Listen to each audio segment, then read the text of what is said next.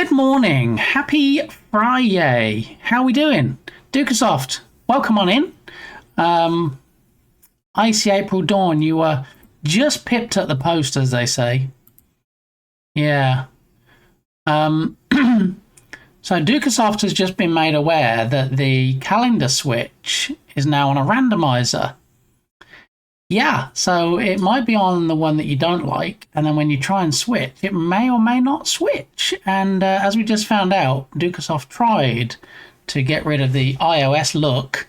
It does say in the description, if you read the description, Dukasoft, it says something about it in there. Yeah, so now it's on cooldown. So thanks to Dukasoft, we get to enjoy iOS a little bit longer. So thank you for that, Dukasoft. Yeah, well, it doesn't allow you to break it now. That's the thing. How are you doing, Icy? Welcome on in. Good to see you. We've got a little bit of balkedness already before we started today. Those on the last stream, which was Monday. I mean, it's been a fairly quiet streaming week, to be honest, and I'll tell you why in a moment. But yeah, on Monday's stream, we actually had an issue with StreamerBot where it kept crashing out. So I had to not breathe too heavily, and I had to just leave it open in the background and not give the window focus. Otherwise, it just went, bye, I'm not here anymore. And it closed out. And it started doing the same thing again this morning, even though since last stream, it seems so many moons ago now, on Monday, I've been using it without issue. So whatever's triggering it, it's definitely something to do with being live, which for a bot that you use mostly when you're live, yeah, that's a bit of an issue. But anyway, the plan is to update it, probably not before tomorrow's stream, or maybe, I'll see. But anyway, over the next day or two, I'm going to update StreamerBot to the new version, and then hopefully that'll fix whatever issue is causing it to close out. The reason I haven't done it sooner is because I noticed there was an update for OBS, and I added the new OBS update, and I'm going to see if that broke anything first. So I guess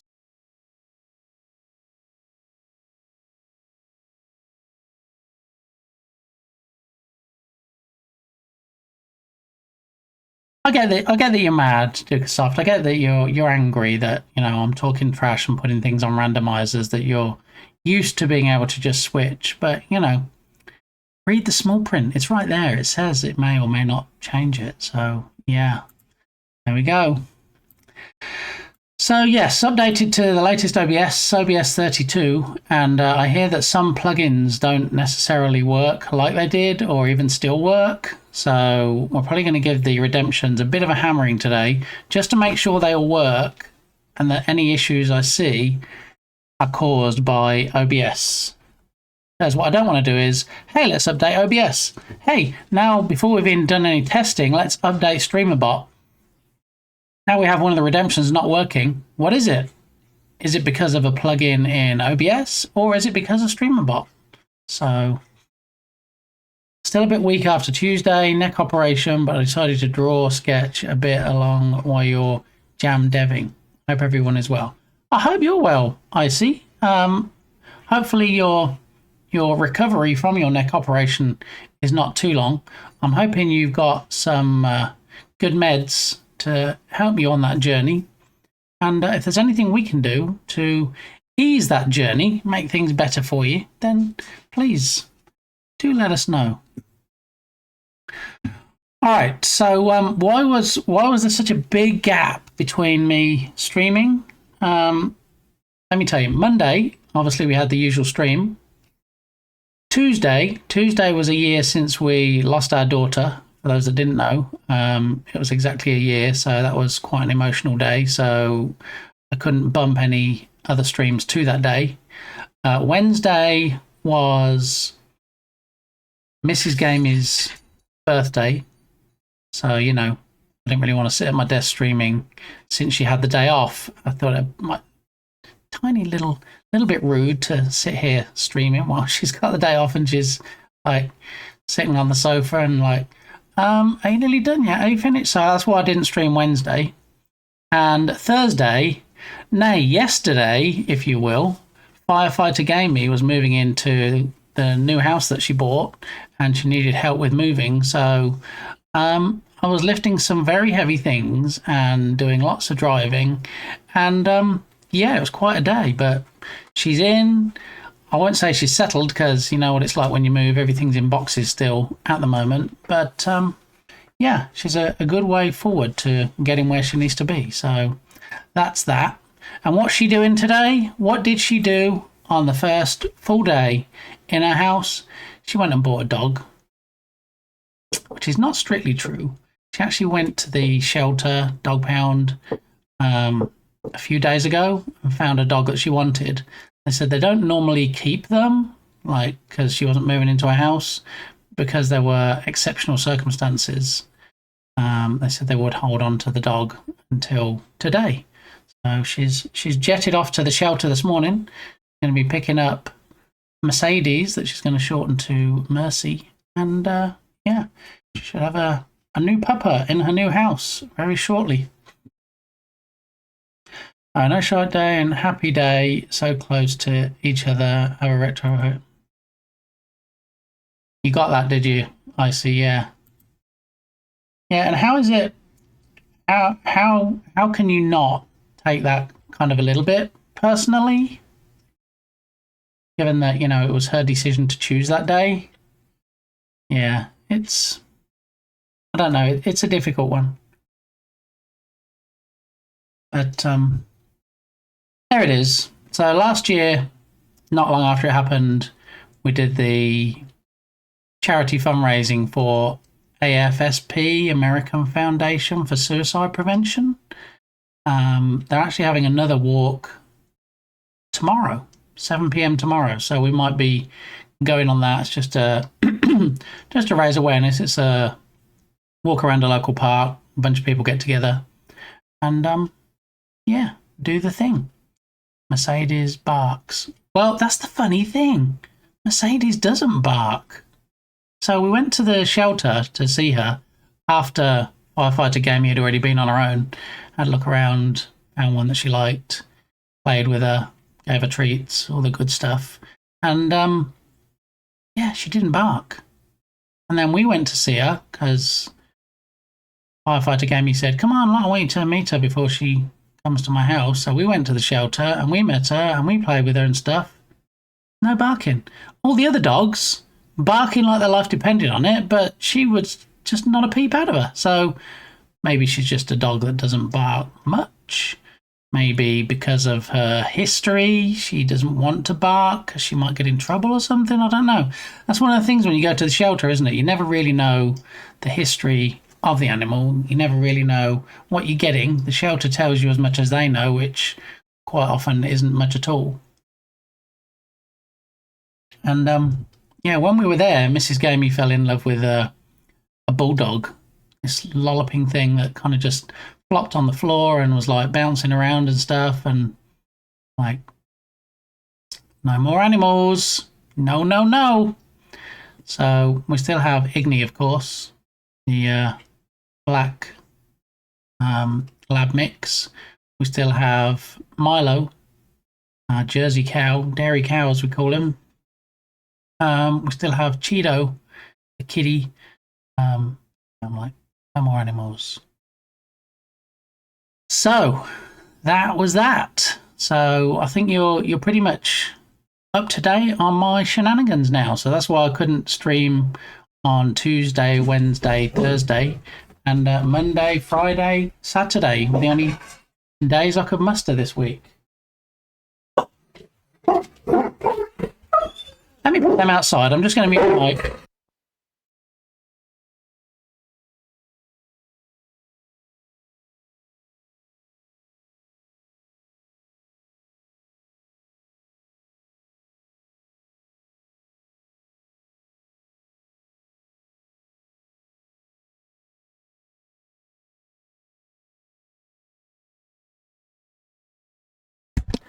Alrighty, bit of a giveaway for the prediction there. So let's close that out real quick, and then I'll catch up with chat. 99% thought I had a coffee shirt today. 0% thought Star Wars. 1% thought something else, and the outcome, in fact, for today is it is a Mario shirt. Yes, let me put the cord behind my head so that we can actually see the shirt without a black line through it. Yeah, so there we go. It was in fact something else. So GG's to, if I'm not mistaken, the crumbliest of Tubbies or something. There we go. Might be perhaps not hearing well. I'm happy if Mercedes can cheer you up, whether barking someday or not. Yeah, so she won't actually be living here. She'll be living with Firefighter Gamey. It'll be Firefighter Gamey's dog. And yeah, she's gone off today to pick her up. And the shelter had so many donations. They're like, look, we've got all those shelves full of stuff over there. There's like treats, there's leashes, there's all kinds of stuff, toys to play with. Please, please help us out. Take a bunch. So, you know, she's already pretty well set up with stuff. So the plan was this morning, about an hour ago, she was going to go and pick up the dog and take her to the local pet store where they have baths there. She was going to give her a bath and yeah, she has the day off work, so she's going to spend the day getting acquainted, if you will. You 1% grats. I do like that emote. GG doing. Now, I almost bought an emote yesterday. An emoji, emote, whatever you want to call them. And then I kind of changed my mind, and now I don't know. It's a Mario one. I don't have any IP infringing emotes at the moment, I don't believe. But it was a Mario kind of going like this, doing a face plant. But I don't know. What put me off is it's very nice looking. It's a nice art style. Let me see. Just blur this a moment. Show browser. My blur button not working? Okay, so I'll blur it just a moment. I'll just see if it lets me sign in. I don't know if I'm signed in on this browser or if it'll let me sign in on this browser or... let me see. Can I continue with the Googles? Let's try that. Let me sign in with the Googles. No, it's going to need a password. Okay, so let me do this a different way. Let me unblur this. Let me get to the actual URL over here in my other browser, and then what I can do is I can show you in this one.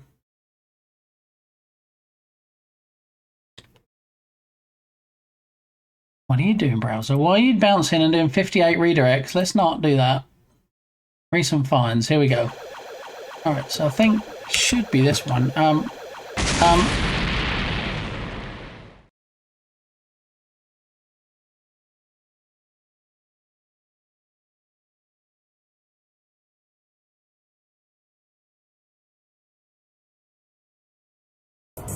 Welcome in, Smikes. How you doing? Good to see you. Ah, nice. A bath to get new home scent. It helps a lot in my experience, whether critter or pet. Yep.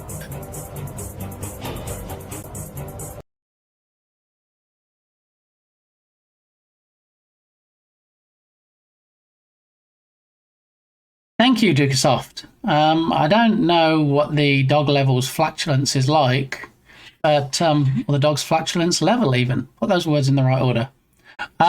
Yeah, so the one I was looking at was this one, but I don't know. I mean, the eye put me off a bit. It's like, why is the eye? I get it's not a Z or a Z. I get that's supposed to be probably the eyebrow at the top, and then there's the, you know, the triangle of the eye. I don't know. And I also don't know how well it will look. See, they show you on Etsy. They show you how it looks. Look, this is how it will look in chat. No, that's not how it will look in chat because you've enlarged it. And when these things get shrunk down sometimes and they lose the detail, you're like, are you even going to be able to see what it is? Yes, eyes like that, Dukesoft. Thank you. So I don't know. I don't know where to get this one. I mean, it won't be $3.79 to me because I have a discount. Bear, how are you doing? Sorry I've missed your last couple of streams, Bear. It's been a bit of a crazy week. I don't know if you were listening when I just said why it's been a bit of a crazy week, but it's been a bit of a crazy week, which is why my last stream was Monday, and I'm streaming again today. So happy Friday to you. I hope you're doing well. I was lurking on at least one of your streams. Just got here, but we'll check VOD in a sec. And thank you. That brings me on to another point. Before we talk about this emote, there's a new thing that you've probably been spammed with by Twitch, and it's called Twitch Rewind. And for some reason, this is not my decision, they have paywalled it behind a subscription. So there's the link in chat, okay? Oh, what's TD going to do? TD managed to get it to switch on the randomizer. I added it to a randomizer, TD, so there's no guarantee that it will in fact switch to the calendar view you want. It might keep the same one, and then it'll just be on cooldown. So, oh yeah, there's rewind now. Yay, I can hear the fart again. Good. Were you not able to hear it before? I need to fix this already. They need to make it so you can't chat while watching the past. You know, when I saw it, I thought, I wonder if this gives you the opportunity to create clips from the past. Have you tried that, Smikes? So, like, if you rewind to the start of this stream and you saw something you wanted to clip, and then you click on clip, does it actually clip at that point, or does it clip still what's happening live? I would think it clips what you're currently watching, but I don't know. Who really knows? I miss being able to message in VODs. How you doing, little Carlito? Welcome in.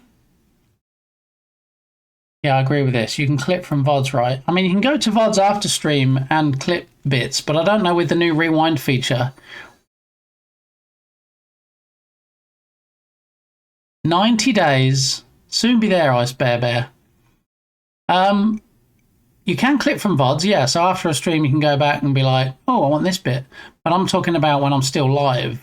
Now, with the rewind feature, if you rewind 5 minutes and go, oh, that was quite funny, that was rather amusing, it made me chuckle, I think I'll clip that. If you clip on it while you're watching something in the past, does it clip that in the past, or does the clip machine only clip what's currently live because I'm still streaming?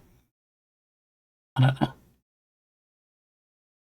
Let me test. All right, so yeah, the link in chat for the rewind feature. We'll have a quick look at this today. Stream Rewind gives viewers more control over how they watch live streams. When Stream Rewind is enabled on a channel, viewers can pause and go back to a previous point during a stream, so they never miss a moment, even if they joined late or had to step away. See, so if you're like, oh, BRB, and then you wander off and get a coffee or something because you're not particularly interested.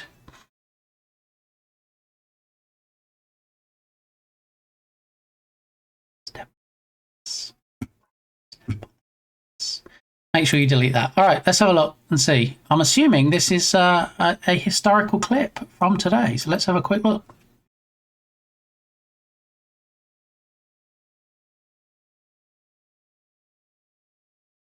Yes, it is. And with no music, of course, because we've taken out the VODs. So that answers that question.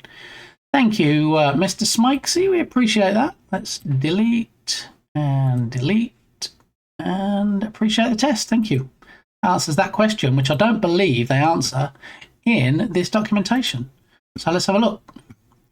Only affiliates and partners can enable Stream Rewind on their channels. Viewers who are channel and turbo subscribers can use Stream Rewind on any affiliate or partner channel with it enabled. Okay, so yeah, if you be like, oh no, I just got to run and grab a coffee because this isn't very interesting, there's some code stuff going on. Ooh. Thank you, Dukasoft. And you come back and then there's something going on that you wish you hadn't missed or you weren't sure about. We're like doing happy birthday things and you're like, wait, whose birthday is it? I missed it. You can go rewind and then have a look and then be like, oh, okay, and then drag it again to the end and you'll be live again. So it's a good feature. I find it interesting that they paywalled it. I don't know why they put it behind subscriptions. It is, buddy! It'll be perfect to rewind when you leak your secret to life. Exactly, you see? So, you know, you go and grab a coffee and you come back and I go, that, people, is my secret to life. And you're like, dang it, I was grabbing a coffee. What did he say? Rewind. There it is. You can find out. So, how you doing, buddy? Oh, come on in. Good to see you, as always. Yeah, so this is only available for affiliates and partners. It is enabled by default, so it's automatically turned on. Who can access Stream Rewind on your channel depends on your channel settings. Stay connected in real time.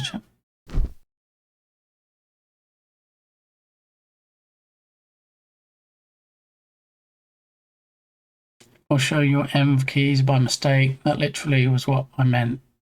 Oh, okay. Trying to not give people ideas. Okay, yeah. I mean, I guess that's a downside. If, you know, you accidentally dox yourself and go, that's okay, I don't think anybody saw that. And then everybody's like, let me rewind and just take a look. I mean, I would think, unless you got gifted a sub, if you like this channel enough to subscribe yourself, that you either know me well enough that there's not really any doxing going on, or, you know, you're not going to be a stalker that's going to show up at my front door if I happen to reveal something. Someone should make a VS Code that won't let me open up my M files while on stream. Well, what is it Tyndall made, Smikes? Have you seen Tyndall's add-on? That's supposed to stop things being doxed and shown and stuff. I'm not sure exactly of the intricacies because I don't use it myself, but I'm just going to let the dogs in, and then somebody bought me a hat. All right, look, someone bought me a hat. Yeah, that's all I'm going to say about that.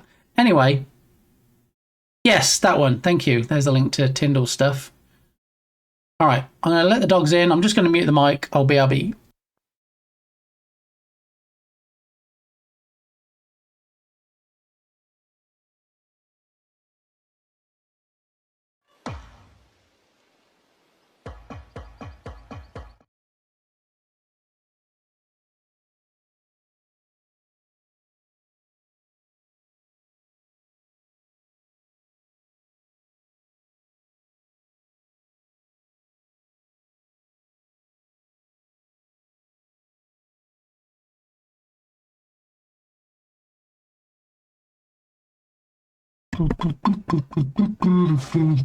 Nice hat. No, you didn't see that, Bear. It was just a very quick sneak preview. I'm thinking about possibly having it for the 1,000 follower celebration stream week on October the 6th. Maybe you can make me wear it for an hour or something. But it's not like a normal hat. It's almost like a baby bonnet. It like pulls down and there's a strap and it does up under the chin, and I look ridiculous. So it's not something you're going to see me wearing on a regular basis, but it's BANANAS. You're not wrong. Yeah, you're not wrong, buddy. It is bananas. So, yeah. That doesn't do it for M files. Oh, okay. I wasn't sure exactly how it worked and what it did.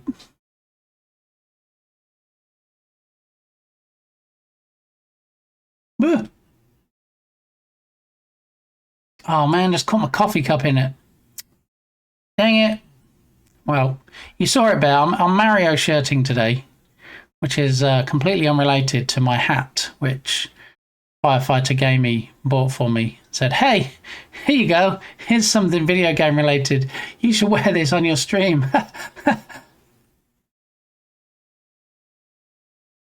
Look, fixing up a coffee table and getting some food before prepping things. Fixing up a coffee table.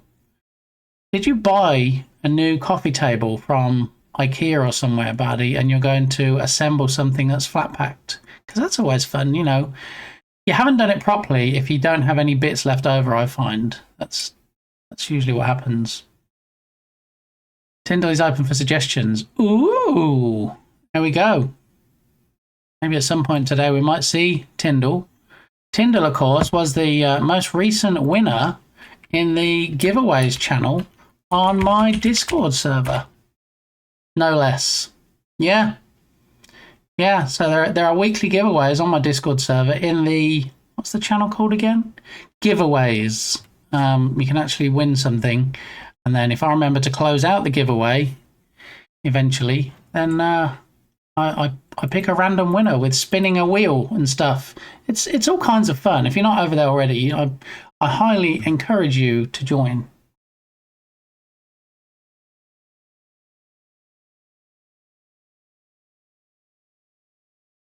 I didn't get it either. I was about to write, you mean the secret of how to be such a gem? Yeah. Yellow icy. No, they always tell you, buddy. It's like winter environments 101 or something. You never eat the yellow snow. And I'm guessing yellow ice is also, you shouldn't eat yellow ice either. My coffee table destroyed my big toe. How dare, how very rude, Bear. Was there any alcohol involved? I always feel like there's more to these stories and there's follow-up questions. Yeah, maybe I'm just reading too much into it. Breaking news, taken off context. Bardi officially outed himself to be a prepper. I can neither confirm nor deny. Is the coffee table okay? Yes. Did it sustain any long-lasting injuries or? I actually hurt my finger yesterday, if we're talking about injuries. Yeah, when I was doing the lifting of the heavy stuffs and the moving and things, my finger stopped working. And you're like, what do you mean fingers stopped working? I didn't realise fingers could cramp up. Has anybody ever had that before? Possibly. Firefighter Gamey tells me that it usually happens when people are dehydrated. But I was lifting this heavy dresser and then we got it into place and then like my finger wouldn't straighten up. It was just like bent over and touching my palm and all the other fingers worked fine. It was just this one finger and I'm like, what is going on? My finger doesn't work. My fingers always work. And then a few minutes later it was fine, but yeah, it was weird.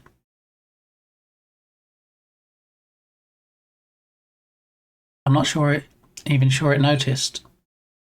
I mean, you're being a bit presumptuous there. You're assuming a bit that, that it didn't notice. Maybe it just didn't want to discuss it with you.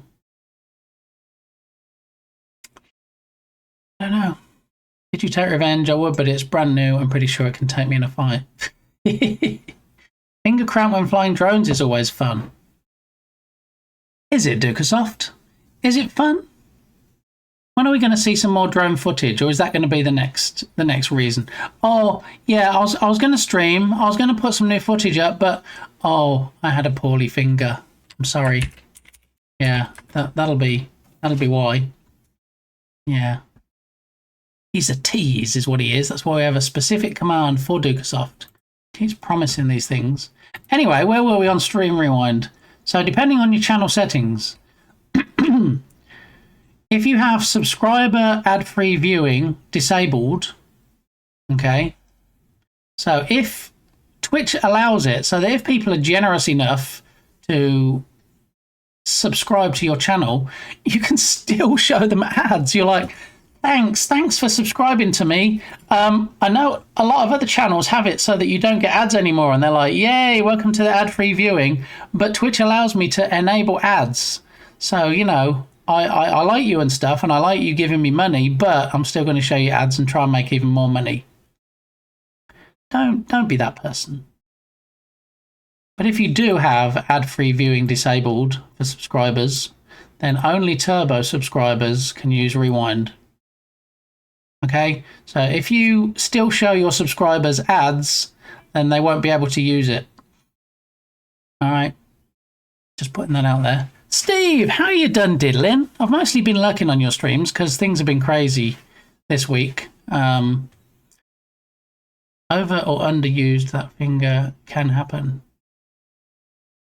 I mean, it's my middle finger, and as Mrs. Gamey sometimes says, the talking finger. But yeah, I don't think I've underused it any more than other fingers in particular. Well, now I can blame the current stuff happening in Denmark. I mean, yeah. Mean coffee tables. Of all the things I thought we'd be discussing today, I didn't think it was going to be furniture being mean. I'm still figuring out this ad stuff. I mean, for the most part, with anything, any new features, I usually leave them at default, and then I start drilling down and be like, okay, do I want this enabled or disabled? JD does dev. How the dev are you? Welcome on in. I'm still having StreamerBot issues. I still haven't upgraded yet. I did upgrade OBS to 32, so I'm waiting to see if anything breaks today. But it seems to be behaving so far. Obviously, we're not going to be able to test everything, but after stream today or after stream tomorrow, I will be updating StreamerBot to the new version and keeping everything crossed that there are no issues. Talking finger, okay, then rather overused. I mean, I can neither confirm nor deny. All right. So this new stream rewind feature, I haven't actually said to the Twitch creator dashboard, I want subscribers to still see ads, because one of the perks, I think, of subscribing to a channel should be that you don't see ads anymore. So this does not apply to my channel. Subs only archives enabled. Yes, I do have that, so that I save VODs. Both settings enabled together, both channel and turbo. Okay, so basically with my settings, if you're subscribed to this channel, you should be able to use the stream rewind feature.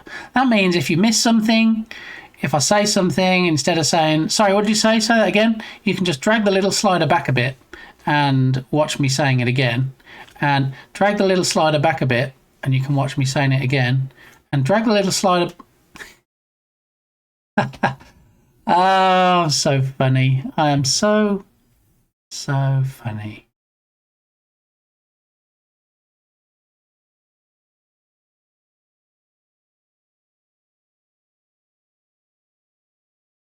So anyway, I lost scene tree on 32, so I downgraded. I don't know what scene tree is. Is that a mod that allows you to see your scenes and stuff visually better, JD? I'm not familiar with that one. I have a finger that wants to talk too much. Yeah, so you're talking about your little pinky, right, Steve? Yeah, when you drink tea and you put it up to talk and say hi, and I do the same thing. Yeah. Yeah, especially with hot tea. I don't drink cold tea. Okay, so new feature, new functionality on Twitch, stream rewind. Twitch has put it behind a subscriber or a subscription. So if you're a subscriber, and since I'm an affiliate, you can in fact drag the little slider wherever you want pretty much in the stream. And so, yeah, you don't have to wait until the stream's finished where you go back and say, I'm going to go back and watch the VOD. You can just watch little bits if you want to. And then you have instructions on how to enable or disable it. It's all enabled here, so you should be able to see. Tatum is in the house. The Etch-a-Sketch wizard. How are you doing, Tatum? Welcome on in. It is in fact Friday, which should mean, unless the schedule has changed, that Tatum is in fact in couch potato mode today and is not working. So that's good news. It's a better organizer for scenes. You can have folders and separate things out. It's super useful. Finite is talking about adding it to Cow, is how I believe he pronounces it. Andy has it in StreamUp already. I might be ready to upgrade, but StreamUp 2 broke some of my redeems. It's always the thing, isn't it? It's always a bit of a game of Jenga. You're like, okay, I'm going to update OBS to 32. Let's pull this little brick out. Nope, we're still good. It wobbled a little bit, but it's still stable. All right, we're going to upgrade StreamerBot to 1.0.1. Let's pull out the brick on the other side. No, okay, all right, we're still good. So you have to be very careful with all these moving parts that things still work. And that's what I was explaining on a previous stream when people were like, oh yeah, just upgrade to StreamerBot, new version, you'll be fine. I have a lot of automation that runs through StreamerBot, which is not me being on Twitch related. And it all works like a well-oiled machine for most of the time. I would be very upset if everything collapsed in a huge steaming pile because I updated. So, yeah. See, don't go talking bad about Streamer. We've got TD lurking in the background. He will come out and he will he will do something. Oh, is it? Oh, the elephant still works. Yay! OBS 32, take that. Alright, we can get back up now. Thank you very much. And we're back. David, welcome on in. Thanks for squishing my head so early on. I don't have a headache from that, so I should be good. I just updated OBS. No issues. Yeah, I know Jerm was saying he had some issues with some extensions or some stuff. We have completely different setups. So anything that balked for Jern, hopefully, won't be balked for me. I have some not fresh donuts that I'm eating this morning. They were bought yesterday, and there was a dozen of them. A little bit dry this morning, but you know what? I'm a trooper. I think with a hot coffee, still going to go down pretty well. I am working on Jern Jam. Now I have muted the laptop and can't hear. All right then. I too today will still be working on Jern Jam. We'll get an update on the game in a moment. I'm the crazy guy that just updates. The only thing I need to remove is Scene Tree. I don't use it anyway. I also find that depending on who the dev is, they're usually pretty responsive for new versions, especially if it's a popular one. So a lot of people use it. They're usually pretty good on fixing them, so they can work with newer versions. Okay, how will my viewers know they can pause, rewind, and resume my stream? Eligible web viewers will see a small pop-up letting them know. Aha. That makes sense. I like that it's not... well, I guess it's a double-edged sword. I like that it's not popping up for everybody if it's not a feature they can use. But then also, they might be encouraged to subscribe if they realised it was something they could do as a subscriber, maybe. And on that note... Oh, no, I can't... Okay, I can't touch StreamerBot while I'm streaming because it just closes out. It doesn't know why. I mean, it probably does. I don't know why.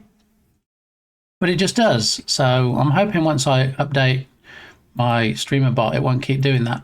But what I could do is I have a Y sub command, and I could actually put stream rewind in there as a subscriber benefit.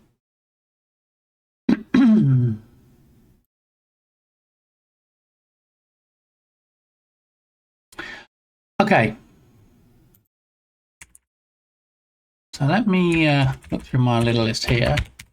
Add to Y sub command. I can do that off stream because apparently StreamerBot only wants to crash out when I'm live. Yeah. So updated OBS to 32.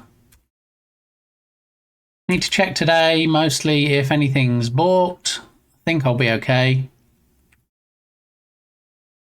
Well, it's StreamerBot. It is, yeah. It's the amazing, fantastic StreamerBot. I don't really know why suddenly it's decided when I go live it doesn't like me, but I'm not going to breathe too heavy. I'm not going to click on it while I'm streaming. And then I'm just going to wait Berlin and get him to complain about it. Yeah, let's not poke the bear. In fact, let's do a shout out.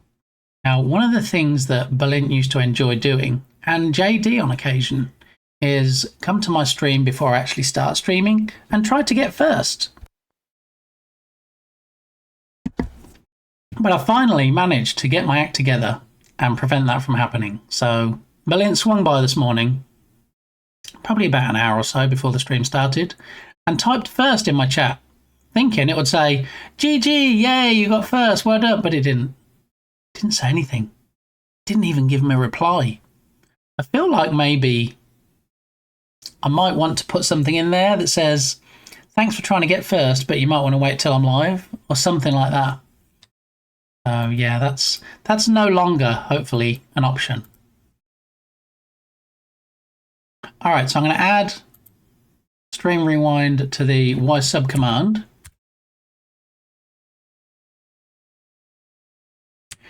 Scoot-doo-doo-doo. No reply. How rude. Yeah, doesn't even say anything.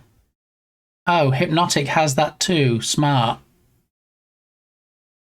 I used the nutty suggestion of C for component scenes, S for actual scenes, and some similar notes.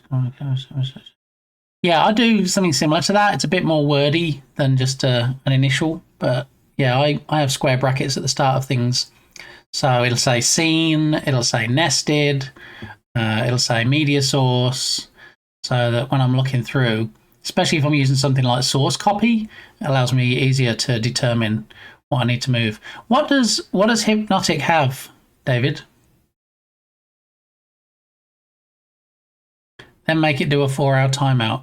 And timeout for somebody for trying to get first when I'm not live. Just as rude as not changing the calendar. Oh, thanks for the reminder, Dukesoft. Let me try it.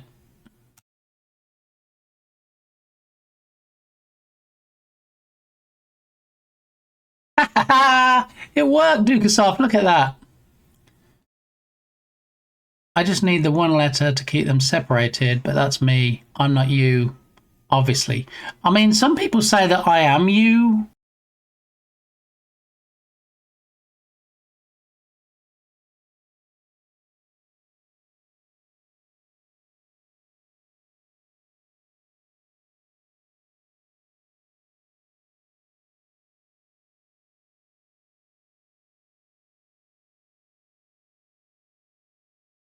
Man, all I've got left in my cup is a dribble of cold coffee. Nobody wants cold coffee. It's disgusting. I might have to fix that in a moment. I mean, how else am I going to be able to eat my dry donuts if I don't have a hot coffee? Thank you for chopping me off. Chopping me off in my prime, JD. Thanks for that. Prevention of pre-first redemption. I tried to do it on his stream. Yeah. So the reason it happens, David, or the reason it's even a possibility, is because some people have a redemption when you join their stream that allows you to click on it and go, hey, I was first. But that doesn't mean you were first. It means you were first to click on the first redemption. Doesn't mean you were first in chat. So what I wanted to do was actually detect who was the first person to chat after I go live. And that's when the issues started. Yeah. But I've worked around it now. I think we're there. I think we're good. Usually it takes an hour or more for someone to redeem first for me, if it gets redeemed at all. You see, and there in case in point, you see, I've joined streams before, not JD's. I'm not going to name them. But there's somebody that I watch. There's somebody I watch that has a first, second, and third redemption. Sometimes they'll have been streaming for 2 hours, and then I go in there and I'm like, nobody's even redeemed this.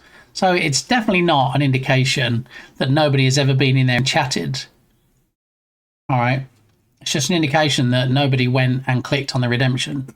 So that's why I did the early bird. See, TD's on the same page. TD knows where it's at. Why Dukesoft?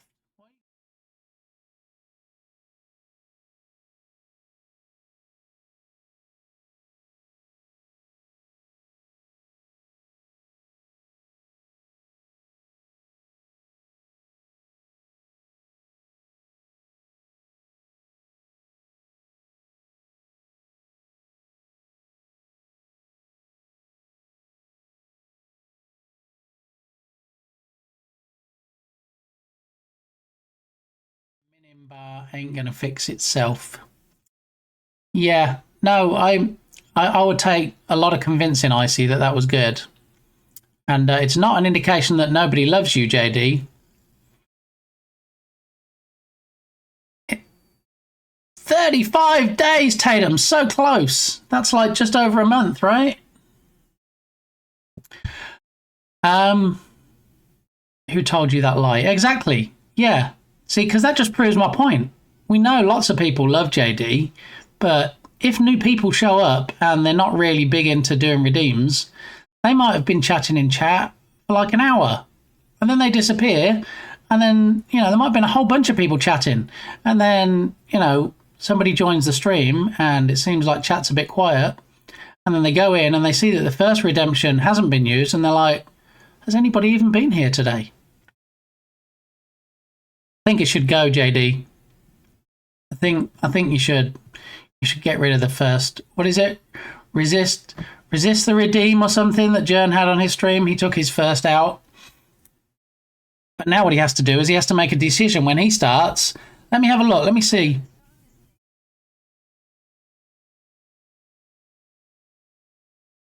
Wow, was that really loud for anybody else or just for me? Holy guacamole. Thank you, Dugasoft, for the joke redemption. I need to put my rubber band back on. I'm going to pretend I know what JD's talking about.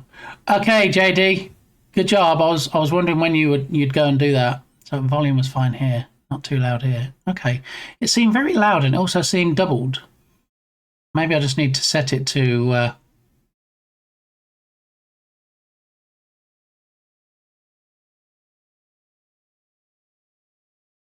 25 minutes past 10, Dukasoft. In case you're wondering what time it is, where I be.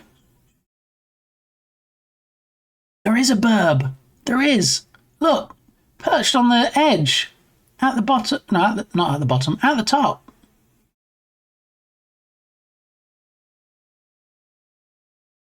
Yay, burb. Band is back on. I'm glad. I'm glad. I have no idea what you're talking about, JD. But yes, I'm glad the rubber band is back on. All right. So yes, look, we have a burb. I'm not sure how much bird seed is in there. It might need filling up. Looks a little bit low. But yes, thank you, Sir Attenborough, for announcing Dukesoft. All right. So what else are we looking at today? So that's basically the stream rewind thing. I'll put the link again in chat if anybody wants to read up on it, either just out of curiosity as a viewer or, in fact, as a streamer, if you weren't aware of it. And I only became aware of it. Twitch finally sent me an email about it, but I did see it first on somebody's stream, and I thought, wait, what is this now?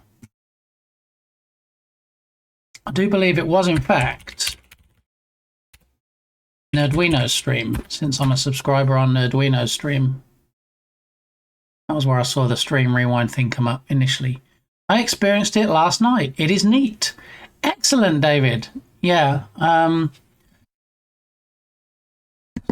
I said before, I don't know why Twitch decided to just have it be subscriber only. I mean, they might change that. Maybe it's their new way of testing things out. You know, if you have to be a subscriber, it's not going to be open to everybody, so it's not going to suddenly get a hammering as a new system. So maybe eventually they'll just roll it out to everybody. I don't know. Or maybe it's one of the new subscriber-only perks that they're going to be doing. Who knows? So, at the offsite last week, we had a guest speaker who is an Olympic luger, competed in 4 Winter Olympics over 4 decades. I mean, luging, isn't that just like bobsledding? Isn't that just like what kids do at the park? Don't you just like climb on something and then you just whiz down a pipe?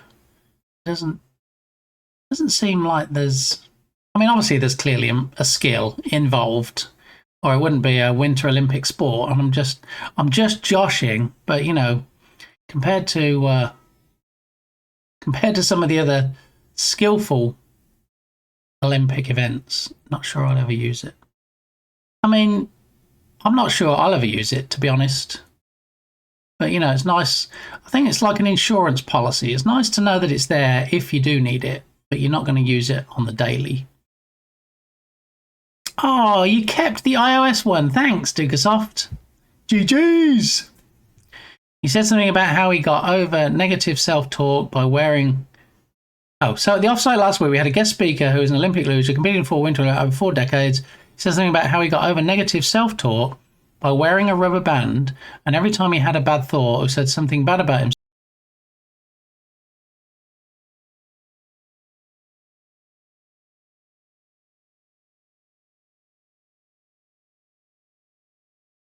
I was about to say that's actually a common technique that therapists recommend, JD. I've heard of that before.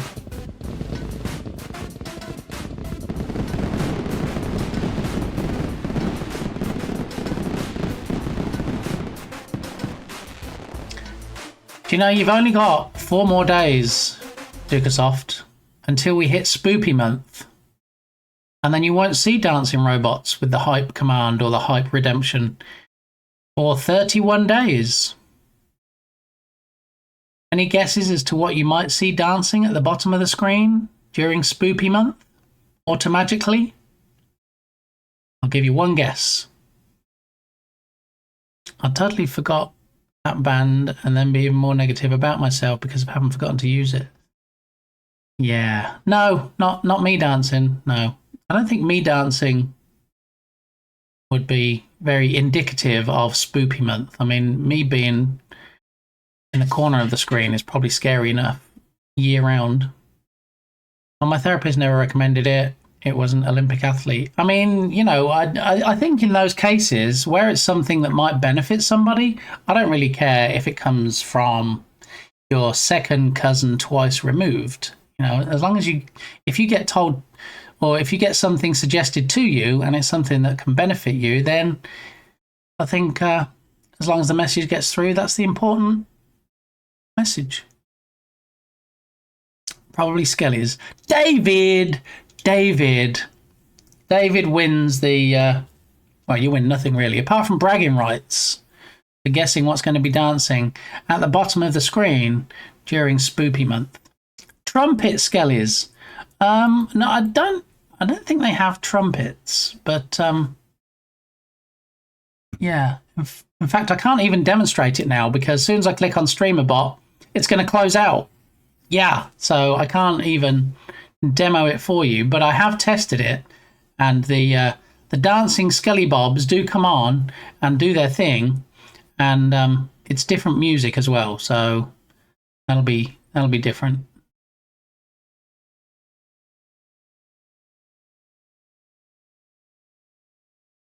Actually, it's quite the contrary, TD. It is supposed to be a calming measure. It's supposed to be something that helps you regulate things. So, you know, you don't like go and pull it until it nearly breaks and then let it go. It's not supposed to hurt you. It's just supposed to be like a wake-up call, so to speak. Ice Cream Stick, how are you doing? Good to see you. Have you made any ice cream stick models lately? I need to know.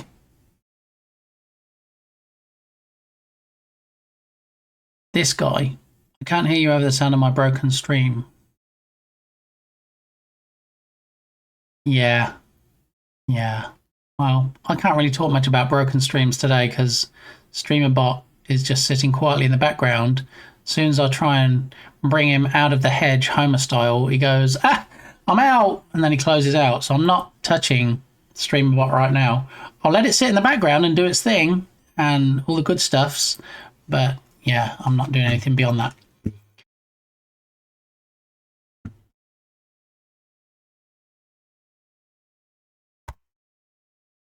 Sup, Kilted? Welcome on in. How you done, diddling? Full-size ice cream stick AK-47. Now current project is CS2 Negev. AK-47, I'm familiar with.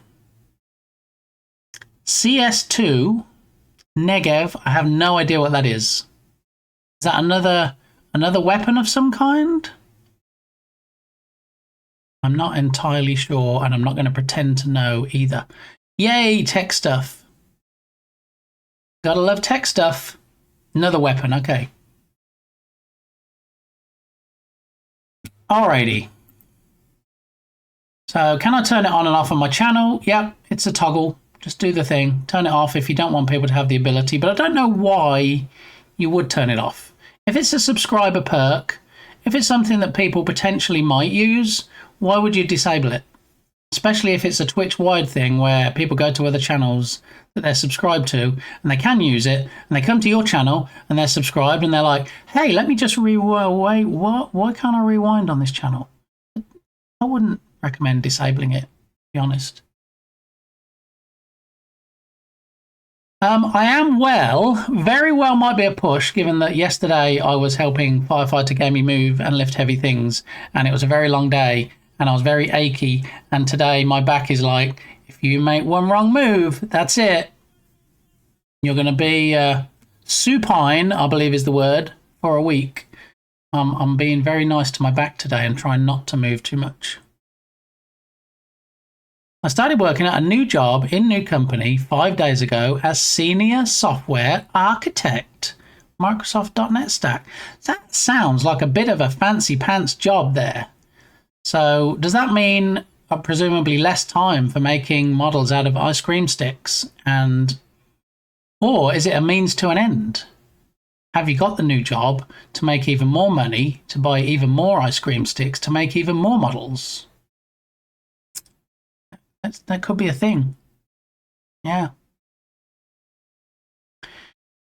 Greeting everyone, just too overwhelmed to write individually. You see, Icy, I'm of the really, other. the only word for it is.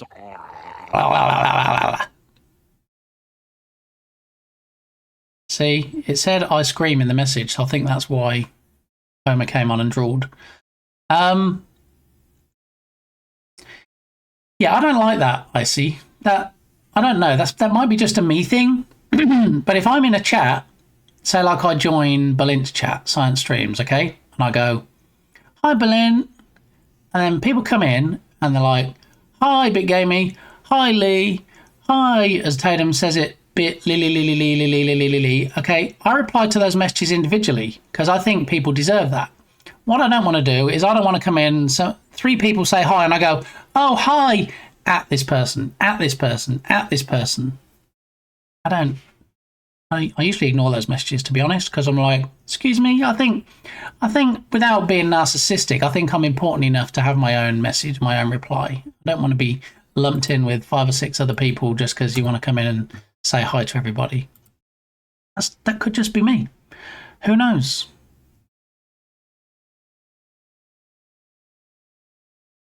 Congrats, are you using any post EOL.net in your...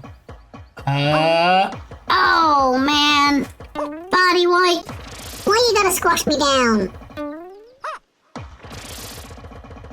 Push, push, push, push, push. Thank you, buddy. You think sometimes that wasn't on a randomizer because it seems like everybody's getting me. Oh, TD. Oh, TD chose iOS. Thank you very much, TD. I appreciate that. Thank you for putting a cooldown on it and stopping anybody from changing it to Android. There it is. Sometimes it takes a while to write messages, though. Not everyone is equally capable. I'm not even talking about, like, you don't need War and Peace. You don't need a wall of text. Just thanks or hi or, good to see you or happy Friday in the example of today. It doesn't have to be a wall of text, but I feel rude sending 20 individual messages and taking up all the chat. Turgus, if you can show me a chat where 20 people have individually said hi to you, I would like to see that chat. And that's not because you're not a popular man, because you obviously are.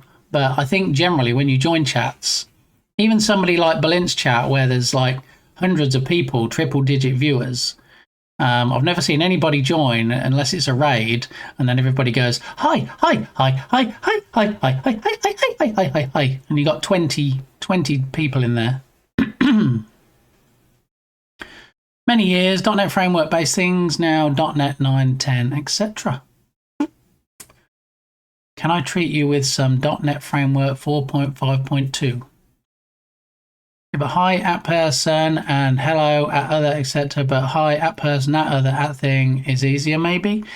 Like I say, it's probably just me. I don't think it's just me, but I guess it's each to their own.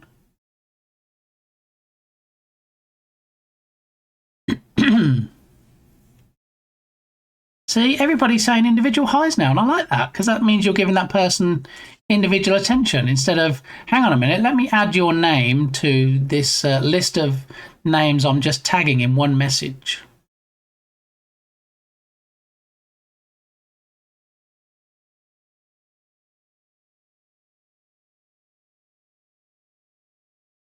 Is this a song from that new movie? It looks like the lizard a bit. I don't think it is the lizard from the movie, though, is it? Good song, though, JD. Good choice.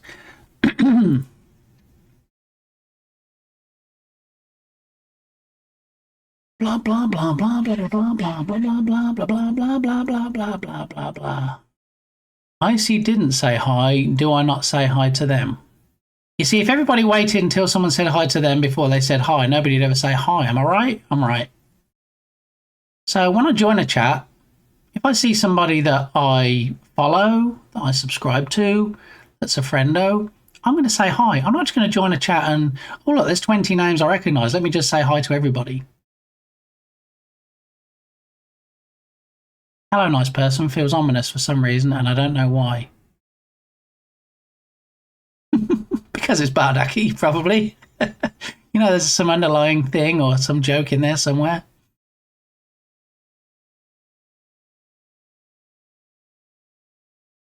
See? Everybody's saying hi to people. Hey, Turgus. Look, this is my impression of Turgus's bear waving emote that he has. I do feel like I might have left the TV on behind me. What do you think? You see the pictures under the fan keep lighting up and then going off?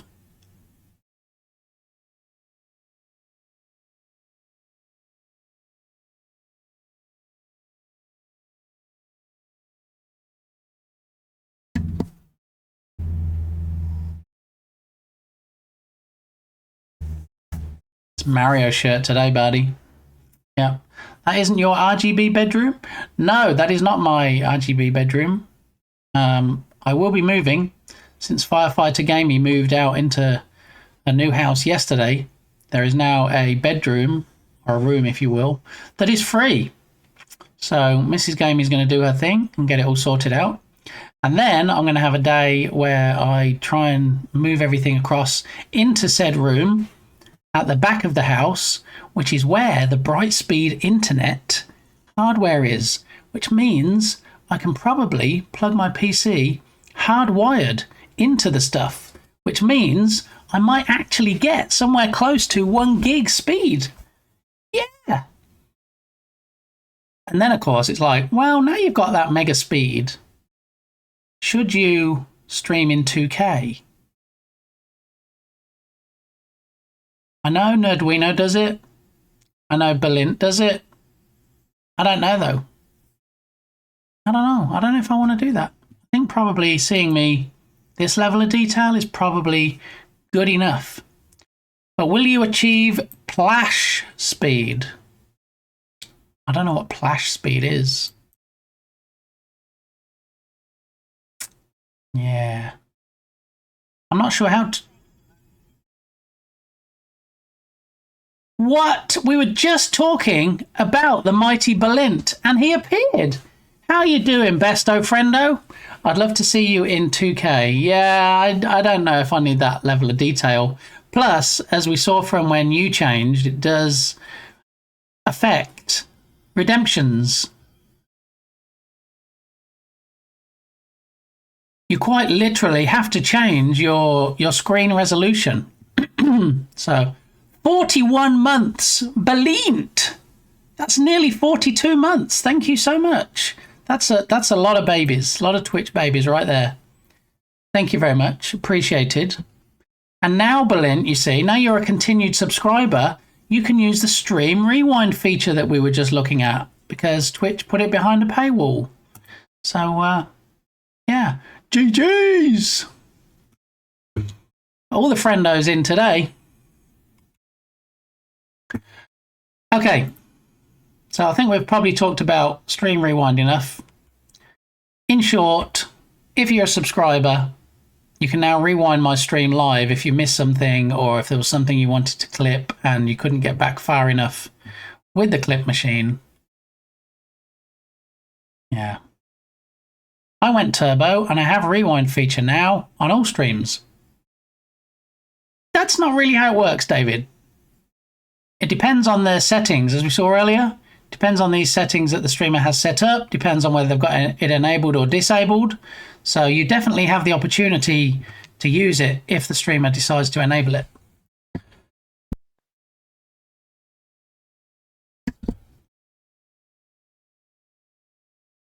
There it is.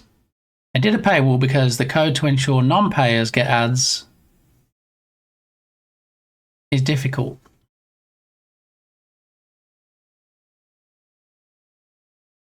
I don't understand that. How does Stream Rewind fall in line with ads if you're just watching something that's already been recorded?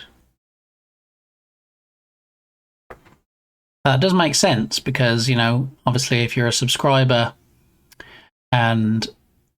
or you're a turbo subscriber, then you shouldn't see ads.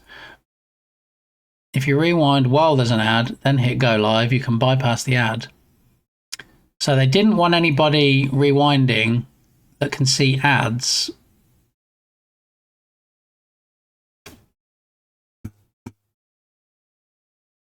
I mean, that makes sense. And that also probably ties in with things like this, where subscriber ad-free viewing disabled. So it's only available to turbo subscribers if you still show your subscribers ads. That makes sense because that ties in now. I did wonder why they had it set like this. Twitch should put some features behind a paywall. Should they though, TD? Or should they allow the streamer to decide what they paywall? Because, you know, I obviously have a song request command here, an SR command, so that subscribers can request songs. And I have it as a subscriber perk. So why should Twitch tell me what I should put behind a paywall? I mean, they give us a free service, so yes. Well, I mean, what's the phrase? If you're not paying for the product, you are the product. Is that what they say? Like on Facebook. Facebook's free. Yeah, but they have all your information and they sell it to everybody. So that's how they make their money. Twitch has ads. Guess what? You don't get all the ad revenue from the ads. Twitch gets some of it. So it's not like Twitch doesn't have any money. It's not like Jeff Bezos is sitting on a street corner in LA with a begging bowl going, hey, please give me some money. So I think that, you know, before we start getting out the tiny violins for Twitch, I think we need to realise that, you know, they're making some money. Even if they're running at a loss, they are making some money. But I get it. I mean, I love this platform. I don't want this platform to fail. I want Twitch to do whatever they need to do to keep things running, to keep the lights on. So if that does involve them putting some things behind paywalls, that's great, as long as it doesn't affect people wanting to tune into my channel.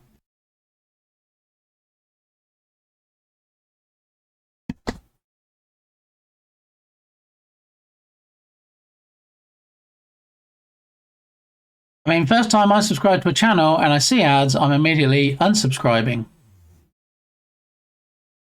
I guess also it's about setting expectations, right? If I say, hey, come subscribe to my... Come subscribe...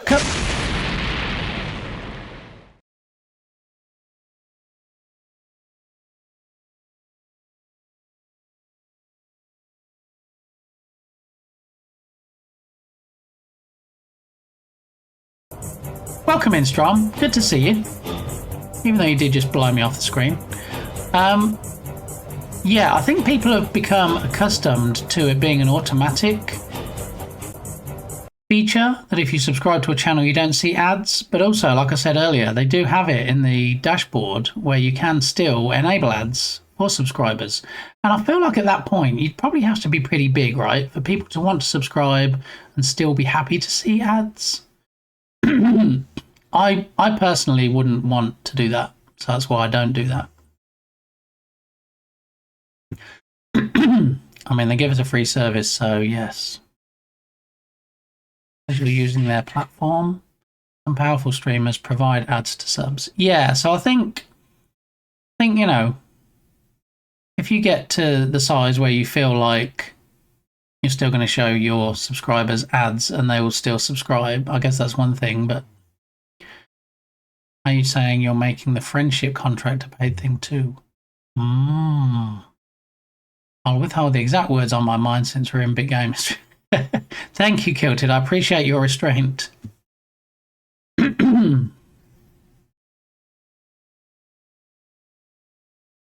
Song request isn't relevant in the point because you using song request or not has zero effect on Twitch. I mean, I think your argument is probably somewhat invalid given that you're saying that stream rewind has an effect because that's what they've paywalled. I'm not sure that has an effect on Twitch either unless we're still talking about ads.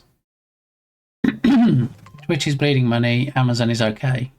They have gems. They have gems like Berlin. I mean, yeah.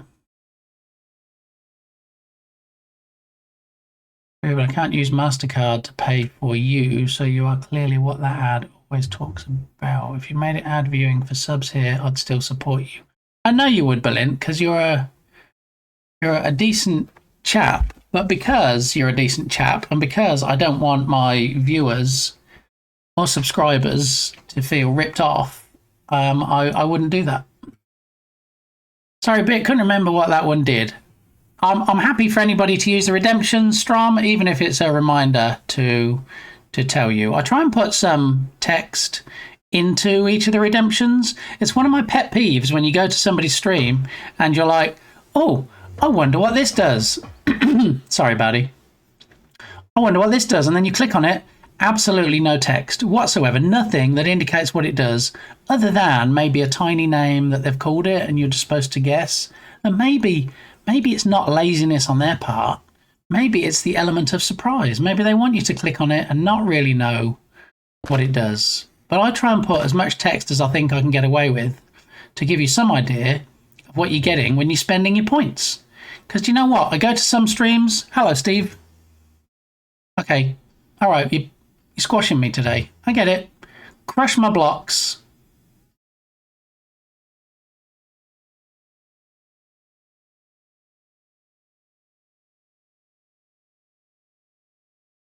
Ah? GG's, buddy. Thank you, Diggersoft. All right. Where did I get to? I subscribe to support and not see ads. If a streamer shows ads, then I might as well just get turbo. And if I still somehow see ads from a streamer, I'll just never go back. I resent, loathe, and hate ads. I mean, I put a message in chat when ads are playing because I feel like, you know, if you're not in a position or for whatever reason you don't want to subscribe, then, you know, just watching 3 minutes of free ads once an hour is not the end of the world. All the streaming platforms I subscribe to, I have their basic ad supported because I don't mind paying less money so that I can still watch the things and then just have the inconvenience of ads every however long. So I fully support most of the streamers I watch by watching ads, and I'm fine with that.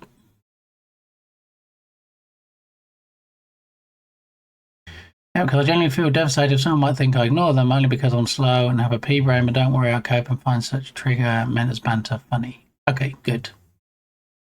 I have turbo, so I avoid ads. Do you have turbo? Because I don't see a turbo emote. Usually it's like the little battery symbol, right? Maybe you turned it off. But while I do hate ads, I'll never use an ad blocker. Well, I appreciate that, Kilted. Because, you know, like I say, some people subscribe and some people don't subscribe. And that's why when we have the ads come on, I put in chat, if you're not seeing ads, it means you're a subscriber or you've got turbo. So thank you. If you are seeing ads, then thank you for supporting me by watching the ads. So,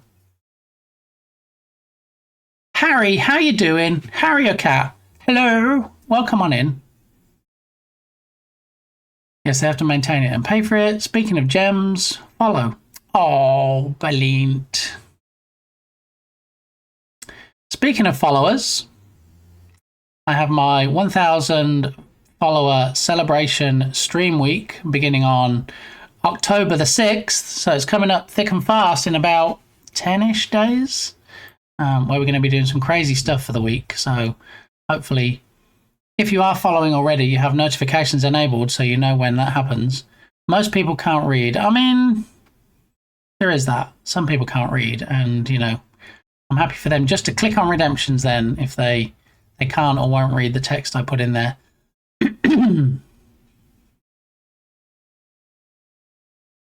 There will be changes in the ad placement or what's happening.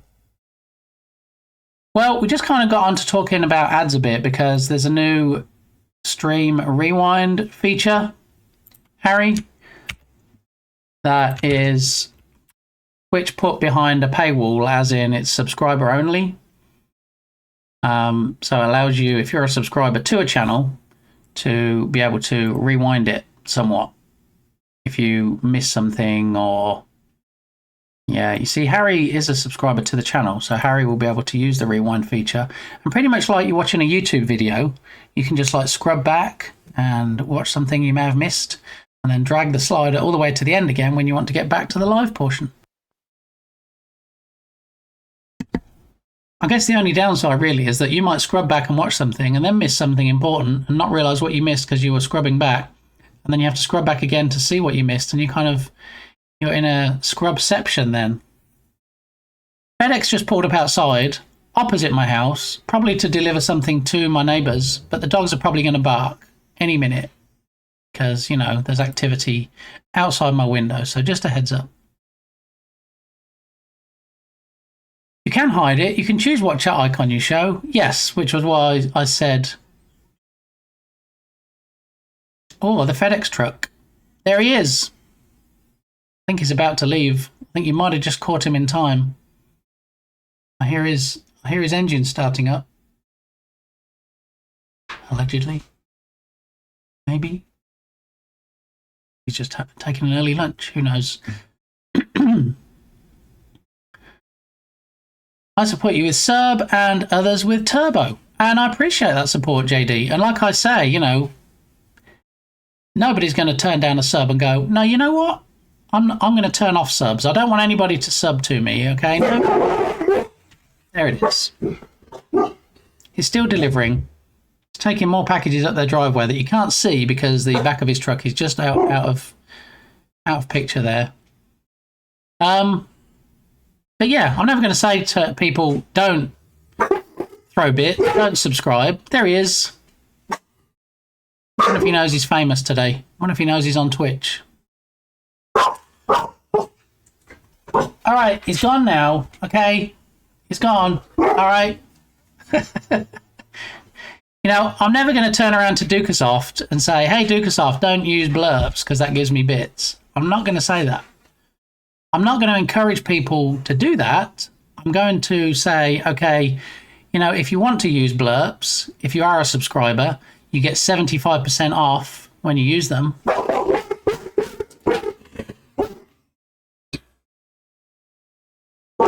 Oh no, somebody coming down the street on a hover round.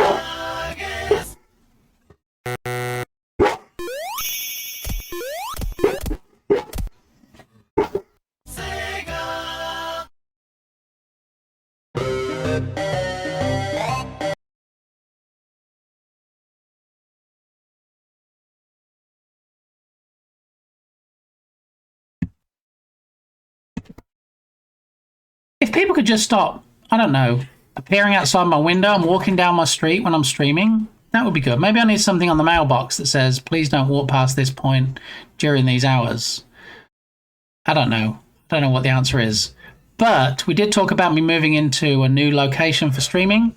When that happens, I'm going to be shut away in a bedroom and have my door shut, and we're not going to hear any dogs at all. Yeah, they're going to have to suck it up, Buttercup, and they can yap all they want because I won't hear them anymore. So there is that. But yeah, I'm not going to say don't subscribe. I'm not going to say, oh, don't throw bits, because I'm not wealthy enough that I can go, yeah, I don't want to make any money out of this whatsoever. It's nice when I do, but it's not an obligation. I don't expect people to do that to be here. So, yeah. Fixed it. See, TD's a fixer. Without being a wordy words a lot about it, for me, ads are not a simple inconvenience. It's forced, unwanted content. I try to choose carefully what I let into my head. It's important to me that one of the last safe spaces in this world is my head, so I care about it a lot. And you should care about your head. But also the world we live in, you're never going to stop companies from marketing to you, whether you're walking through town and then you see a poster on a billboard, whether you go to the movies and they show you ads while you're at the movies. I mean, there's always going to be that bombardment. But yeah, for people that don't want that, then there's always the option to sub and not see the ads or get turbo. You know, Twitch gives you a couple of options. No, don't shush. I like the just chatting. I like when people come in here and they engage. I like when people just show up. I wish dogs would shut up. Somebody else figured they'd just walk past my house. I mean, how very dare you just think you can walk down a public street. If I put you outside again, you're not coming back in until I finish. Is that what you want? Because that's what'll happen.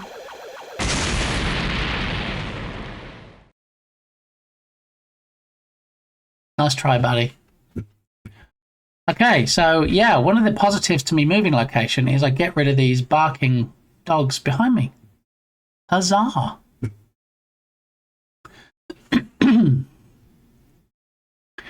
Calendar is now fixed. I mean, arguably broken now and not fixed. I bet you they implemented this because YouTube streams have that.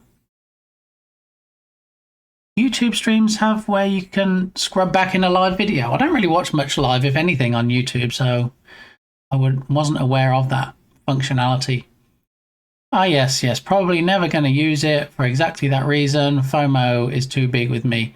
Yeah, so, I mean, if you feel like you missed out, though, if you get FOMO, what about, wouldn't you want to scrub back to see it? It's kind of a catch-22, isn't it? Oh, I feel like I missed out on something there, so I'm going to scrub back to see what it was, but now I've got a fear of missing out on what's happening live that I'm missing by scrubbing back and watching what I just missed happening live. I see that. That's why you watch back at 2 times so you can catch up. I mean, that's an option. Don't feed my ex. Ooh, turns off subs out of spite. Yeah. Needs more dogs in his life. No, big gamey. Firefighter Gamey went to get a new dog today, but that new dog stays at her new house and not at mine. So yay! I'm quite a staunch supporter of no more animals. That's my phrase. Oh look, can we get no more animals? Yeah, but look, it's no more animals. Sorry, not going to happen. Maybe you should bark at them so they stay away. Maybe I should add to the barking dogs by barking myself at the people walking past, and then they would literally think I was barking mad. Yeah. Talk to the wife, you can have our dogs. Turgus. No more animals. Okay. All right. I'd love to see that on stream. No, nobody needs to see me actually barking like a dog. I think a few streams ago I probably did that just to get them to be quiet.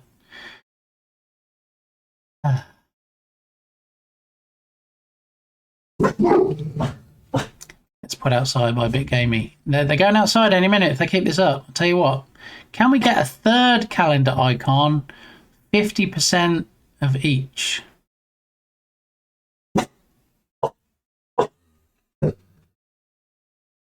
What are you talking about, Dukasoft? Please elaborate. If that was a genuine suggestion and not just a joke at my expense that totally flew over my head, please let me know. Because it's funny you say that. There was a third option. You've got the iOS native, you've got the Android native, and then also there's a Google Calendar icon. So there is a third one.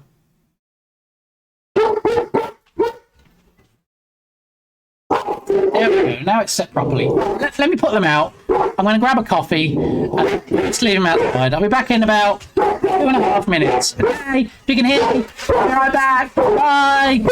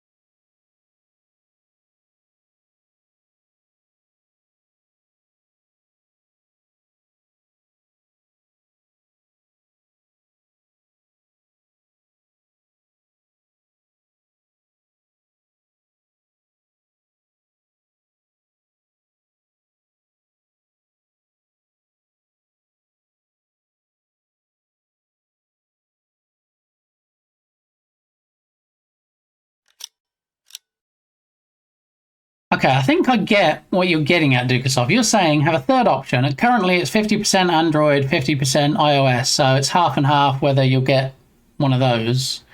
You're suggesting having a third option so that it's 33 and a third percent.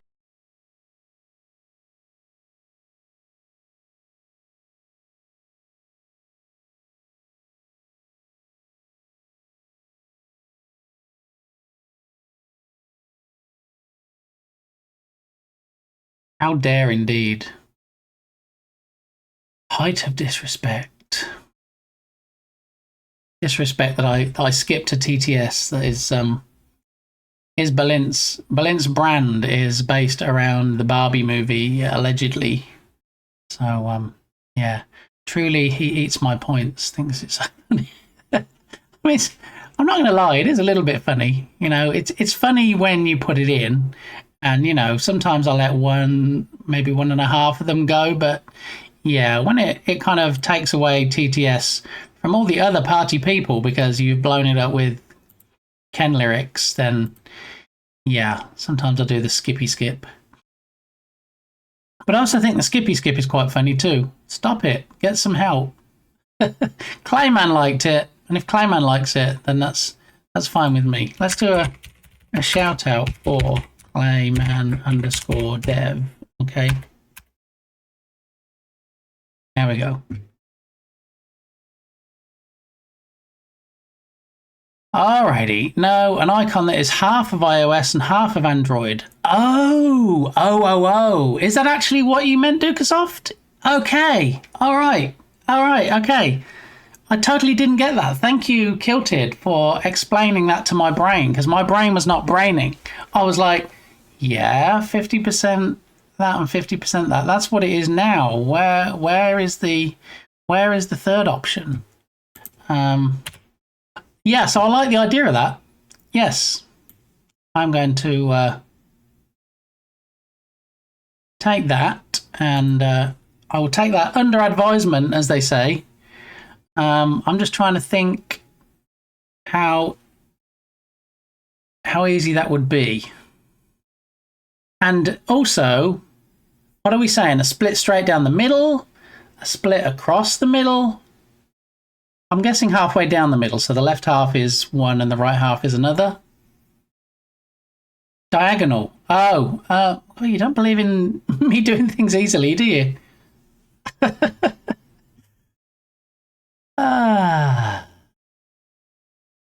Have a fourth where it never changes. I mean, where it never changes is in there now, Balint, with the randomizer. So what it does is it says, okay, we have one action that toggles it. So if it's Android, it makes it iOS and vice versa. Okay, so then I have another action which actually does the fizzy fizz ball but doesn't do anything. And then what it does, it picks one of those two actions at random. So it'll either toggle it from what it is currently, or it'll just do the fizzy ball and nothing else. So that's how the randomizer part of it works.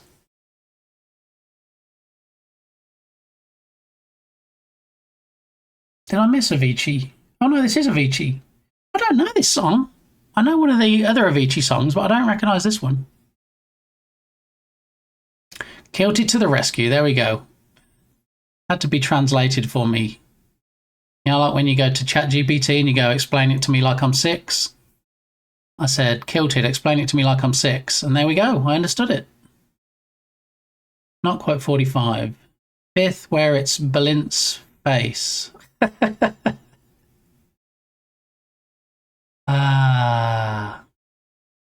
Yeah. Like 55 or 60 maybe, just to give it that. I definitely chose this angle on purpose. Feel. Those are killing me. You take something that's like, hey, look, this would be funny. Yeah, and then if you add this in and you do this, and if you could do this bit as well, and then just add this and this and this, and this 58th part to it as well, that would be great. 69 degrees. Yeah. How's the jam going so far? Well, Darren, you know, that would be a good thing that we might get to at some point today, maybe before the 2-hour mark. We'll see how it goes. But it's been a lot of just chatting, and I usually say I like a bit more of a chill stream on Fridays. Not quite as laid back as Sandbox Saturdays, but a little bit more chill. And I think definitely the people today have stepped up and made us discuss all kinds of stuff. So I will show you very soon, momentarily, how in fact the jam game is going. I'm going to have something to submit. Given we have just over 4 days and 6 hours left, I'm hoping it's going to be in a finished state, but I don't think it's going to be in a state that I'm going to be, hey, look, I'm really proud of this. No, I don't think so. But yeah, we'll see. 169 is sometimes nice, sometimes it is too much. Yeah.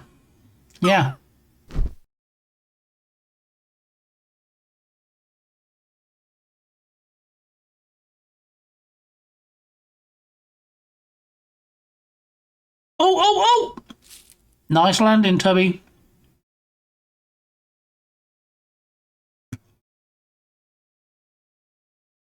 All right, so one quick thing to... well, a couple of quick things before we get to the game.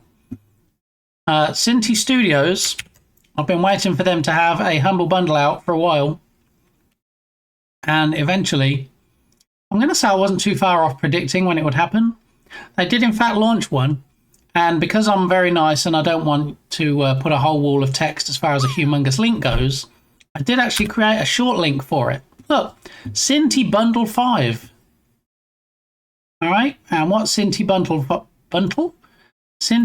5 will show you is, in fact,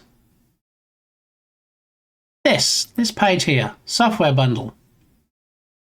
Has anybody bought this bundle yet? Is anybody interested in this bundle? Bear, will you be buying this bundle? Problem is, you see, me and Bear already own a lot of Cinti assets, but this is still great value. Because look, $30 gets you 17 items. $100, $100, $70, $70, $150.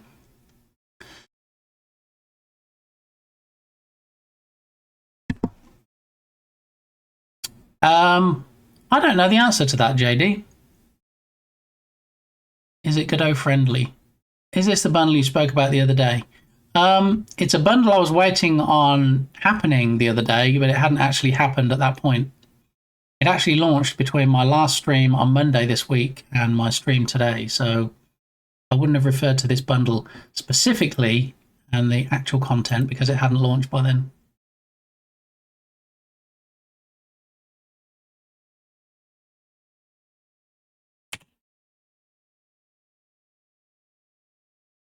All right, so let me catch up. I spent hundreds on Cinti stuff ages ago and still haven't used a single asset. Well, the thing is, you see, I spend a lot of money sometimes.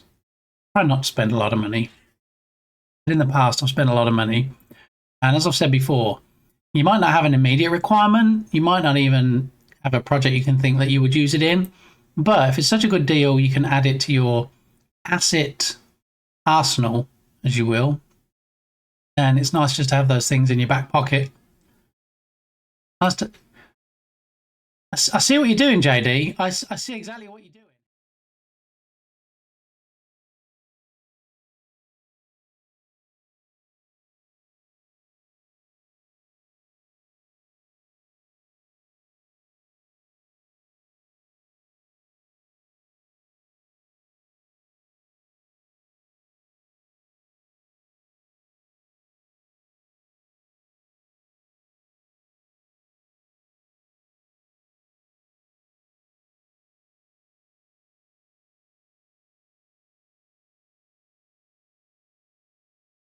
Thank you, Badaki, for putting me in witness protection.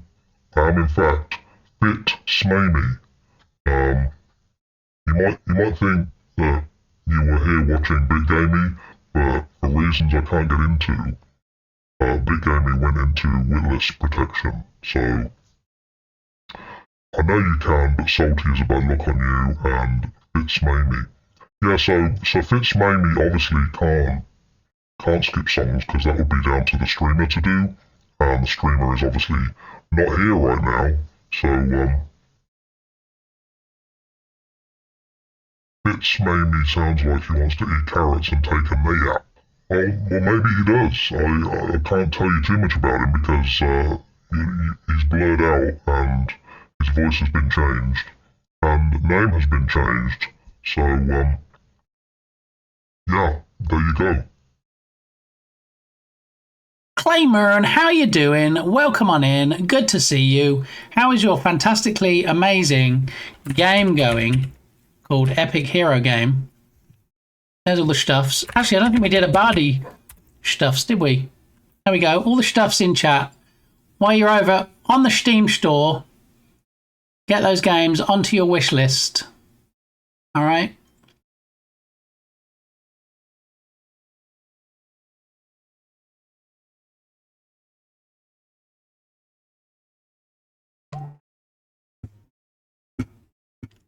How you doing, Clayman?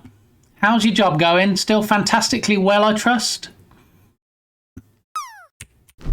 Spill all the tea. If you've got anything we need to know, tell the party people.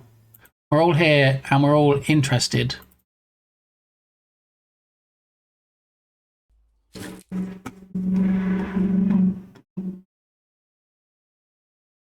bum, bum, bum, bum, bum, bum. Bum, bum, bum.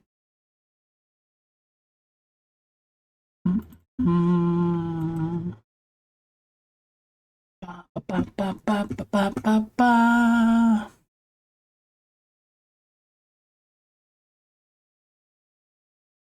JD landed for a humongous 6.50.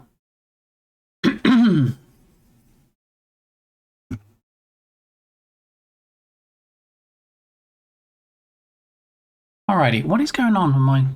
Where's my scrolly wheel not scrolling? Okay, there we go. I've been there for a month now, and I still keep finding problems in the software every single day. That's good though, right? Because doesn't that keep you in a job? You wouldn't want to fix it all on day one, would you? And they're like, thanks then, bye! I mean, I assume they didn't just take you on to fix their bad stuff. Is it to write new stuff as well?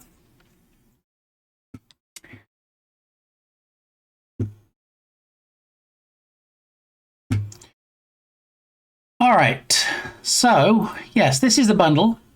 Even at the 3 item level, for $1, you can get this $50 pack, $20 pack, and $30 pack.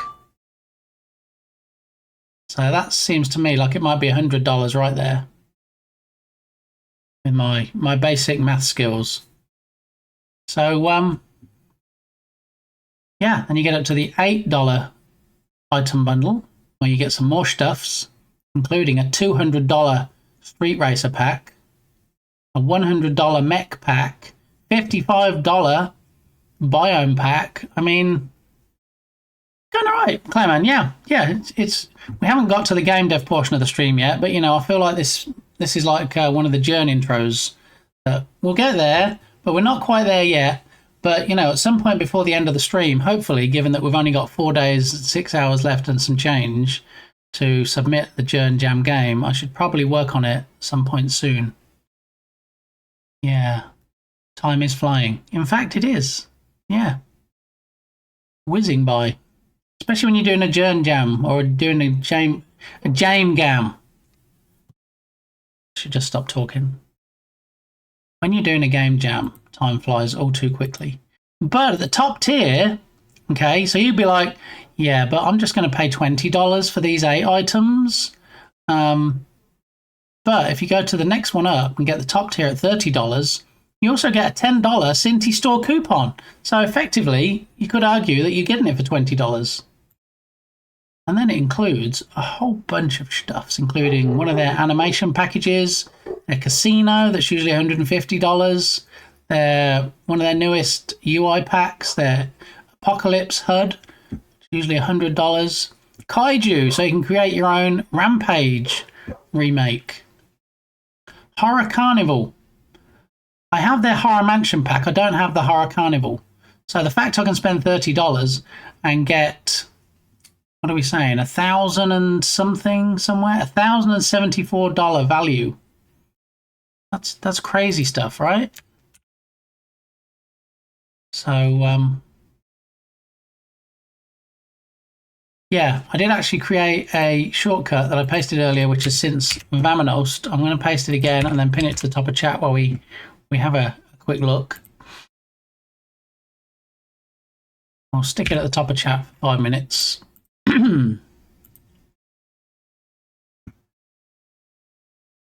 All right, and Ellie Golding. Very nice. I like me some Ellie Golding.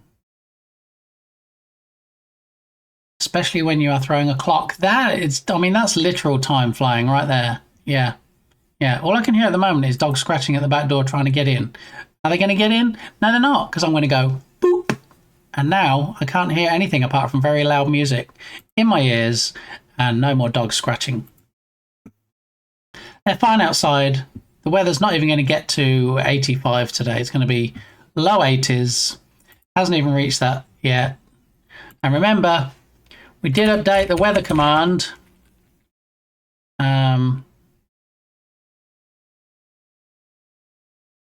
It wasn't very successful though, was it? We tried it last stream and it, you know, if we do something like Dallas, I think that probably worked.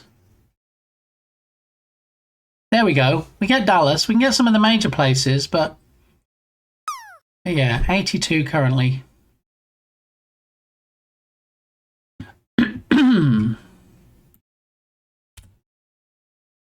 All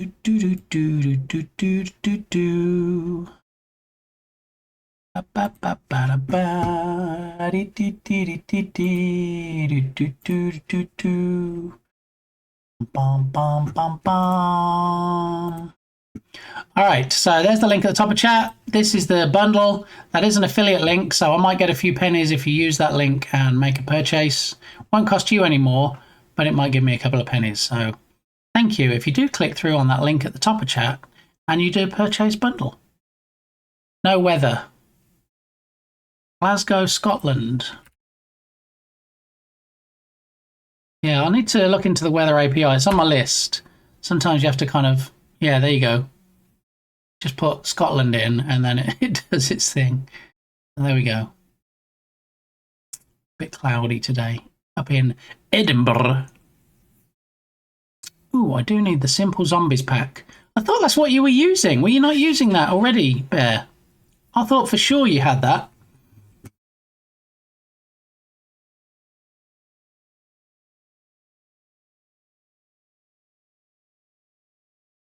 Yeah, so for just a measly $1, you spend $1. Simple Apocalypse has different zombies. Oh, you've got Simple Apocalypse. Okay. Well, there you go. For just $1, you not only get the Simple Zombies, which is usually $20, you get the $30 Simple Props, Items, and Icons. If you don't have that, that will go nicely with your game. And also the Polygon Sci-Fi City pack for 50 smackaroonies. Yeah.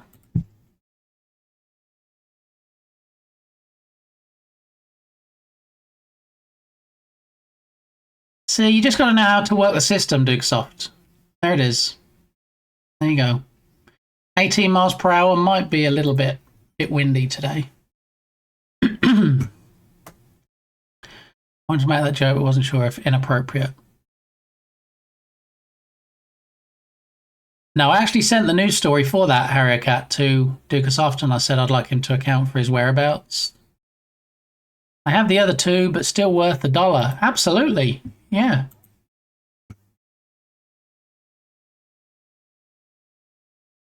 Thank you, Bear. That I know you had no say in which joke came up, but that was a terrible joke. Oh, wait, did the calendar not work? Well, that's the funny thing now, you see, Captain Krabs. If you read the description of the redemption, it says maybe, as in it might change. It's on a randomizer. So you can come in and see the iOS calendar and go, ha, you know what? Watch this. Watch me poke fun at Big Gamey's face. I'm going to change it to Android. And then it doesn't. It just stays as iOS. So welcome in, Captain Krabs. Good to see you. Let's get a shout out for my favourite crab in chat. There we go. Oh no, somebody already beat me to it. Thank you, whoever did the shout out for crabs. And we also have a Captain Crabs Commander course, so you can do all the stuffs and the good things. There it is.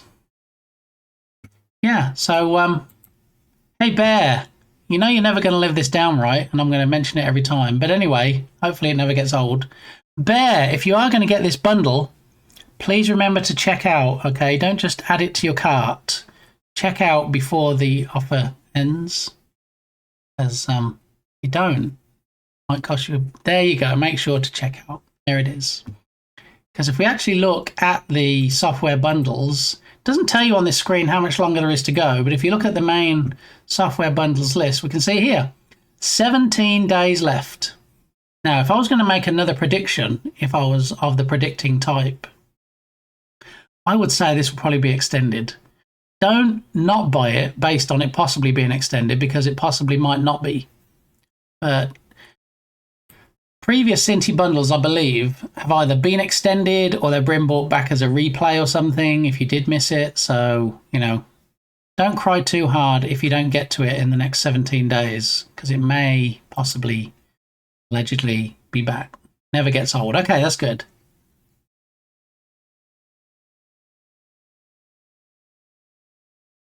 So, I will be buying this, but I can't decide which tier to buy. This one is the best value, obviously. $30 for 17 items, some of which are like $150. So half of me is like, why wouldn't you just spend $30, you crazy person? Just buy it now. Buy it. No FOMO.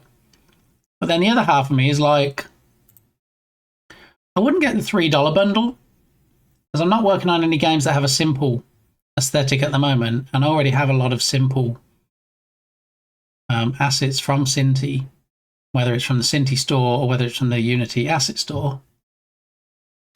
So then I'm torn. I'm like, well, should I just get the 8-item bundle? See, I get that if you buy the 17-item bundle, you get this $10 coupon. But then, is there anything in the Cinti store that I want to buy and put $10 towards? Doesn't cost a fortune that I would use it on? Probably not, because I've got so many of their packs already. So does it make more sense for me to say, okay, we'll just spend 20 then? Street Racer is one that I was interested in. $200! $200! I'm getting that one for $20. And also their mech pack, which is normally $100.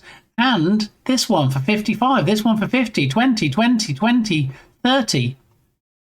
So I'm thinking when I do buy, I might buy in at this level. Sure, I don't get the casino, I don't get some of the other packs, but I think the ones that I do get, probably ones that I would use. I don't know. I also have FOMO, and I don't want it to be like last time. When they had the Cinti Bundle 4,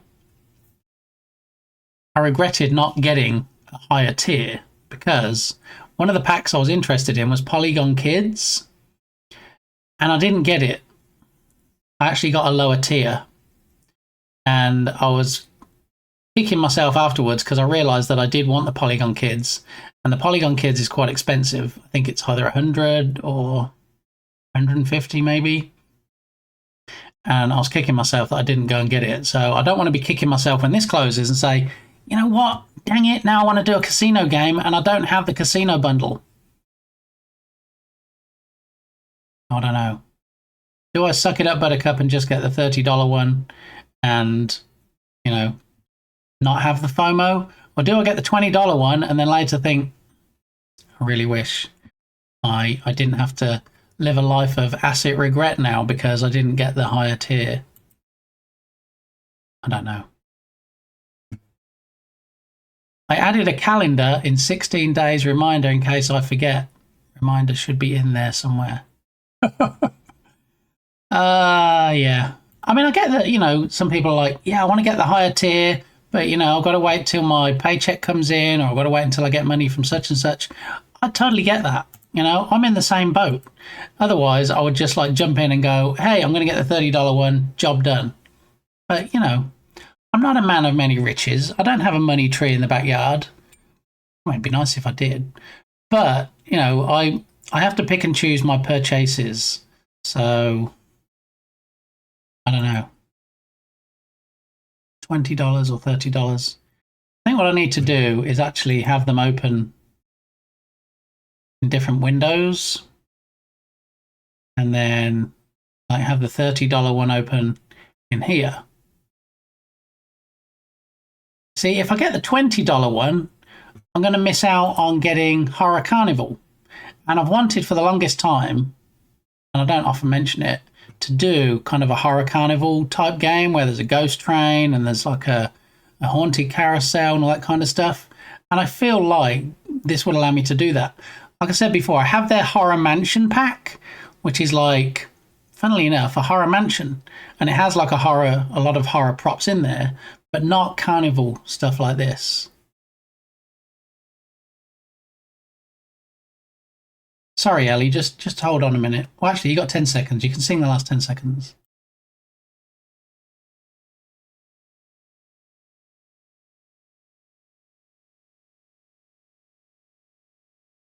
Okay, so let's have a look at the trailer for this.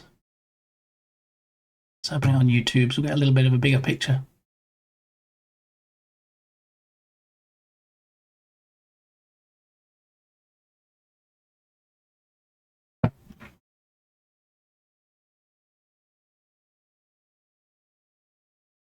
I've seen carnival games before. I think it was on the Switch.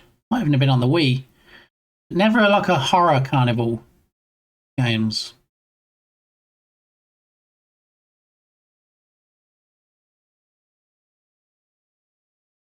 Five Nights at Freddy's vibes.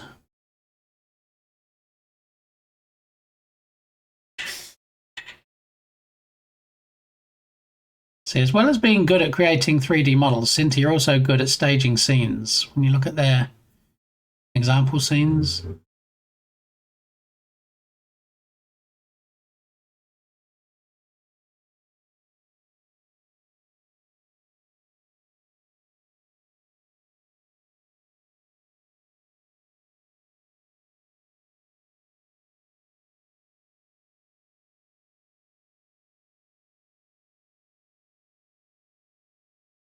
I really want that.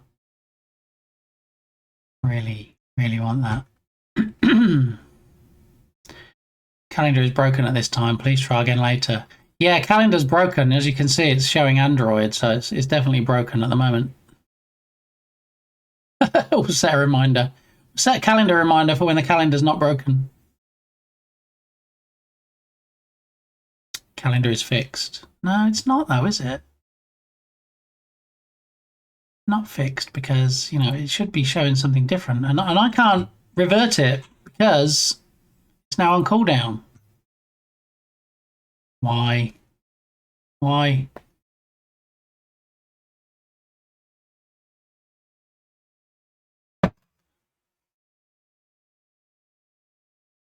So yeah, I'm torn.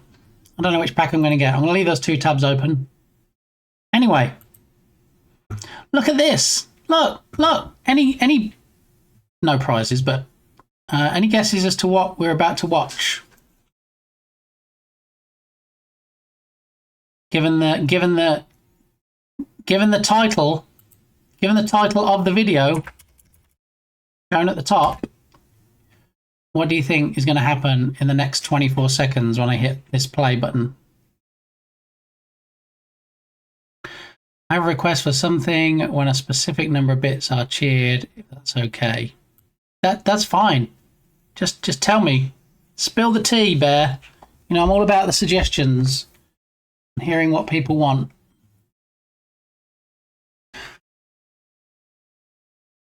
Just blew out my candle, so if you see any smoke, it's just from the candle, okay? Getting a bit warm in this corner. 99 bits to change calendar to Bob 99. I love it. Yes, absolutely. That's going to get added. So I'm going to have a bits menu soon that says, okay, if you cheer this many bits, this happens. At the moment, it's just 50 bits for dropping wieners on my head, and then 100 bits for fireworks. But we're going to add some more stuff in, and I'm looking for suggestions. So, for those unaware, Bob99 was what we used when I was creating the calendar widget, where it has the day of the week, the first 3 letters. I had the word Bob there just to make sure we were updating it correctly, and the number for the day we had as 99 just to make sure that it fitted correctly in there. So Bob99 is yeah, it's something I can do. I can set that up there, no problem. Most people, I think, probably won't get it, but you know, then they won't be throwing 99 bits to see it, will they? So that's fine. But yeah, I'll add that to the list. In fact, let me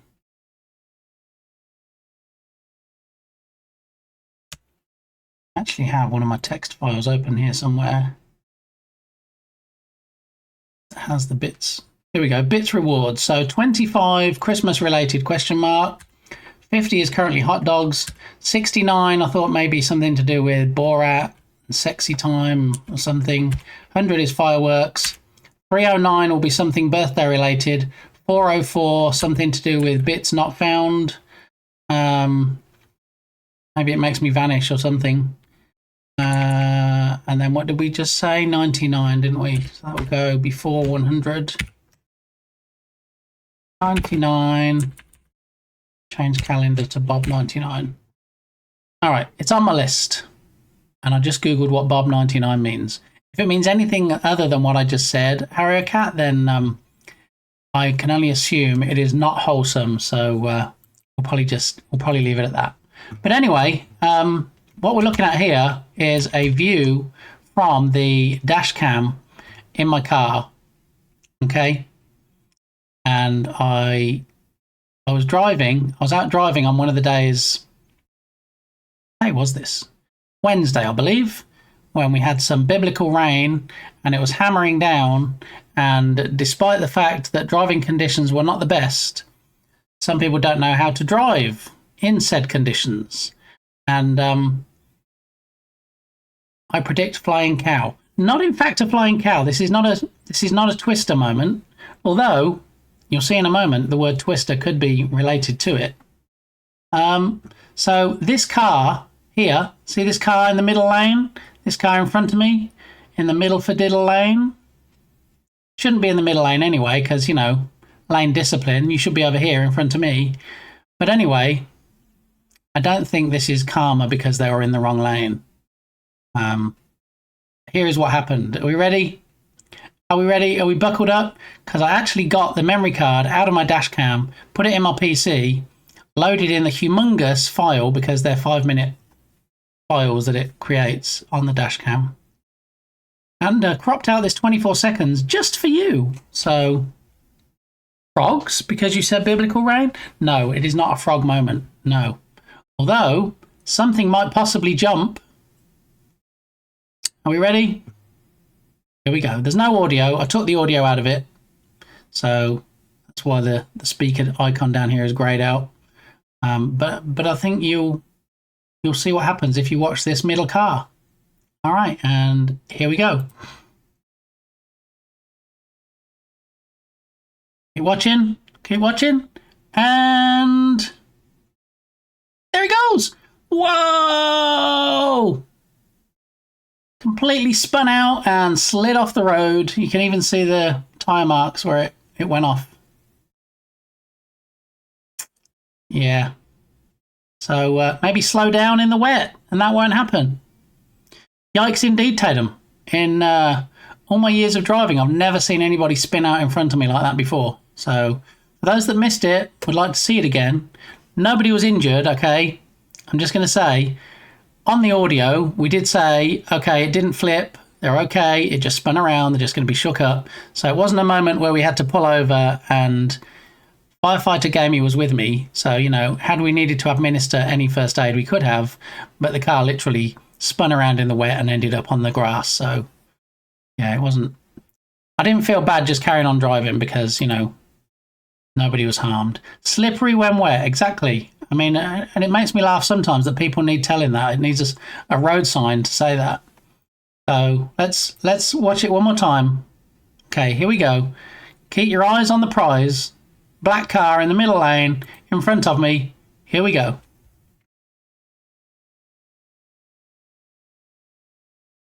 And action. Zoom, zoom, zoom, zoom, zoom. There they go. They didn't even do a 360. They just kind of turned around and faced the other way and then went back a little bit. So, yeah. Not the kind of thing you see every day, or apparently in my few years of driving. So, yeah, there we go. All right, and I think with that, we might have actually come to the end of all the stuffs that I was going to look at today. One more reminder for the asset that went free for the publisher sale this week. A $19.99 asset that you can get for free. I'm going to pin to the top of chat for 10 minutes to give you a chance to get in there and get that Unity asset for free. And remember, not just addressing this to Ice Bear Bear, but remember the publisher sale refreshes every Thursday. So you need to get this before Thursday of next week or you'll miss out. That was me. I saw you behind me and I wanted to say hi, but you just drove by. I don't think you drive like that in the wet, Turgus. I think you're too responsible. I've seen a lot of spin outs during snowstorms here in Northern Illinois over my years of driving. Oh, I bet, Steve. Yeah. I mean, you know, in Texas, we get snow probably 2 days every 7 years. So I don't tend to see a lot of spin outs from that. But yeah, when we do have snow or ice, you can bet your bottom dollar that you can see somebody at the side of the road. Yeah. I mean, you know, often see the results of spin outs. Don't often see them happen slap bang ding dong in front of you like you're watching TV. So, yeah. One last time for people that missed it. Here we go. Watching the black car in the middle lane.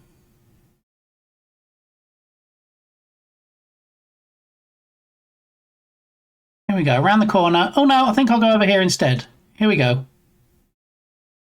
It's funny because the car kind of spun round, faced me so Turgus could wave, and then it started turning the other way again. So I don't know if they were trying to steer into it and correct it, but I feel like at that point, my guess is that they probably need some new tyres. I mean, they definitely do now.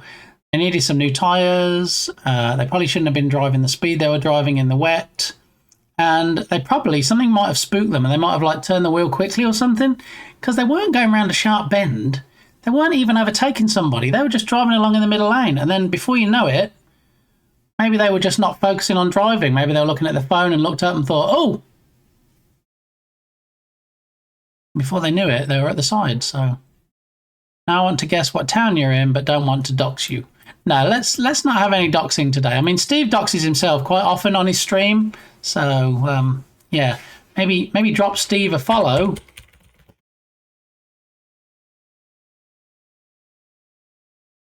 And then, yeah, you just, you know, you wait a few minutes and then Steve will just dox himself because he's like a honey badger of doxing. He just doesn't care. So there it is.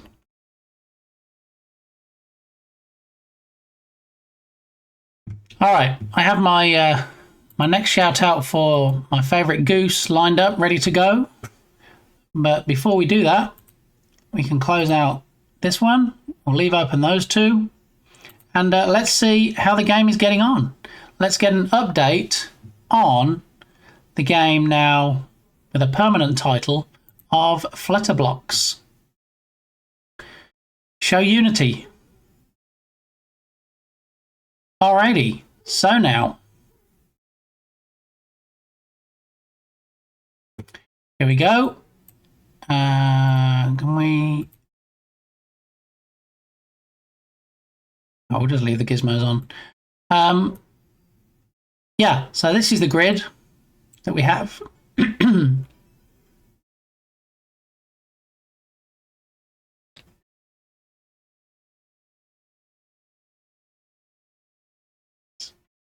That's probably almost exactly, definitely, allegedly what happened, Turgus. Yeah. I don't think they even teach that, do they, in like driving lessons and stuff? What to do in the case of a spin? Probably not. Okay. So while Turgus continues to say that he doesn't want Steve to dox himself, but he's trying to get him to, I'll let those two duke it out. And I'm going to hit play, and I'll just tell you the updates. We now have 8 butterfly prefabs that we can put into the scene. I don't have 8 selected at the moment. I just have 2 selected because it makes it easier to test the match 3 mechanic.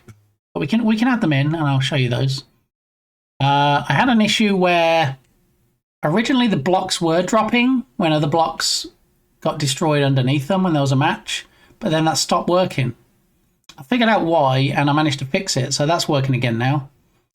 And Max Speedy suggested on a previous stream what the player could do. Instead of the player block falling down and just shoving other blocks left and right, Max Speedy said, why don't you have it where the player starts at a certain level and can still move the blocks left and right that come past them, but if they get hit on top, then they move down a level, and then when they get down to either bumping into another block beneath them or bumping into the bottom of the grid, then it's the end of the game. So I kind of worked on getting some of that implemented as well.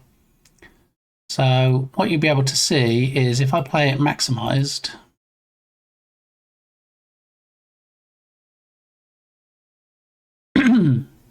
they teach it in northern states. Oh, I guess they just don't feel like there's a need to here. I mean, it's a bit ridiculous not teaching it because, you know, you can skid on spilled oil. It doesn't even have to be that it's been heavy rain or, you know, it's ice or snow. I used to live in Highland Park, Illinois. Years later, I lived outside Janesville. Now I live next door. Yeah, he lives next door to me. Yeah, quite literally. Keeps borrowing sugar. It gets a bit annoying, but I would never tell him that because I love his face. Okay. So, there's my favourite goose shouted. Chai Town. What? Chai latte. That's what it made me think of when you said Chai Town.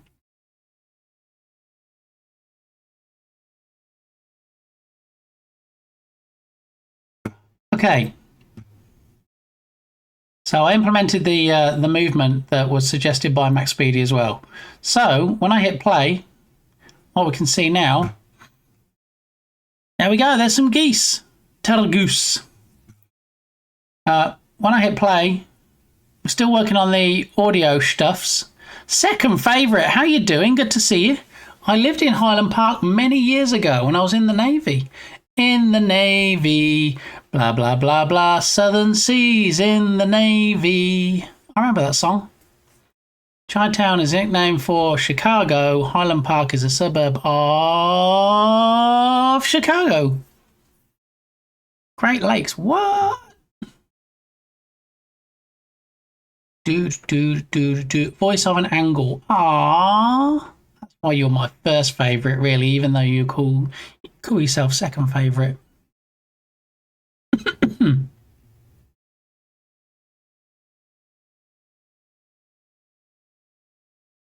Okay, so now I'm going to hit play on this, and we're going to see the match 3 system working properly. We're going to see the gravity working where the blocks fall down when blocks disappear from underneath blocks, and then you're going to see the movement, so you can just move left and right as the player, and then you'll see what happens if the player gets bonked on the head or another block hits the player on top during gameplay. So here we go.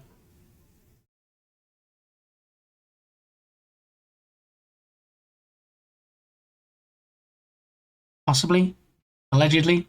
Come on, Unity. I know it's your first time today, but we've talked about this. You don't have to go slow the first time I hit play and make it look like my potato PC is even more of a potato than it is. Unlike Berlin, who just won a brand new PC in a giveaway. There we go. Bit of shine to show your player. Get out of the way, because you kind of shove blocks. Okay, you shove them over to the next one. But then if you try and shove, but you accidentally go under a block, when it hits you on the head, donk, there we go. It knocks you down one. You get a nice little particle system. And, yeah, things happen. Shove that one over there. Move that one that way. That's going down there. And then wait for the match 3 at the bottom left-hand corner. There we go. Oh, and I also changed the pitch. I know we talked about it on a different stream. The pitch changes. It picks a random pitch between 2 numbers, just so that it's not the same noise over and over and getting very annoying.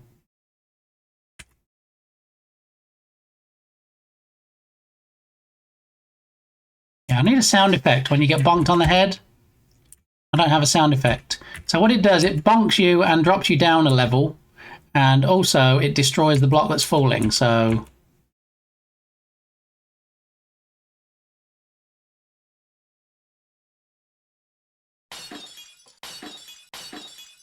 there we go, getting all the breakages.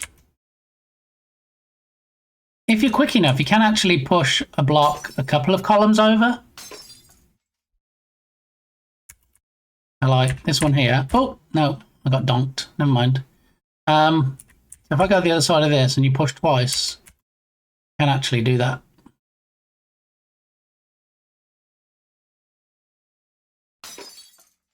There you go. As long as you can look down quick enough and see where you need the blocks to land, you should be able to hopefully make some very nice matches and get it to work properly. Is that a nerd I just saw in chat? What? 1, 2, 3. Match 3. Boing. All right. I haven't actually got it set yet that it does anything when the block touches. Either touches any other blocks at the bottom or if it gets down to the bottom. So I need to work on that and get that fixed. But you can be boinked now. What? What in the absolute remember where it is. unwanted war is going on right now? But essentially, this is part of the 2nd generation prototype for my own little knob. Come on.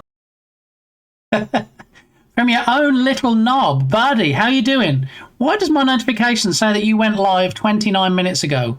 What happened in your stream today? What did I miss in those valuable 29 minutes, buddy? Thank you for the raid. Much appreciated. Spill all the tea. Tell me what I missed, because I did.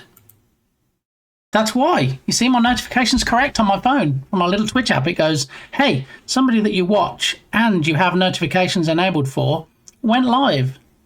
So, you missed me struggling to concentrate. Were you struggling to build a coffee table, maybe? Is that what you were streaming? And then you were like, you know what? I've had enough of this. I'm not having people watch me struggle to build this table that, you know, has 6 parts in it. And you're always left with one over. Coffee table is already built. Oh, okay. Well, that's a good completed project then. So, was it the unwanted war that was particularly frustrating you today? We did see Bardi earlier. There we go. We've got all the stuff in chat. Go drop him a wish list on his fantastic unwanted war game. Do the thing, because, you know, the more wish lists Bardi has, the something will happen. So if you want to make that happen, go add his game to your wish list. I struggle with handling visual effects after a unit has died, etc., etc., etc. The happier he is, yes. I mean, I didn't want to be Captain Obvious, but the more wish lists that the unwanted war gets, the higher up you'll see the corners of Bardi's mouth rise. Yeah. So if you want to see him look like the Joker, okay, and have that Joker smile, go get the unwanted war onto your wish list on the Steam store. Okay? So welcome in, Raiders. I appreciate the raid, buddy. And I can guarantee you that you won't hear Barbie music the whole time you're here.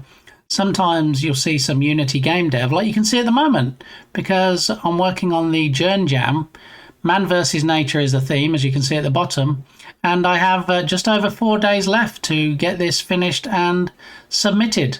I created a temporary page, a placeholder, if you will, on itch yesterday.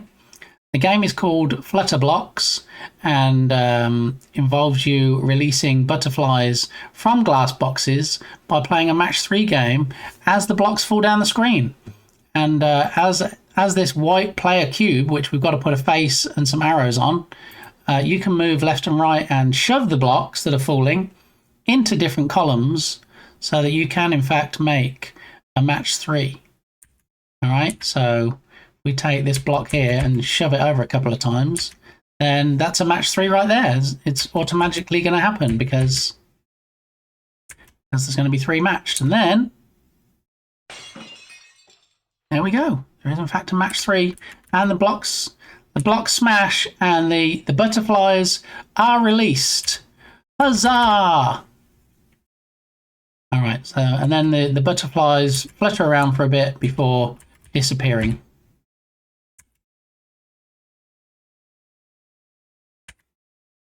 So yeah, that's the game as it currently stands. So we just have two flutterbys at the moment. We actually have 8 in total that I've created out of a collection of 73 in the asset. Look, match 4 there. We haven't got a 4 going. But this is obviously a bit easier at the moment because there's only 2 types of butterfly. What we're about to do is we're about to extend that to the full 8 that I've created. And then we'll be able to see lots more butterflies flying around the screen. Yeah, let me scroll back because I feel like I missed a little bit of chat before the raid came in as well.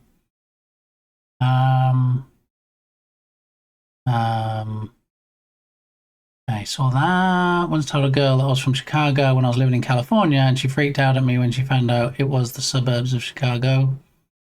People who actually live in the city of Chicago get offended if you say you're from there. I always say I live near Chicago to avoid that. I've seen people from Evanston get yelled at saying they're from Chicago. Oh, this looks so good. Thank you, Bear. Didn't detect the match 4. Oh, it did. Well done. Tubby, are you trying to scare me? There are a couple of things like that in the game that I fixed, and hopefully we're good now. Say Chicago's most servers are not known. You're not in Chicago. It's Oak Park. It's not Chicago. People get bent out of shape over all kinds of stuff, right? I don't know. Some people. Our favourite moon person. Yes, Nerduino snuck in, right? I'm pretty sure I saw a Nerduino sneaking in when we weren't looking. We haven't had many clips today. Let's get a clip of the former NASA scientist who does all spacey stuff. It's getting big. I mean, you know, out of context clips are the best, right? It's getting big, and if you want to get bigger with Nerduino, then drop him a follow. Yeah, drop him a follow, and you too can shit getting big. Okay. Alrighty, so did that, watched that, read that. This is why butterflies shouldn't sleep in the fridge. Yes, I don't think that butterflies try to sleep in the fridge. I don't think. Lurking more and trying to grasp the architecture of this nightmare. Okay, buddy, well, good luck. I know you'll crack it because you're a big brain. You've got this. So good luck, and if you happen to fix it before I happen to raid out, then come back and let us know, please, because I'm curious. But I know you've got this. We've got faith in you. All right, so thanks again for the raid. And remember, if you're not already following Bardaki, who are you following? Are you just new to Twitch that you haven't found the great people yet to follow? Maybe? I don't know. Anyway, as we said earlier, I am working on the Irish John Games Journ Jam, and we don't have much longer left. Okay. So So What's Jern, you fucker? look, Jern Jam so it 3. takes That away was from the that. last Jern And Jam. Of course, I got This is Jern Jam 4, 5-gallon drum here next to me aka as well, Jern Jam with the little holes. 2025. And you know, that eliminates the need for bathroom breaks completely.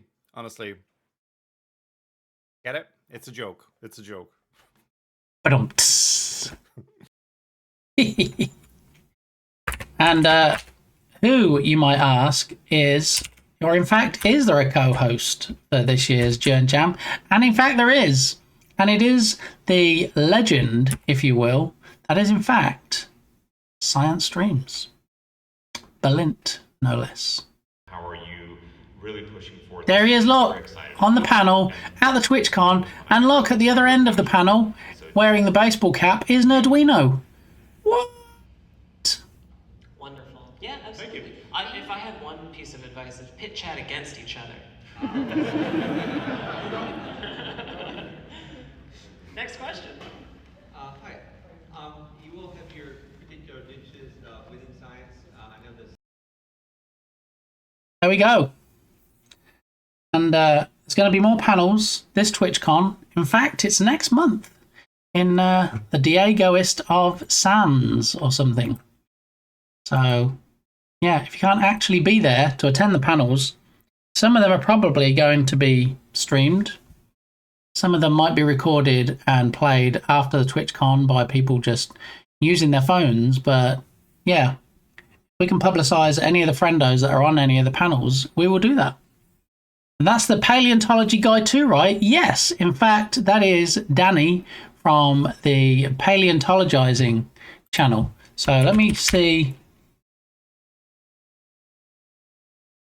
Let me go ahead and just do a shout out, because I feel like it's funny. Nerdwino keeps saying, you know, we shout out Danny a lot. We should probably just have a Danny command, because to actually try and remember how to spell it is not always easy. So yeah, let's see if we can get a clip of the dinosaur expert that is Danny Anduza. Fossil records in decades. Relying on his Land Cruiser, a remarkable man drives a remarkable Toyota. I love it. Holy cow. I've never like sought out sponsorship deals or anything like that before, but holy cow, Toyota. If you're watching right now, call me. A great clip. Just queue them up. Yeah, you see, I can queue them up because I can do that thing. I'm not restricted here by the lovely 2-minute cooldown that Twitch says, hey, you are absolutely not going to shout out people any sooner than 2 minutes apart because we say so. And then I turn around to that and I say, ha, guess what? This is my stream. I say so. I'm just going to create a queuing system. So yes, you keep to your 2-minute shout-outs, but we're going to watch as many clips as we want, and then the fancy pants shout-outs will just actually sit in a queue until they can be done. So yeah, that's why it says added to shout-out for up to 8 minutes from now, which means there's 3 or 4 people in front of Danny, but then eventually we'll get the fancy pants shout-out. Yeah. Yeah, and as someone who recently watched all of the Jurassic Park movies in order, I'm not going to say back to back because we didn't watch them all on one day, but I am quite fond of dinosaurs myself. Yeah. Okay. So what are we trying to do today? What are we going to do to this game? I get that the lighting's horrible. I get that it needs a ton of post-processing. I want to make it look nicer. I just struggle with doing so. I have a Unity video tabbed up. That's a video about Unity, not from Unity, that helps with, hopefully, lighting outdoor scenes in URP. So I might do that off stream because, you know, me watching a video and playing with settings, not the most fun content. As someone who was just in Costa Rica, I'm quite fond of things that take place in Costa Rica myself. Good to know, JD. Thanks for sharing. I like Costa Coffee, which is a coffee chain in England. I don't think that's the same thing, though.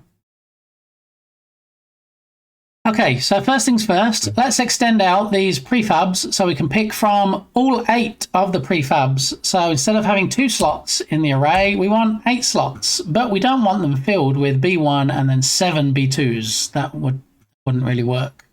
So now if we go ahead and find the prefabs that I created, look, we have a B3. What? I know, and a B4. No way. Yep, and guess what comes after B4? Now we're going to guess B5 and then a B6. Yeah.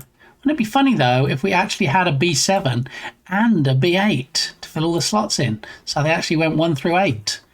What? No way. Yeah, it's true. Don't correct me. They're right there. Look, you can see them. All right. So now I'm going to hit play again and we're going to see the gloriousness, the absolute gloriousness that is 8 different butterflies appearing in the game. And as you'll see, it's a little bit more challenging to then actually make a match 3 from it. One of the things we also need to add is the game speeding up. So after a while, it gets faster and then a little bit faster. And eventually those blocks be raining down on your head. And before you know it, you're not going to stand a chance. Well, hopefully not, otherwise the game will go on forever. But anyway, we have no current speed increment at this time. So let's have a look. You know, that glow is unintentional when the game starts, but I quite like it. I have no idea why it does that. I have a particle system which is not set to play on awake. So, yeah. Hey, look, that one matches that one. Let's push it over there so that it can match it. Yeah. Yeah, and that one's already going to touch that one, so that's fine. We can't move that one because it's on the side. All right. Okay. There's a greeny one. We don't have a greeny one yet, so we can't match that to anything. That one doesn't really match anything yet, nor does that one. All right, this is a lot more challenging, given that we now have more blocks to try and match. So it's not quite so easy. You keep using that word. I do not think it means what you think it means. Would anybody like a peanut? What? Okay, so shove that one over there because that's similar. We don't have any greens exposed. We can't do anything with that. Shove that over there. You see, if we hadn't let the green one fall in that gap, we could have moved that other one over to it.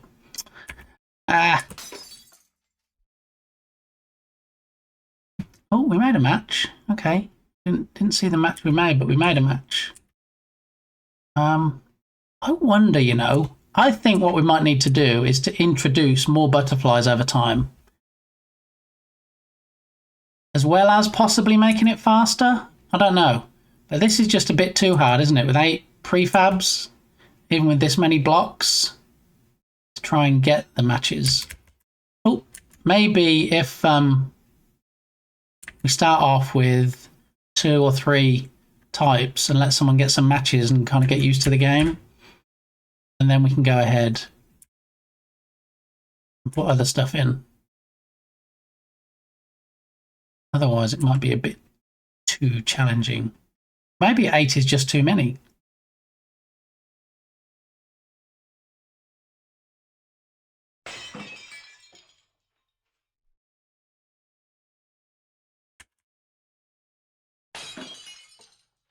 What it should do, if the blocks drop and still make another match, then it should pick them up on. It should pick up on those as well.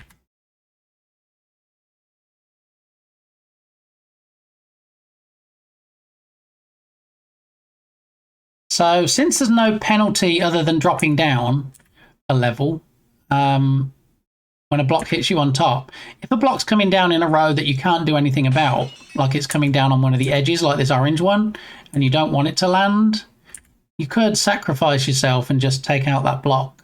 Say, for example, this one. But then obviously, you know, you do drop down a row, so there is that. Oh, if we shove this over, we can make a 3. Come on, let's go, go! Join!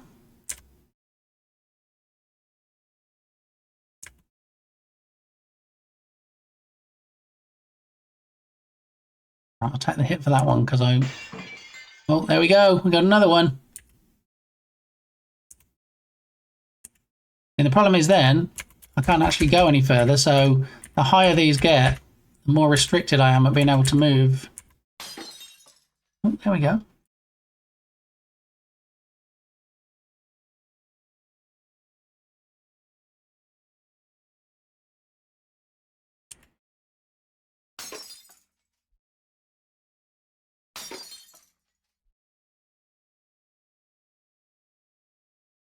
Everybody walk the dinosaur. I haven't heard this song in a while.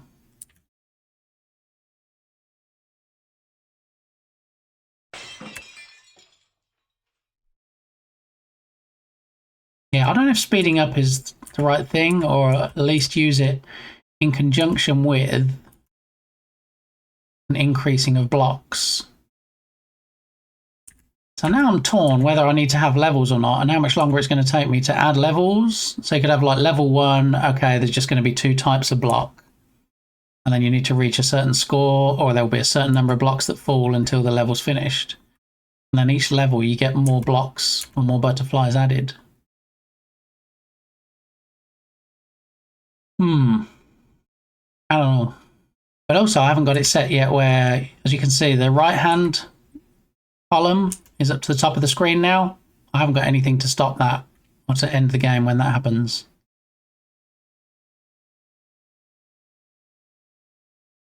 For some reason, look, it hasn't knocked me down exactly, so I'm actually between levels now. The white block is too low.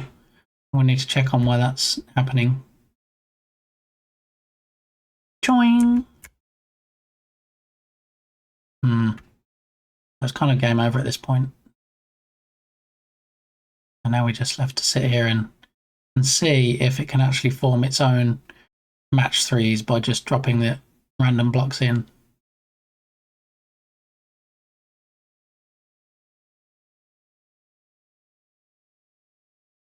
Yeah, weirdly I got smushed down because the white block is still there. Look, it's smushing me down to the next level, and the white block is actually going through the existing blocks, so we kind of need to make that not happen as well. But yeah, I'm thinking kind of done. Combo breaker.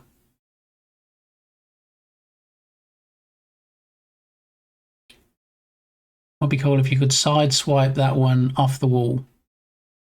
Yeah, I don't want it where you can actually, I think that needs to be one of the restrictions, is that you can't actually, you can only push blocks. So if one's coming down one of the sides, then sucks to be you, but that's how it is. You can't actually go in and suction them into another column. I mean, maybe I can add that later after the jam, but I feel like we're buffing up against a time when we need to look at wrapping things up. So yeah. I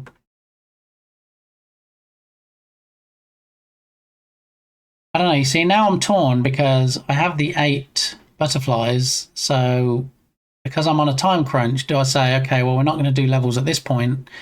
Do we just slowly start introducing extra blocks? Or do we start speeding up the blocks as they fall down and having less blocks? There's a lot of unanswered questions that kind of have raised their ugly head in the last 4 and a bit days of the jam. I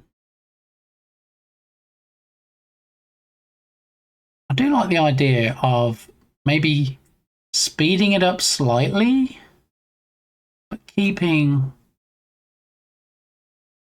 speeding it up slightly and then taking fewer blocks to start with, but then over time, either based on score or how long you've been playing, adding in extra blocks. Maybe like, you know, oh, you get 100 for each block that gets destroyed in a match. So 3 blocks, 300, 4 blocks, 400. And then when you get to, say, every increment of 1,000 or 2,000, it adds another block to the group. So originally you have like maybe even 2 or 3 blocks it starts with. And then as you get better and start scoring more, then it adds another block in. I think we'll do that. I think it's going to be easier to do it based on score rather than on time. All right, so created 8 butterfly prefabs. Words are hard. I'll start with, I think we start with 3. Add an extra one every 2,000 points.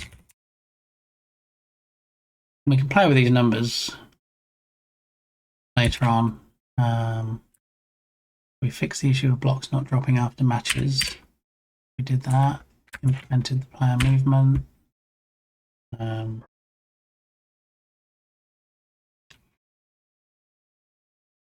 So what we need to do is game over when player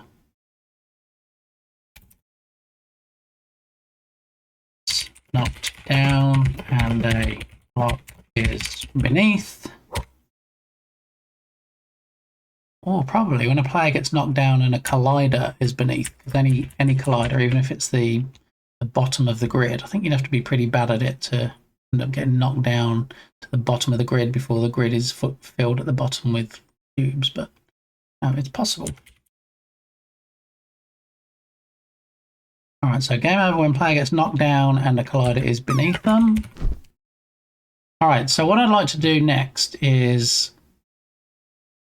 I don't just want a solid white player block.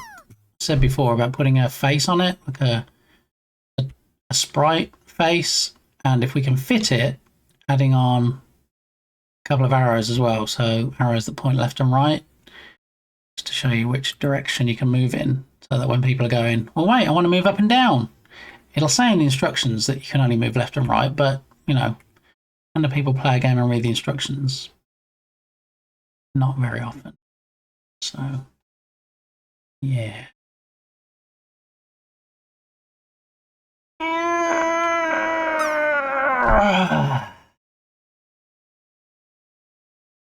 Come on, somebody's got to win the drop game today. Someone's got to score 99 or more and get that free sub, or that sub they can give to somebody else, or $5 to the Pally Fund, or whatever else, you know. We can talk about it. I'm going to try. Let me, oh, Lord. Wall slide. There it is. Tatum's coming to rescue me. Thanks, Tatum, for getting me off the wall. Not. Oh, you just came over for a chat. Okay. All right, we can do that. We can talk about fish and art and stuff. That's fine. Alrighty, so initially, actually, focus. We are going to introduce extra butterfly blocks based on how many points the player has. But what we're doing first is these things in order. Next steps, we're going to create a human face sprite for the cube. I did wonder whether the face sprite should be Jern with his smug face. What do we think? I wonder if that'll scale down enough to fit on the cube. It should do, right? What I can do, people in masks cannot be trusted. I mean, some would say that Jern has a coaster. Others would call it a mask. But it's definitely a level of smugness. But let's do a gigantify, and then I can screenshot it, and then I can scale it down, and then we'll see if we can put it onto the cube. All right, so we'll look at the other faces.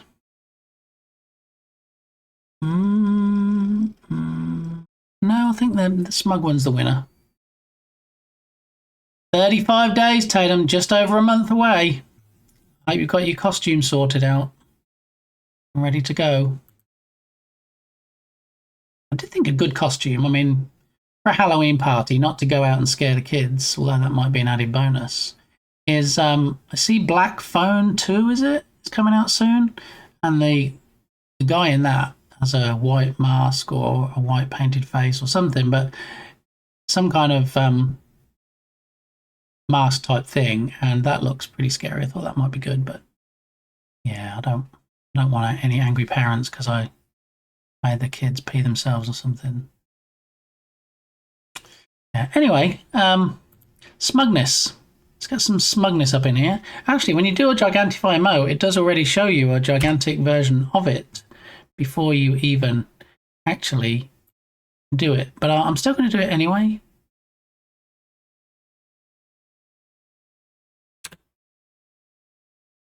There it is. Lots of smugness. What I want to do is drag that in. I'm trying to... Actually, we probably want a black line around it.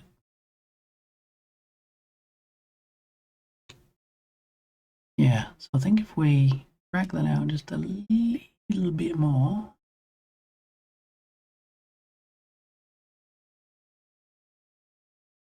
If we can fill in that side portion, possibly, maybe. No, and now it's too wide. And just a little tiny bit.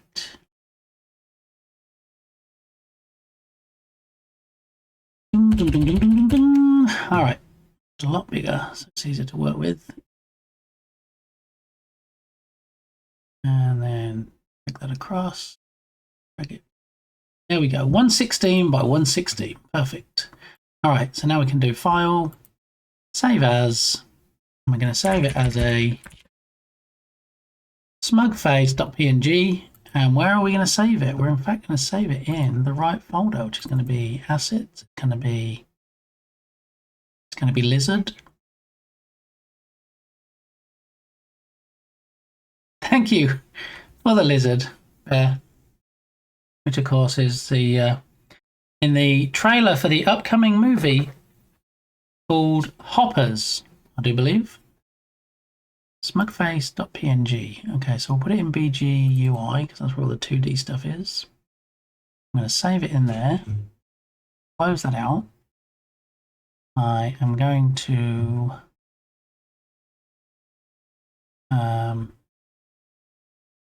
back to Unity, and inside Unity we have BGUI and Smugface, and we need to change Smugface from default texture type to Sprite 2D and UI, and apply.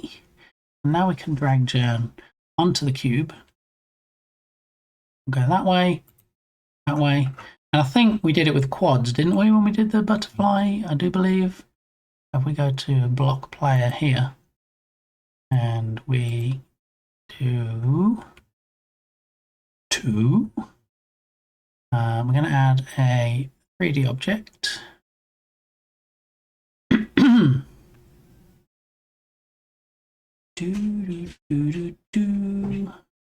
Why is it? Where's all my 3D stuff gone? 3D object, there we go. Quad. All right, and we're going to say player face. Call it that. And then we're going to... We just... what we did now, did we just drag the smugness onto it? We did. Yeah. So now we have some smugness, but it's too far back, so we can only see the lips there, the mouth, if you will, of the Irish heartthrob. So we're going to say minus 0.56. Minus 0.6 should do it.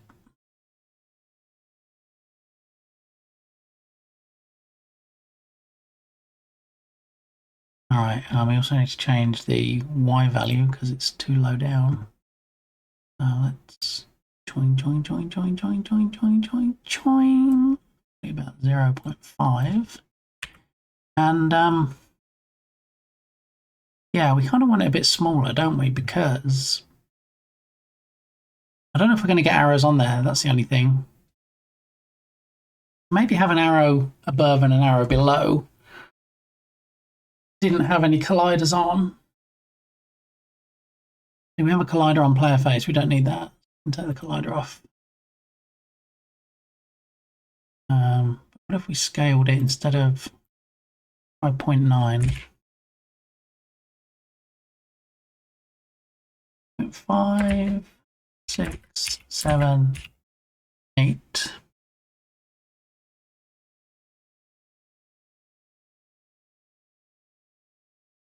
They maximized. Let's see what size smugness we have. Okay, that works.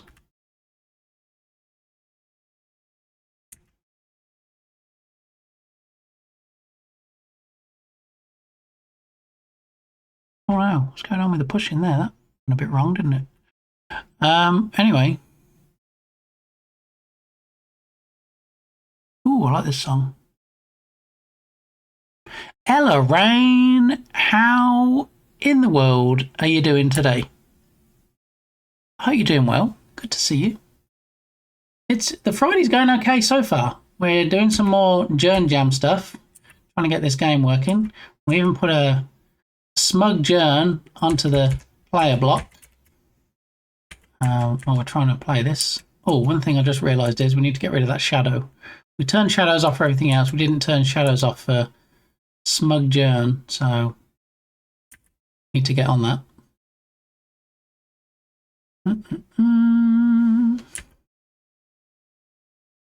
Oh, we're going to make a match 3 at the bottom left. Let's go. How's your day going, Ella? You having a good one? Got my grocery shopping done, so pretty good. Excellent. Glad to hear it. Now, do you go in the store and get your groceries? Do you do curbside pickup? Or do you have them delivered to your house? Because there's multiple ways of getting groceries these days. Am I right? Oh, can we get this red block all the way over? Yes. Another match 3 there. Here we go.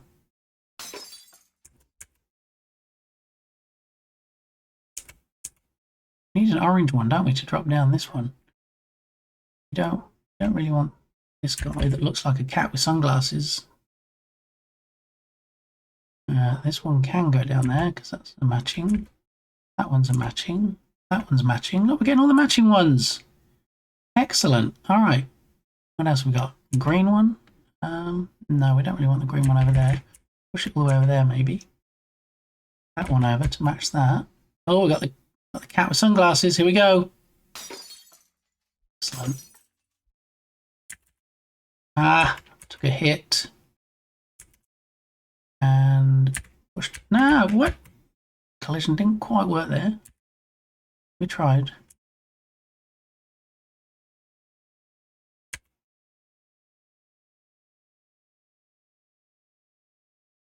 Yeah, I think with 8 it definitely makes it more challenging. I think this needs to be later on in the playing, otherwise people are going to get bored with not being able to make any matches. Ah, can't move that one across.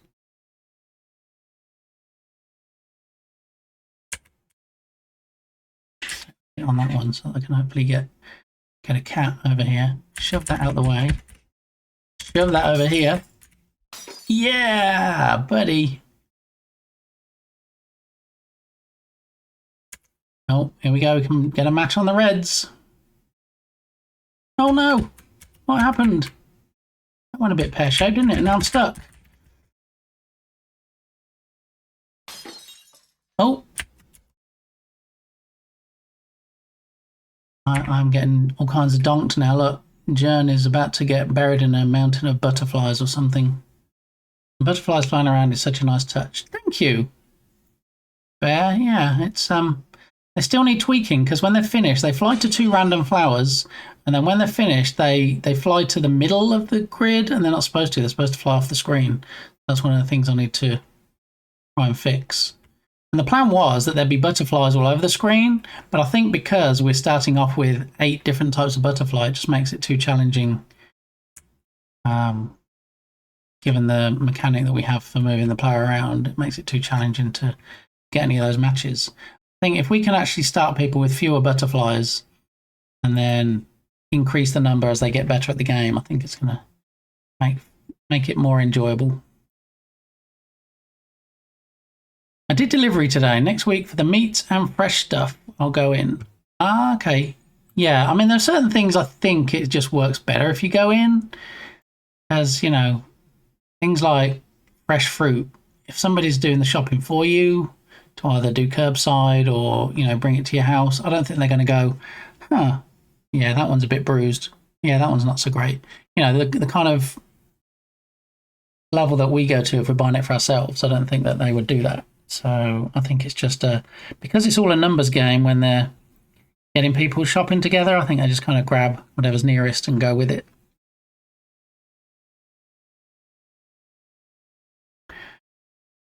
All right, so now we have a face on the player. Do we want to put arrows on? I don't think we're going to put arrows on. If they don't read the instructions, it'll be quite clear once they start the game that they can't move up and down and it's just left and right. Yeah, given the lateness of the hour, I think we're going to leave the arrow sprites. We now have the face sprite. That is good. So what we need to do, we still need all 8 butterflies in the array. We just need to be particular how many we're picking from. So initially we'll pick from, I want to say 3. I think 2 might make it a bit too easy to start with.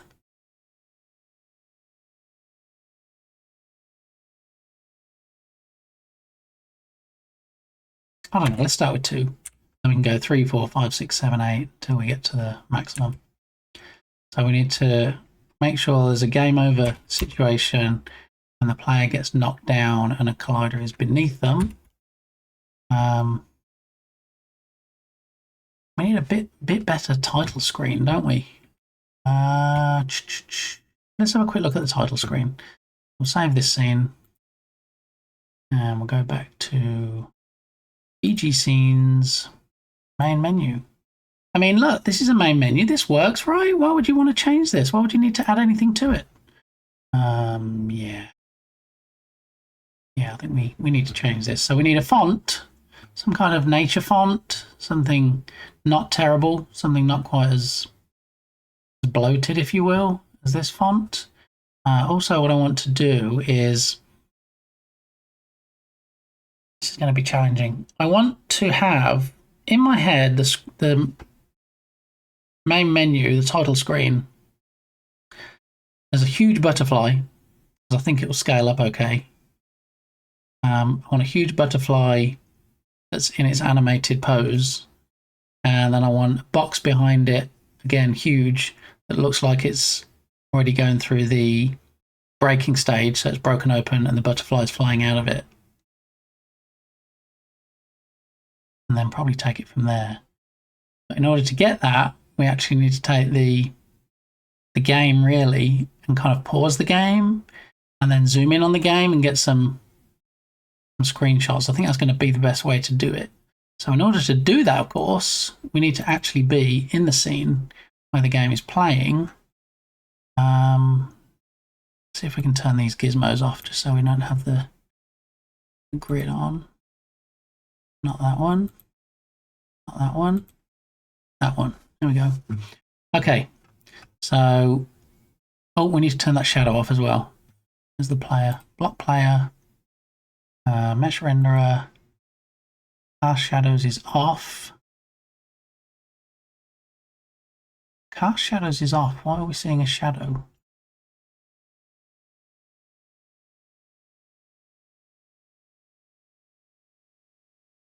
Oh, unless it's coming from the sprite now.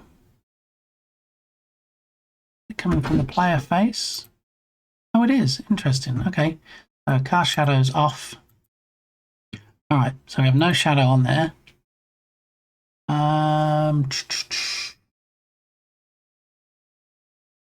Okay. So now we need to play it, and we need to pause it when a block breaks open, so that we can get a screenshot of the block breaking open.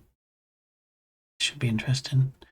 Okay, so what we need to do for the purposes of getting screenshots for the title screen is we need to limit how many blocks we're pulling from. So let me just jump in the code real quick and actually not match manager, need the block generator. So block generator. Inside the block generator is where we decide which ones we're pulling from. And at the moment we're saying we're going to pull from 0 to the length of the array. We don't want to do, we're going to say we're going to pull from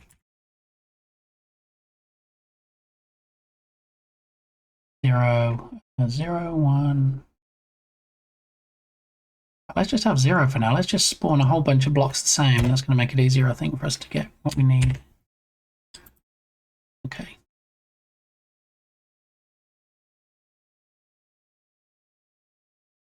Okay, so I'm going to hit play. I'm going to play it. I don't want it to be maximized. I want it to be focused because I actually want to be able to get in here and get a kind of sideways look at block exploding. All right, so I'm going to hit play. In fact, we don't even need player in the way at this point. So if we take the player and the player off, then we should get blocks falling. And then hopefully we get a match over here.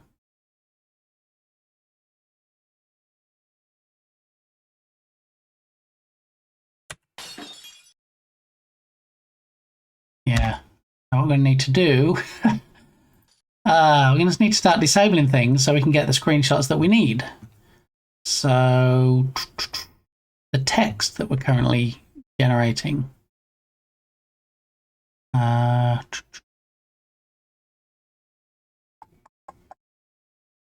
has to generate new blocks. I'm going to create a list here. I'm going to forget what I've disabled and what I need to re-enable. So change for open screen screenshots.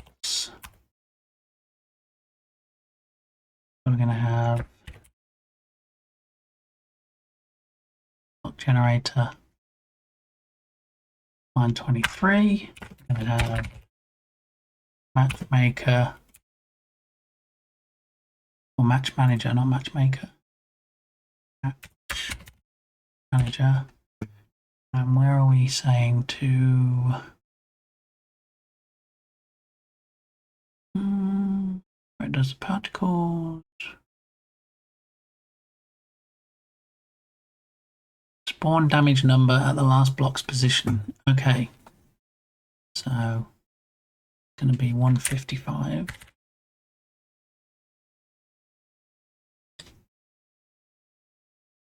All right. So if we save this code now, when we get a match, we should get the blocks break open and we should see butterflies.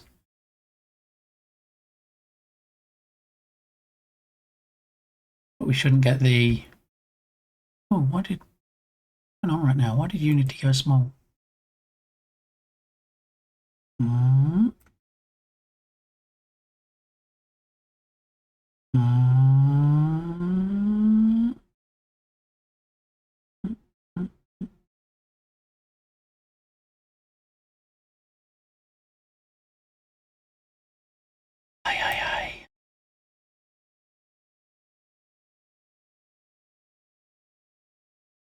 Okay. I'm going to hit play and then see what happens, see if we can get a screenshot of it breaking.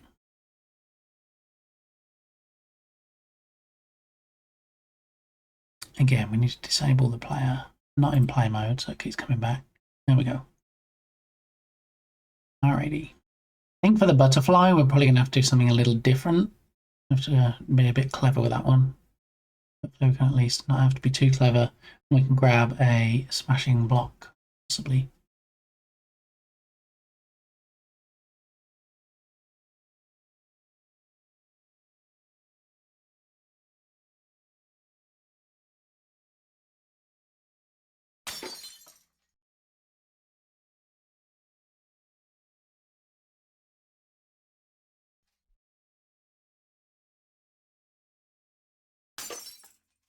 Yeah, the problem is I need to grab the particle system of the block exploding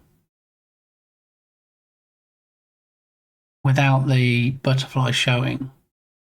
So I think we need to do some manual stuff here. If I go into the prefabs folder and I grab a B1 and bring that down here. In fact, let's take it completely off-piste, as they say in the skiing world. Bring it over here. I'm going to put it against a white panel just so that we can do what we need to do later on.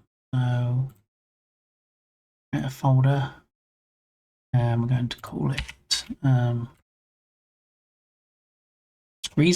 screen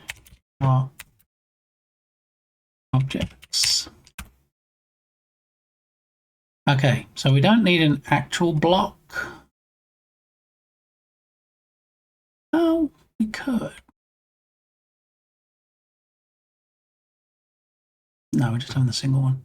Okay, so we don't need a completed block. We do need the let's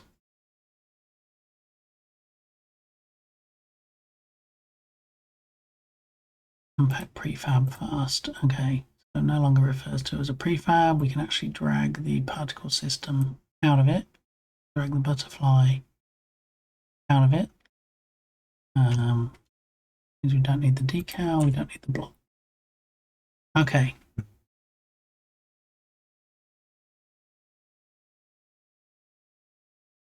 So what we need to do is, this is going to be the challenge.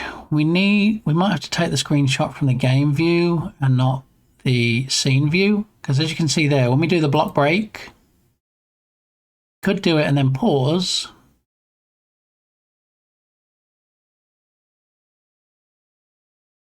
But then can we not select it in the hierarchy and still see it? We can. Excellent.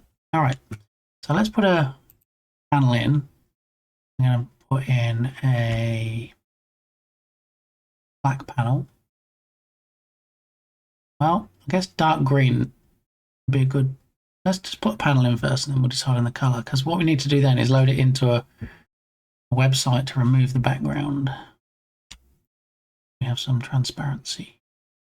3D object, plane. Okay, and plane we're going to bring down.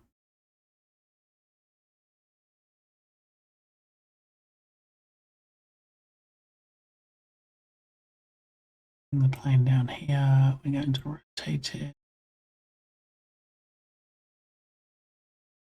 -90. And bring it over. Where do we have debris? Debris is here.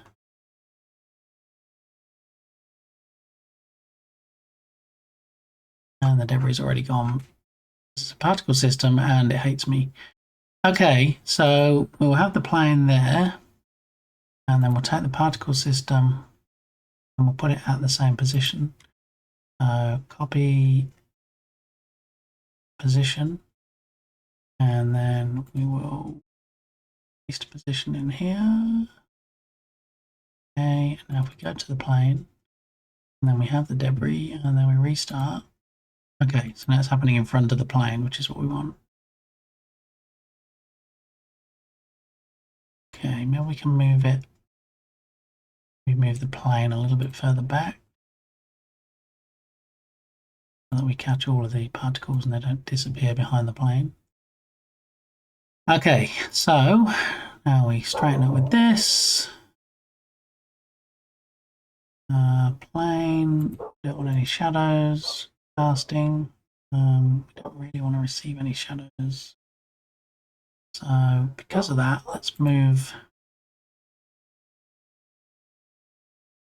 screenshot objects forward and get rid of the shadows. There we go.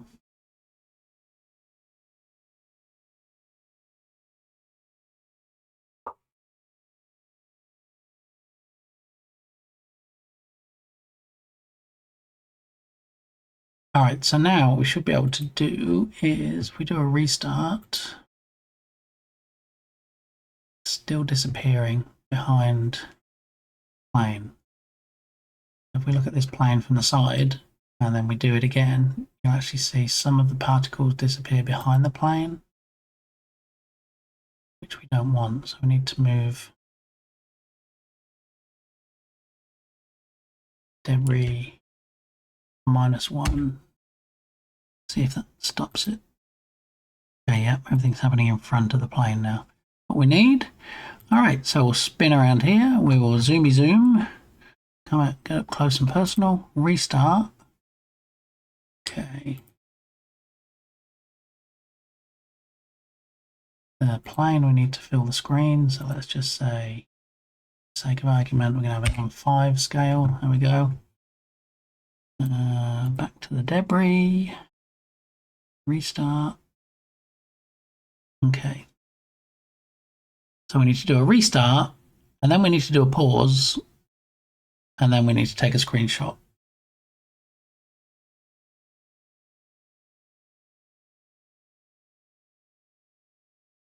All right. That should be good. Zoom in a bit.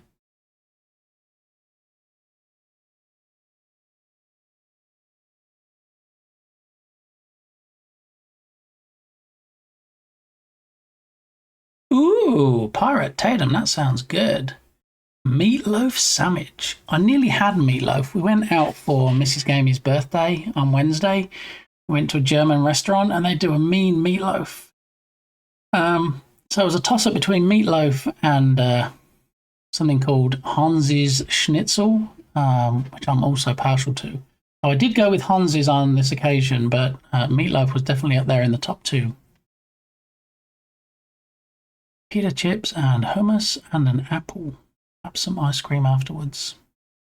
Very nice. What is it? Nearly 1 p.m. and I haven't had any lunch yet apart from this dry, stale donut. So probably need another coffee soon because all I've got left is this horrible dribble of coffee I've got left. It's cold now, so definitely need to throw a hot one on top of that. Never had a meatloaf sandwich, but I want one now. Right, Bear? Yeah. I mean, I've only ever had meatloaf on a plate, son bread, but I've never actually had a meatloaf sandwich. Hansi Schnitzel sounds like something out of Hello. Good morning. Yeah. Hello. What a great show. I love me some meatloaf. You know who makes a mean meatloaf? Mrs. Gamey. Anyway, meatloaf aside, I'm going to focus on a different sort of chunk.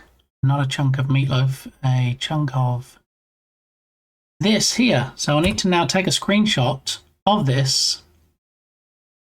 Let me grab it and then cut it out and then file, save as, and I'm going to save it into my downloads folder as SS for screenshot, particles. All right, now we should be able to go to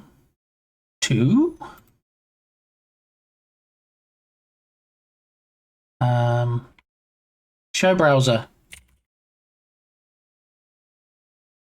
You have to go to remove.bg if you're not familiar with that website and upload an image and say I want SS particles, and there it is with the grey background, and then it goes zoomp, and look, just sucks the background out of it, and then allows you to download preview, because I'm not paying for this. You can get higher definition versions if you pay for it, but I'm hoping this quality will be good enough for my purposes. And then I'll go to the version that got created, and I will cut it out from my downloads folder, and I will go to the Flutterblocks folder and assets and BG UI, which is where I've got all the spritey stuff, and paste it in there, and then I will still let it be called SS for screenshot particles, and then back in Unity and go to the show Unity and go to the BG UI folder. Here's particles, and if we set it to be a texture type of Sprite 2D and UI, that will support transparency. We'll apply that, And yeah, we should have something we can use now. So if we go back to the other scene, which is the main menu, and what we should be able to do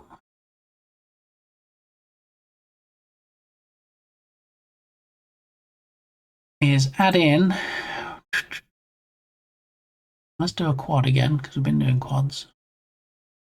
3D object, quad, and this is going to be SS particles for screenshot, and then we're going to drag the particles that we just created onto said quad.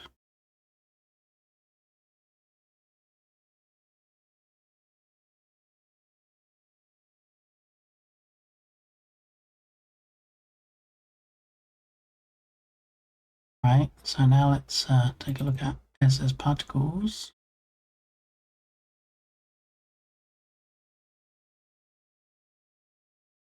Bring them out to the front. Is that? I feel like that's not supporting transparency. But why?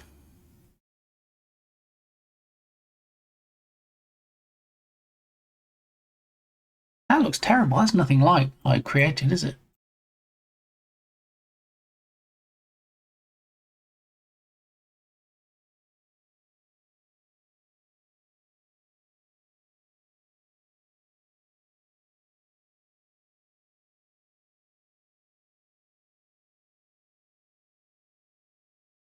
Why?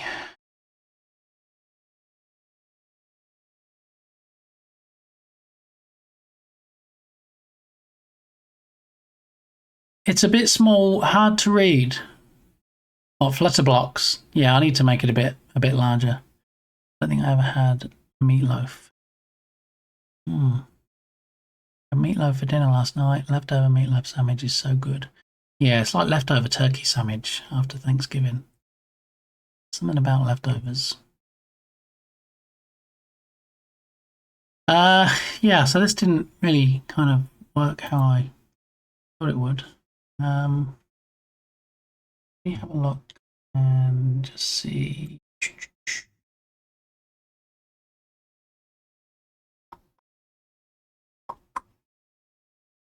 Assets. Blurb service was down, just came back up. Don't think this not playing has to do with your stream. Oh, was there a blurb that I missed? Oh, thanks for the heads up there. I didn't realise there was any issues with it. BGUI. Article.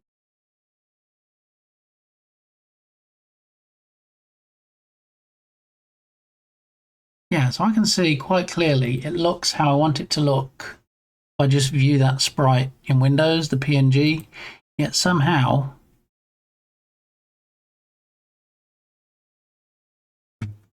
Sprite 2D and UI. So same thing I always do.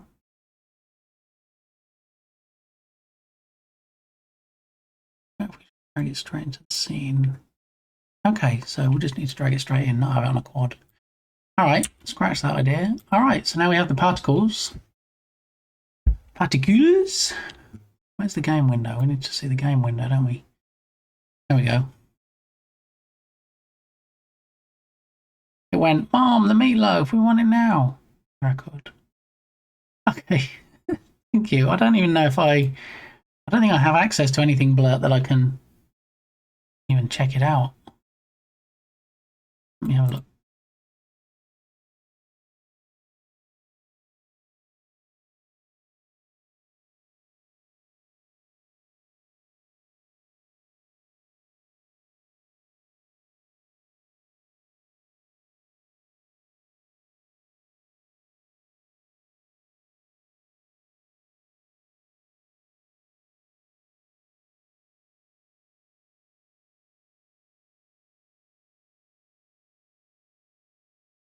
Can you hear this?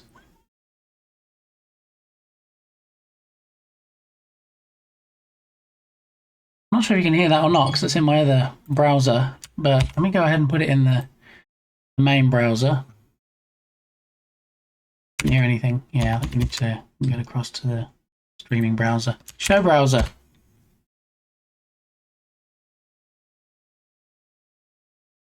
All right, here we go. This is what the blurb that should have been. Hopefully.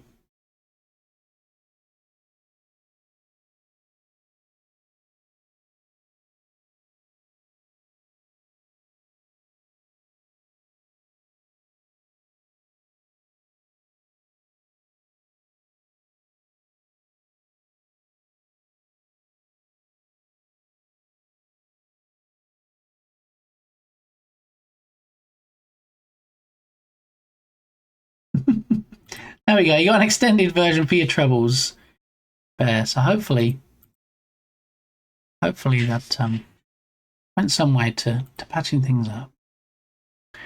Okay.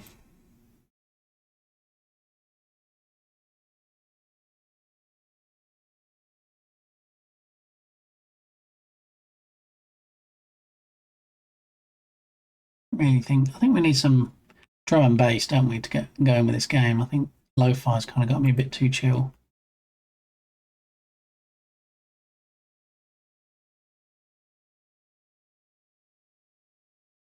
All right. So now we have the background we need. Show Unity. What I also wanted was, Bear, you might know about this. Can you think of an easy way? Actually, never mind. I think the easy way is going to go back to the main scene again. I want a huge butterfly, but I want it mid-flight. I want it mid-animation. So I think I'm going to go back to the other scene, do it again, play, let it go, let the butterfly come out of the block, and then as it's flying and animating, I'm just going to pause it and then zoom in and then isolate it. Got it. Okay. Thanks, my favourite rubber duck bear. How about that? All right, so we've got the blocks now. We go back to the previous scene of play space. All right, solid plan. Okay, good. All right, so we'll keep the panel there because we can use that panel again to put it against screenshot objects. So let's just hide them for now. All right, so we can see what we're doing. Blee blah, blue blah. We're going to hit play.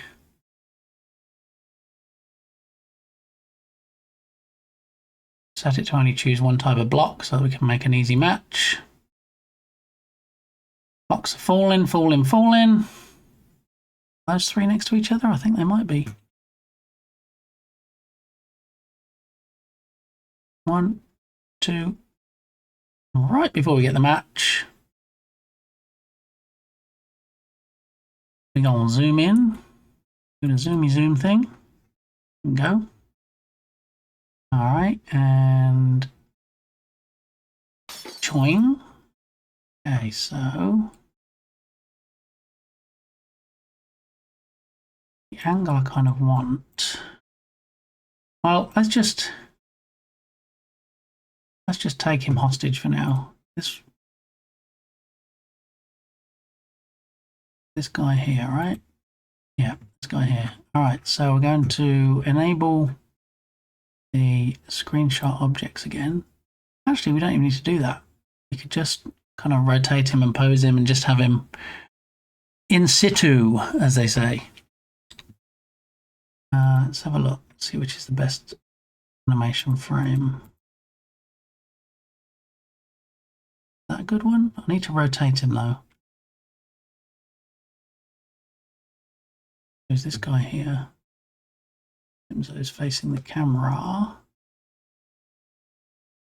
I kind of imagine him, the blocks in the middle of the screen, or the particles, I imagine him kind of taking off to the top right hand corner of the screen. So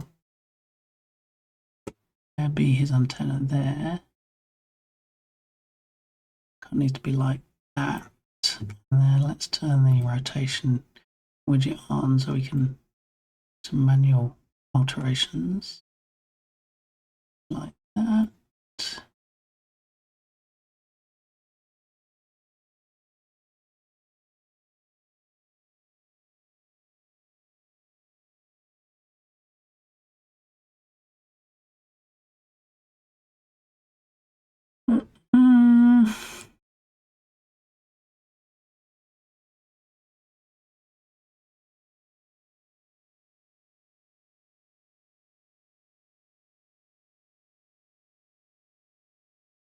Notice we're losing some definition in the very thin antennae. I think I like that. Maybe we can take that out of the scene. Take that out, take the flower out. Okay, I think if we take him as is,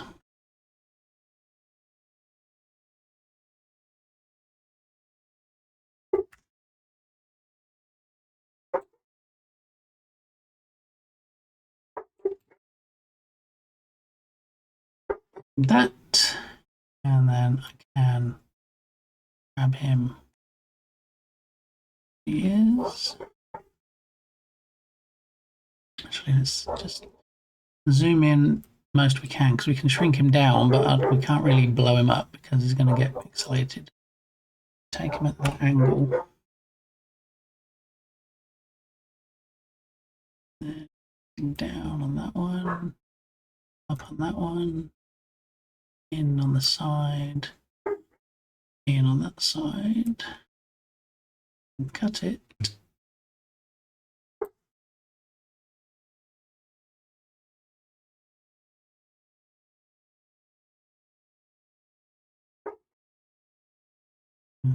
Action, select that, and delete.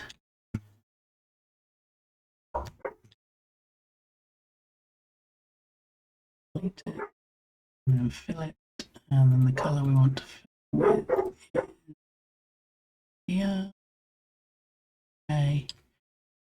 What we should be able to do now is, let me just crop out this top corner and then fill it, and we're filling it with the color of that fill. Okay, if I do file, save as, and then we'll save again in the downloads folder, and we're going to call it SSBFly.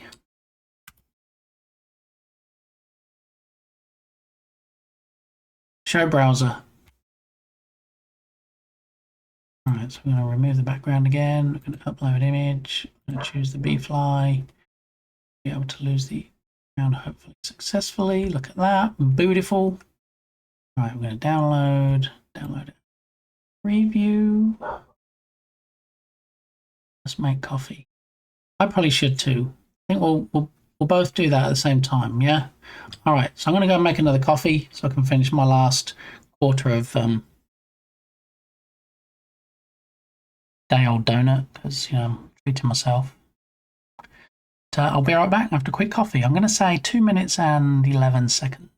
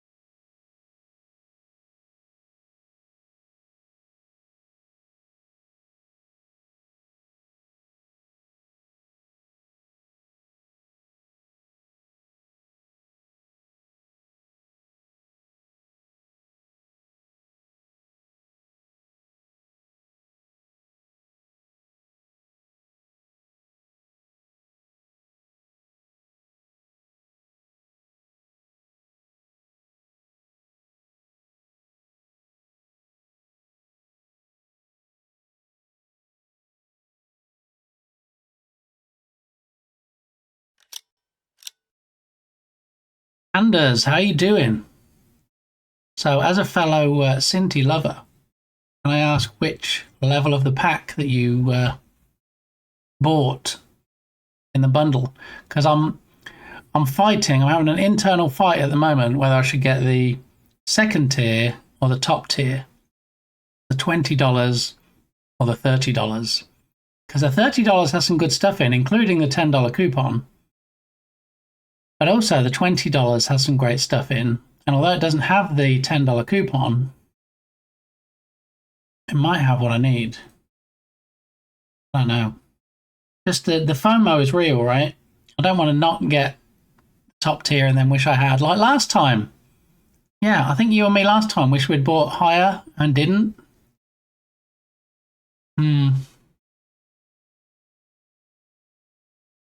We'll see.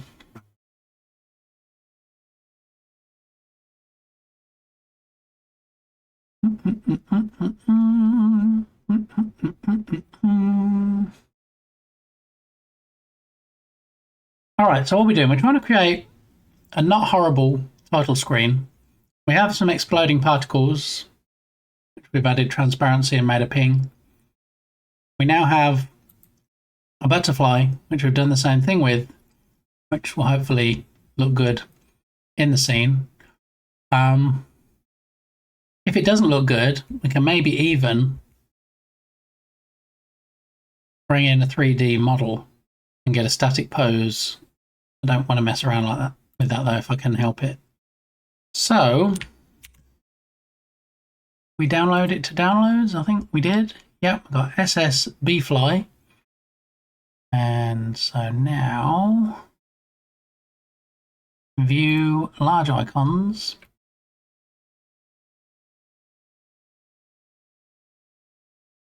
All right, so SSB Fly is now ready to move to its new home. So if we cut it from there, we can go to Flutter Blocks, Assets, BGUI, SSB Fly, close that, show Unity.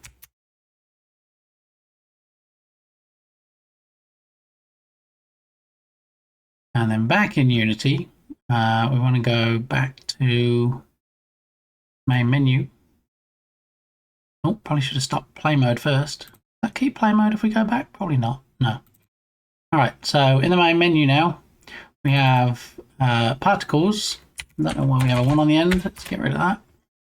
And what we also need to do is we need to go to BGUI and drag in, well, change the texture type first to Sprite 2D and UI, so we get the transparency. And then drag in Fly into the scene. There he is. I'm fighting with myself too on which to buy. Casino, Carnival and Street Racer are a major pack, but I don't know what I would actually ever do with them if I head in the direction of making a game like I think I am someday here. They don't fit in with that path. Yeah, so I was saying that the ones that are in the $20 tier, I mean, you get great ones like Street Racing or Street Racer. But then, you know, I have Horror Mansion. I would love the Horror Carnival to go with it. And I feel then like you've got two halves to a whole horror asset. No, I'm really torn on this one. It's a struggle.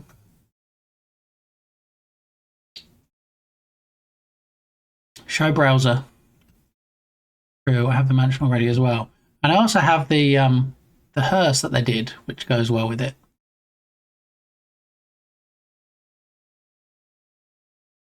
I had two separate tabs open, didn't I? Now, this is the $20 selection. But, you know, Street Racer, $200, $20. I mean, you can't sneeze at that, right? And then also you get the $100 mech pack. I think I've already got the Sci-Fi City pack. And I already have some simple assets, but I don't do a lot with this art style. So cars would be good if I don't already have them. I don't see me using the others.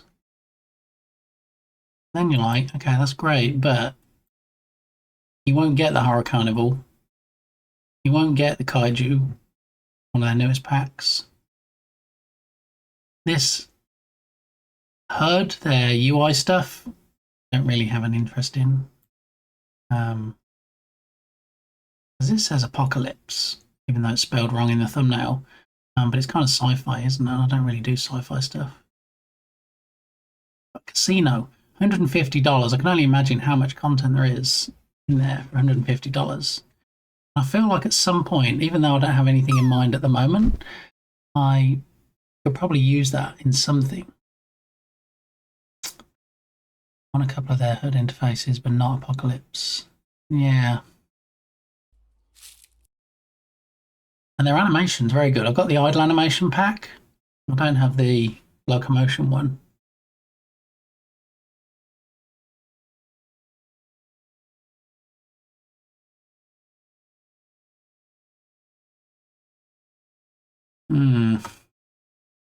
What is it? 3, 8, and 17. So 1, 2, 3, 4, 5, 6, 7, 8. Cut off there.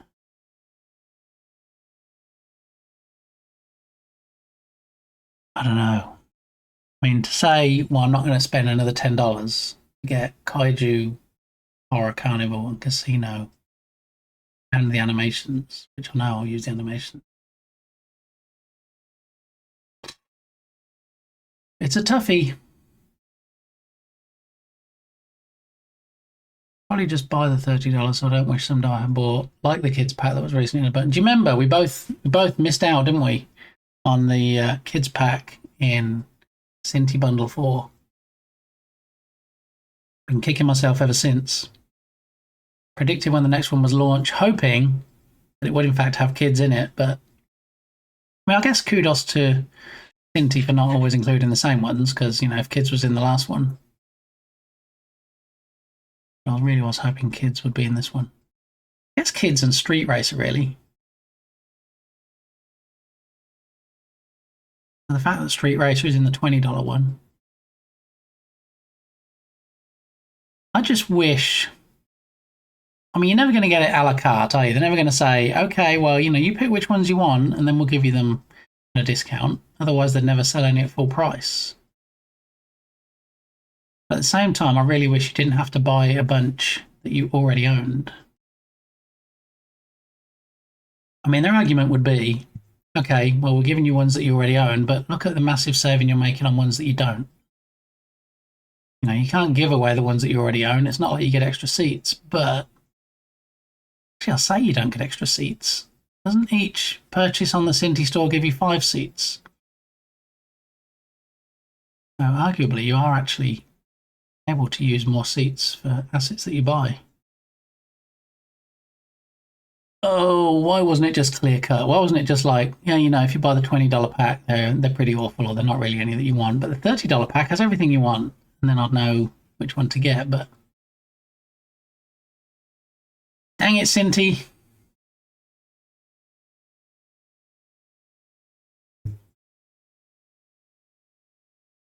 I just hope I don't dilly and dally and dally and dilly, and then it's like, oh, it's over, you missed out, you didn't get any of them. I could probably need to make a decision soon, or I might just forget about it, and then it'll be too late. I mean, I do like the mech pack. The mech pack's particularly good. I don't know if they show them animated or not in the trailer. I'm guessing they must come with animations, because it's not like you can just download mech animations from anywhere, is it? Compatible with Mechanim. What are they saying then? It's just, oh, it's just modular armor humanoid rig. Is that what they did? They just made the mechs? I guess they just gave them a humanoid rig so you can just use any animations on them.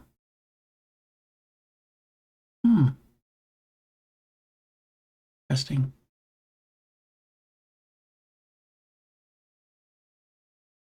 I set a reminder, will not let you forget. Thank you, Bear. I appreciate that. Doesn't come with animations, but it's humanoid compatible rig, works well with mix and mode animations. Bear, do you have the mech pack already?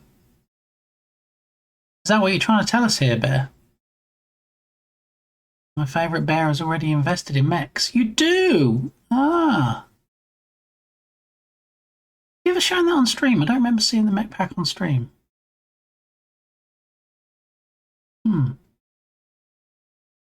Interesting. So would you say, well, I guess if you paid full price for it or you got it in a sale, but I'm guessing you're saying that the mech pack is worth it, right? Ocular! Welcome onto the struggle bus. Please buy a ticket and take your seat. I had to make some adjustments to the avatar. I think spreading the legs out a bit, but it worked great. That's one of the good things, isn't it, about buying assets from the Cinti store is that usually, I'm not going to say all the time because I know there have been examples where this isn't the case, but they give you the FBX or Blender files as well so that you can actually load in and make changes if you so wish. How you doing, Ocular? How's your jam game going? Is it going well? Because, you know, we've got 4 days, 4 hours and 36 minutes left yet. You know, a whole bunch of time.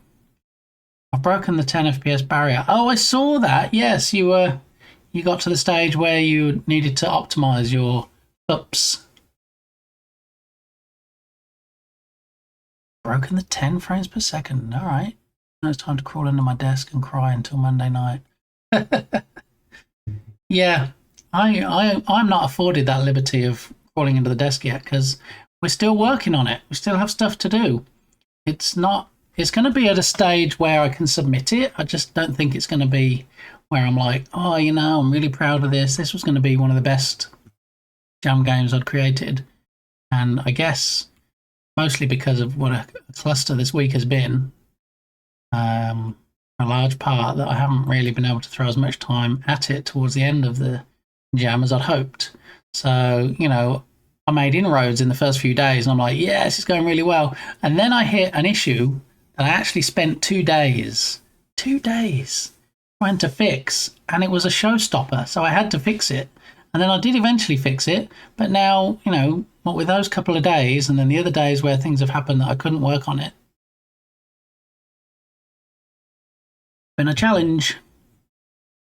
Guess that's the joys of jams, right? Jam joy, if you will. Not jam jar. Jam joy is being able to try and find the time to dedicate to it so that you can get the type of game that you see in your head when you imagine it initially. Yeah, so we're just looking at the Cinti bundle, Ocular, and me and Anders are kind of deciding whether to buy in at the $20 level or the $30 level. And if anybody was considering buying it, there is a link in chat for the bundle, which does include my affiliate link. So it won't cost you any more to use that link, but it might get me a couple of pennies in the process. But yeah, I've got the $20 bundle here for 8 items.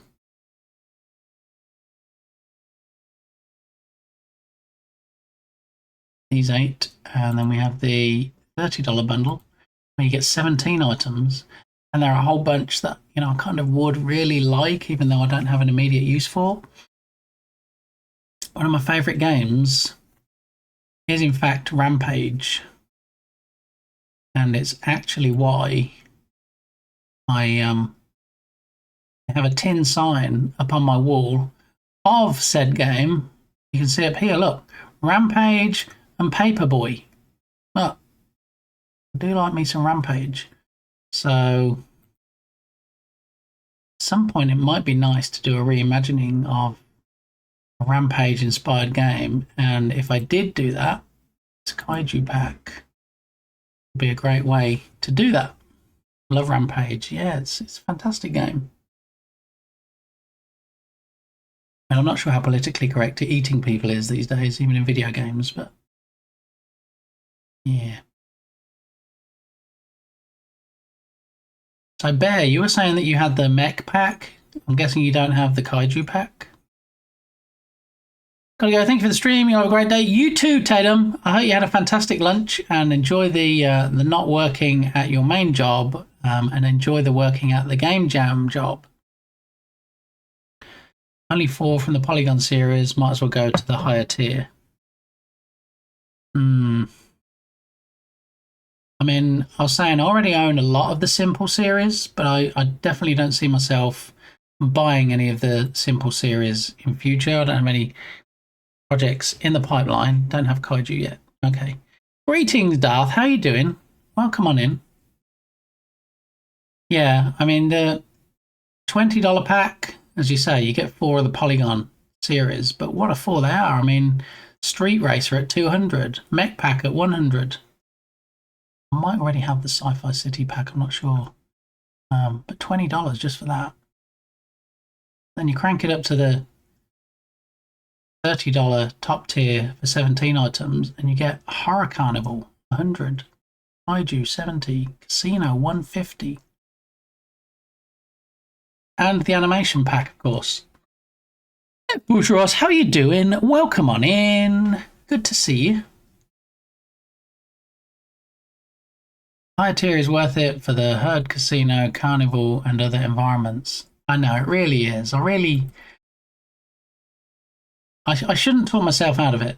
I have so many Cinti packs already, but I don't have a lot of the more expensive packs like Horror Carnival, like Casino, like Street Racer. I really should just drop the extra $10. Stop being such a crybaby and trying to decide between the two, and just suck it up, Buttercup, and just get the top tier one. Yeah, I think I will. I think there's more chance of me regretting not getting the top tier than there is me regretting getting it. I don't think I'm going to get it and then later I'm going to be like, oh, I wish I hadn't spent that whole $10 now. Whole $10 extra to get these hundreds of dollars of assets. Fortunately, it's not $30. It's $42 here in Canada. Ouch. I mean, even at $42, it's still a steal, right? Most of the packs in here are over $42.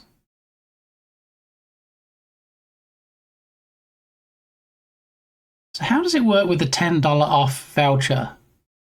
Ocular, do they convert that to Canadian dollars as well?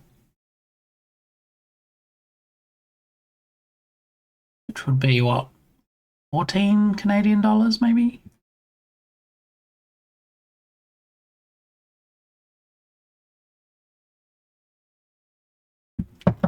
I'm curious now.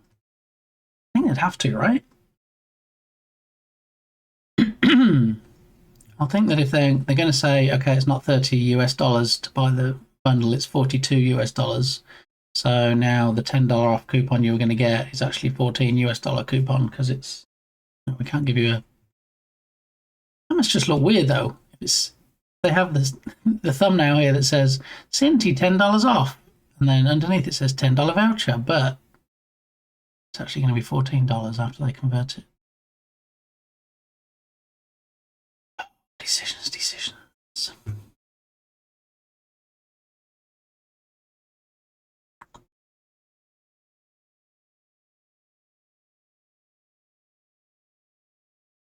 The MF, good choice. Great choice. I used to have this CD. Was it called Schubert Dip, I think? Some great tracks on it. It's one of those albums that I just played all the way through because all the tracks were good.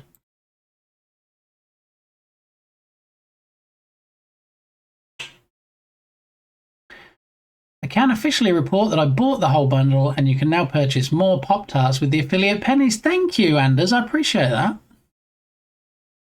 The Anders, I'll tell you how good Anders is. Anders is the kind of person that's like, actually, I want to buy this bundle, but I know that BitGamey has an affiliate link somewhere hidden away and actually tagged me and asked me for the affiliate link before purchasing, which I was very touched by. You know, not just, well, I'm sure he probably already has a link, but, you know, I'm just going to go ahead and buy it anyway. Actually pause purchasing and ask me for the link. That was very nice.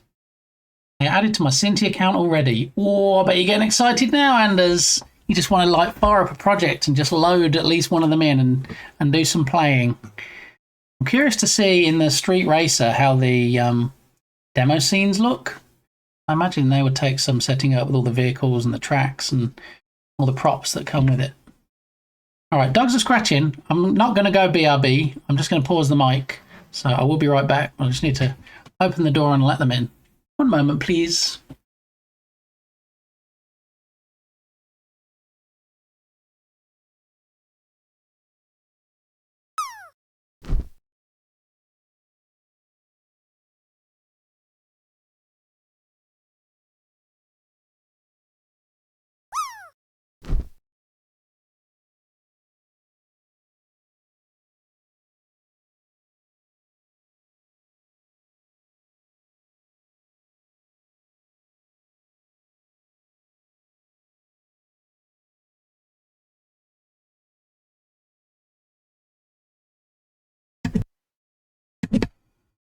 All right, so Anders has done it.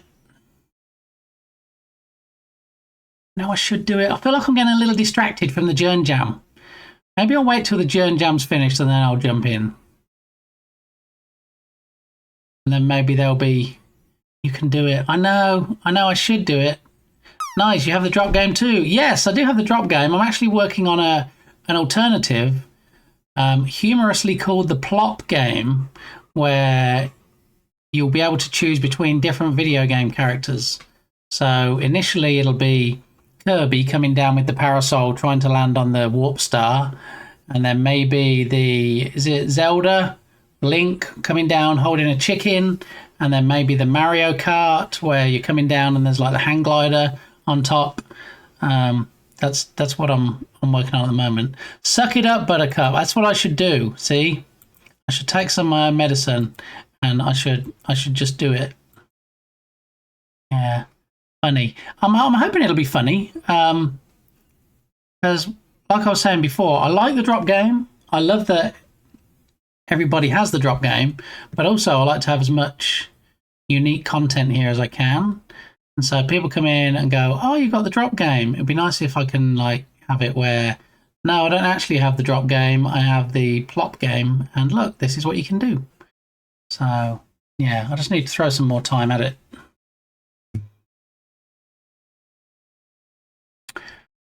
Okay.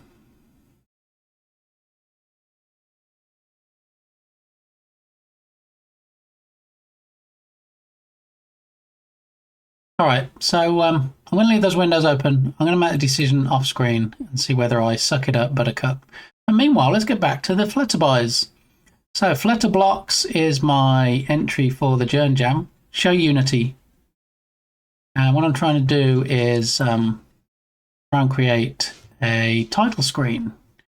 I've got some stock standard buttons at the bottom, which are going to need some work. We have a title, which we're going to need to find a better font for that. In the meantime, I was thinking that we might have a huge mungus butterfly that's emerging from a box that has been broken. You can do in the game. Yeah, I'm not sure how big I can actually make this butterfly.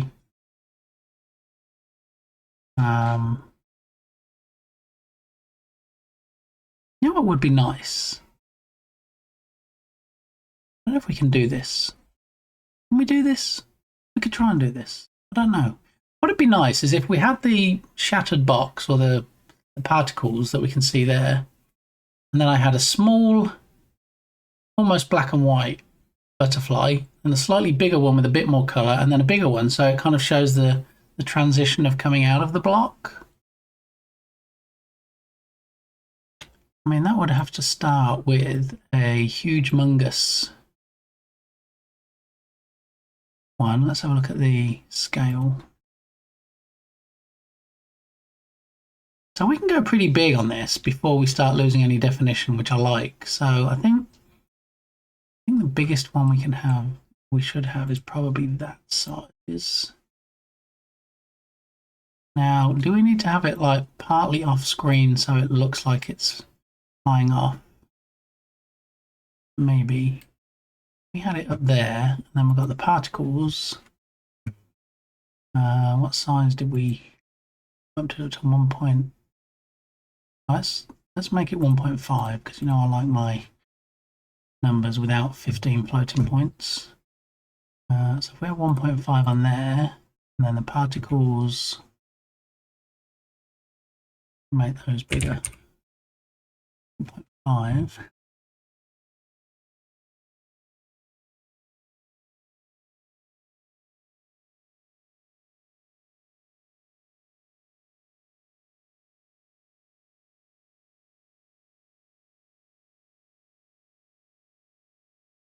Has to go pretty far back, doesn't it, before it disappears behind him? I wonder why that is.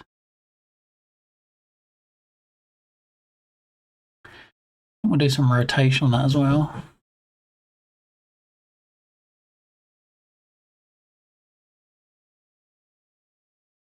And what about if we duplicate the butterfly and see if we can make any changes?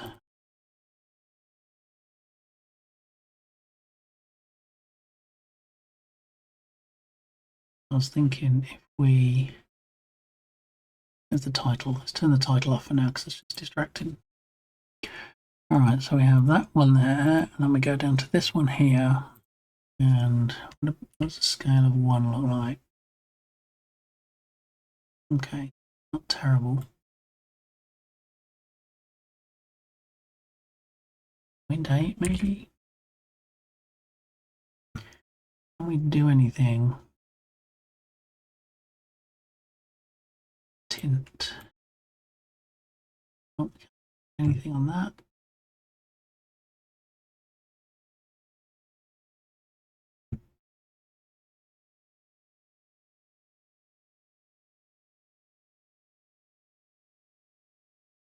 Lizard. InstaFluff created a real little gem with that game. He did, yeah, and I love that. Even though there's like extra content you can buy for it, that it's the basic game is free. And I do have it at the moment, so that every month,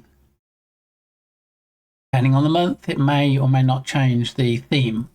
So, like spooky month next month, when we get to October, as soon as I stream in my first stream in October, it'll show the drop game as the Cauldron. And it'll have the Halloween version. So, yeah, I like that you can do that as well. What we might have to do, if I can't change this, and I feel like since I've turned it into a sprite rather than the actual 3D model, we're going to be limited on what we can do with it. Actually, I don't know. Can we? What about this? Transparency on the actual sprite. Look what we can do. That's exactly what I wanted. Oh, voice of an angle. All right, so we can play with transparency. So what I need to do is I need to decide on the particles can go down with the smallest of the butterflies. We kind of need a, like it's like an arc, like it's swooping up. I'm going to have this one at the top here. And then we'll have this one maybe down here. And then what we need to do, we need another one or another 2. I think another 2. Let's do that. So we've got 1.5 scale, 0.8 scale. What about then if we go to 0.5? Maybe. And then what would we have as the last one? 0.2?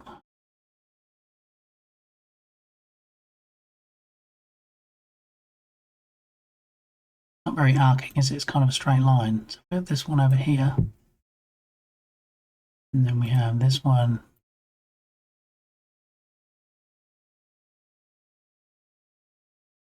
here. And this. No, it seems like it's hard to create an arc with just 4 items. Maybe the smallest one needs to go up some.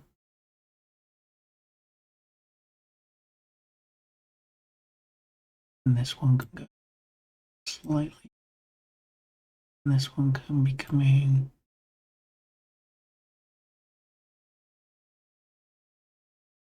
All right, that might kind of sort of work. Now we just need to play with the transparency.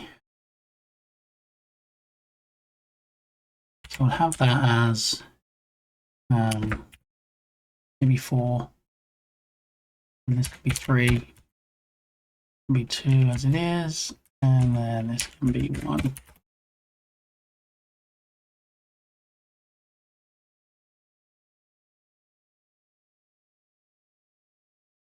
Okay, now the particles need to be back down where the original light is. Let's try a scale of 1. And what we probably need is, are we going to go? We need a panel at the back. Do a 3D panel just so that we don't have a problem with layers and stuff covering up other things. We do a 3D plane, and then let's say, for the sake of argument, at a scale of 10 just so we can see it to start with. And then we have some rotation on the x-axis of -90. Okay, well, kind of sort of worked.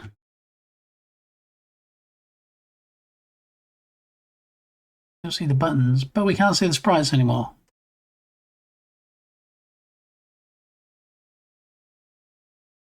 I think if we take the plane and we move it back somewhat, there we go. Have it at that point. And where are the particles? See no particles.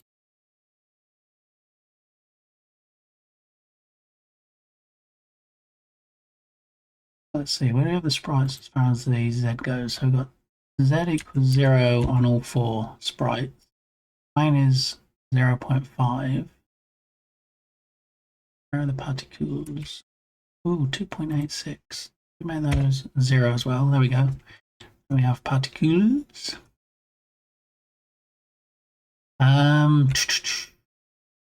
So what color are we going to make this plane? Which materials do we have so far? All we have so far is materials for the butterflies. Not just a solid.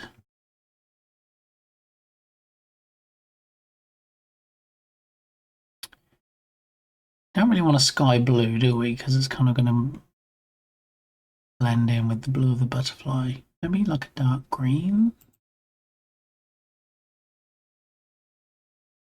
Okay. Material. Panel mat.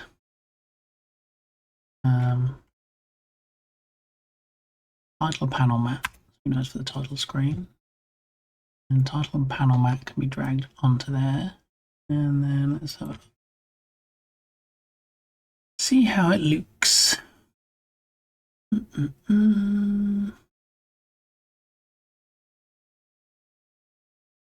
Now, as a first click, that seems to me like that's a pretty good color combination. That green with that blue. I'm liking that. All right, I'm going with that.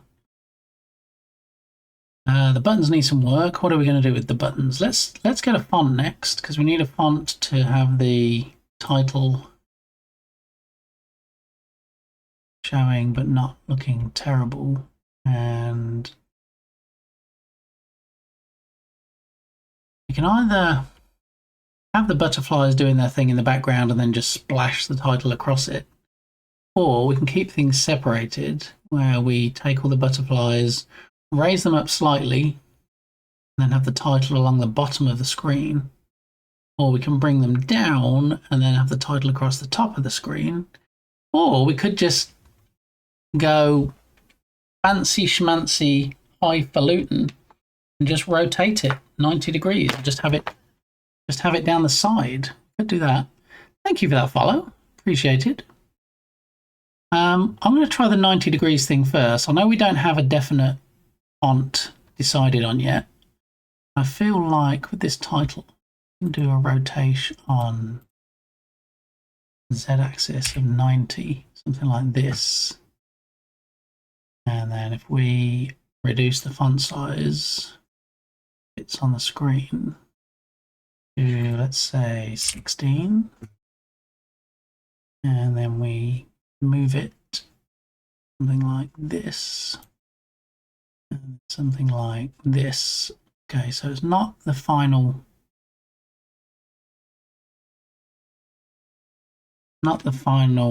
font. Something like that. We just have it down the side of the screen, and then maybe the 2 buttons.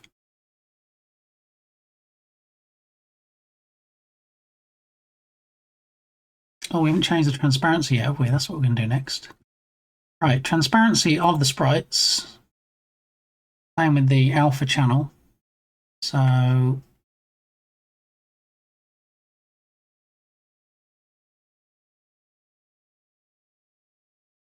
the biggest one is going to be the one that's in full color. Got that. Next one going to have slightly less transparency, so maybe 200. And then the next one, we started at 200. It needs to be even less, so I'm going to say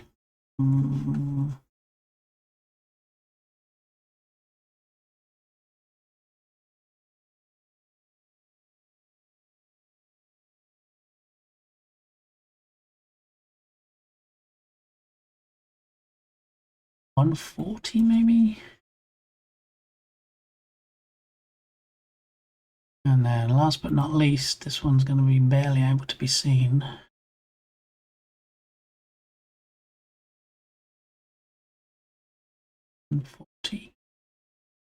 Thank you. 2 follows in 2 minutes. Appreciate that.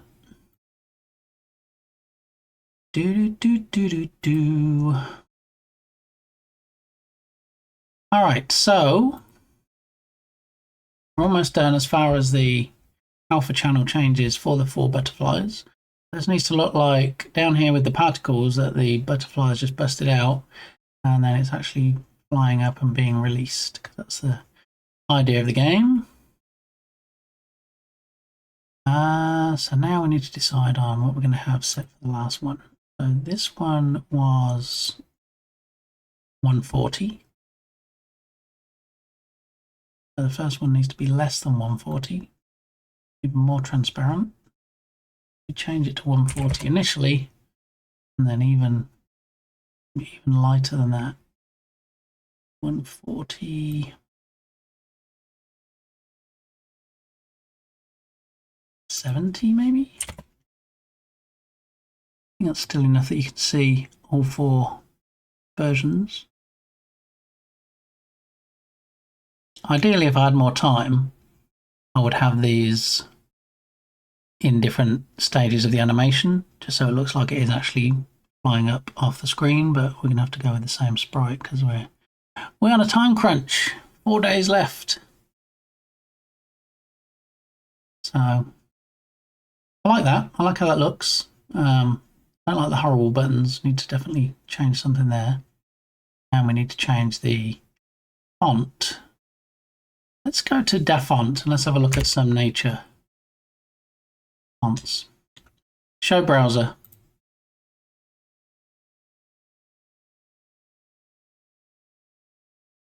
I like how that looks as well. Thanks, Bear. Means a lot coming from you because I love how your projects look. Well, one of the reasons I call you my favourite bear. Genesis. You can't go wrong with Genesis, right? Good old Phil Collins, bless him. Okay, so why did the font not come up? Why do you keep reloading that one? What's going on right now?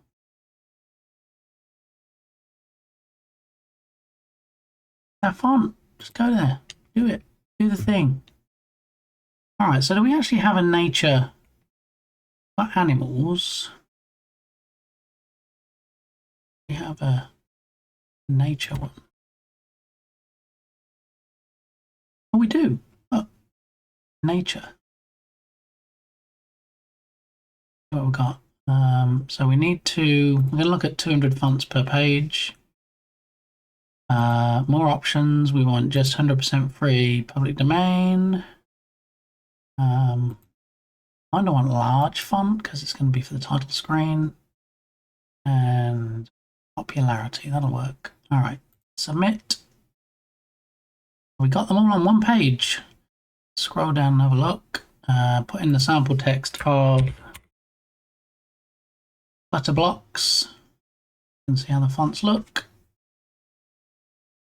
Well, some are just images, so it doesn't really bode well for seeing any actual text. In fact, are they all images? Because yeah, all right. Then I guess we're not doing it that way, as nature is just a case of showing flowers and stuff, not actual letters. So in that case, we're going to search for butterfly.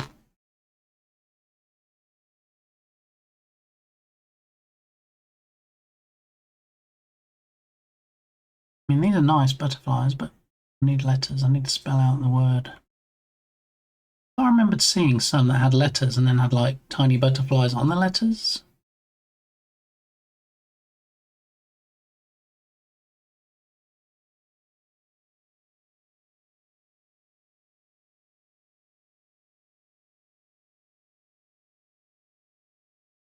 I mean, none of these really scream nature to me, or butterflies. Might just go for a classic thin line font if I can't find one I like.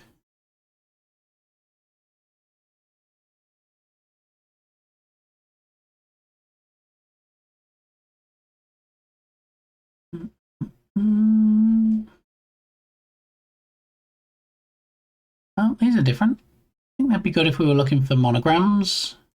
Probably not so much to have as a word.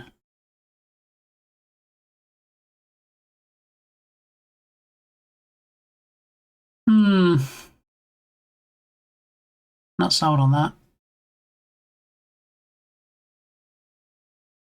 All right, let's try again.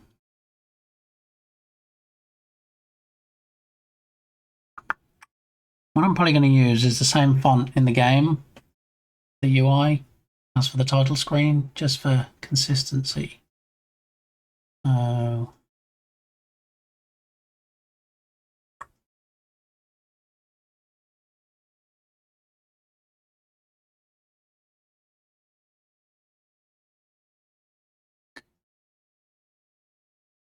no. Ooh.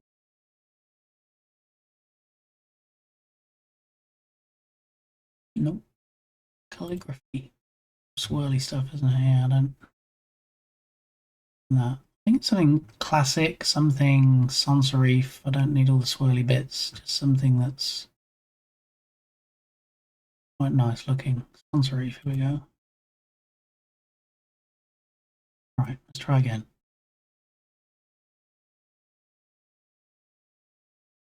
Letter blocks, 200 per page. Go with medium size this time. And that, and ding! 5 pages this time. Jeez.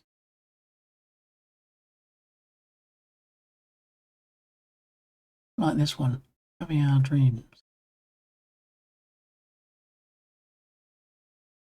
I don't like the fact they're not fixed width though. Look at the size of the R, the width of it, compared to the B.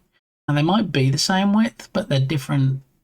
They've used like different sizes for the curves. Don't like the upward swirling K. Don't like. Rob, me old mate, me old mucker, me old China. How you done diddling? Yeah, this is where the awesome devs hang out. I mean, you'd have to ask the people in chat. I mean, I've seen a few awesome devs in chat today, and I know that definitely Ice Bear Bear is still here, but I'm not sure who else is actually hanging around at the moment that does game dev. It's Friday, and I'm in love. Was that song actually called It's Friday?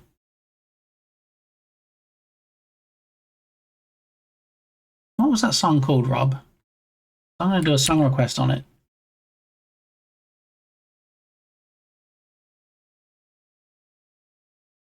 I'm going to look it up. Copy. Over here. Paste. The Cure, Friday, I'm in Love, funnily enough.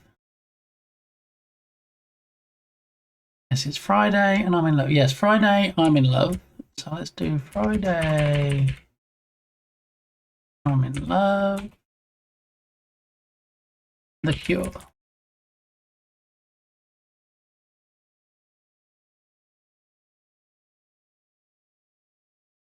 And go.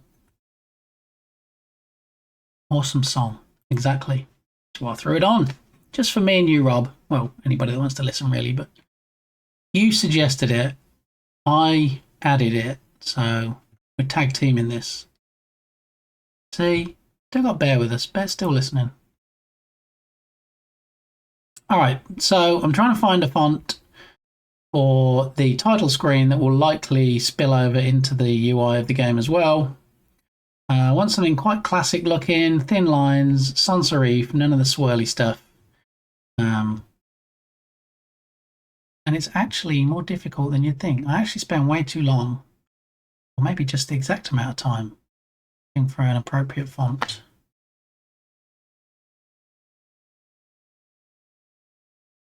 Letterblock sounds like the place where one might be need in a frag.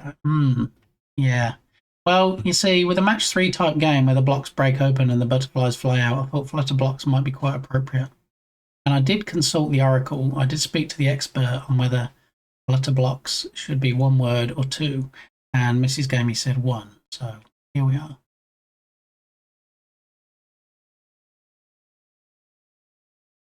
Bum, bum, bum, bum, bum, bum, bum, bum. This is quite nice. Geo Sunlight. Or is it too close together? I mean, we can change the spacing between letters with TextMesh Pro. I'm definitely opening in a new tab. That one has a possibility.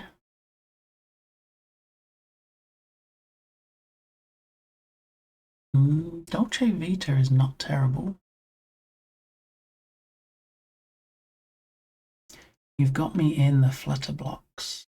Like any song that goes through the days of the week. Yeah, we started the week, since I only had my last stream was Monday because of a crazy week. We did have Manic Monday by the Bangles. They didn't go through the days of the week.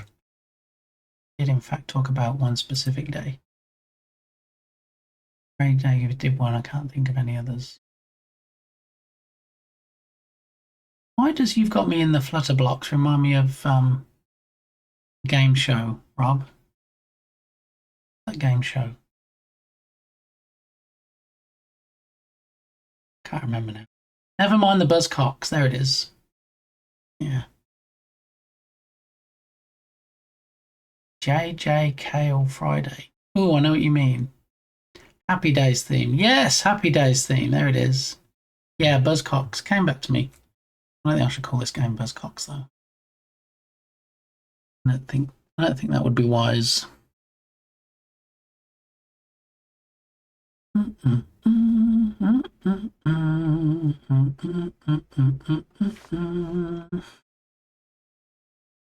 of all of these fonts, I've chosen a possible 1 so far.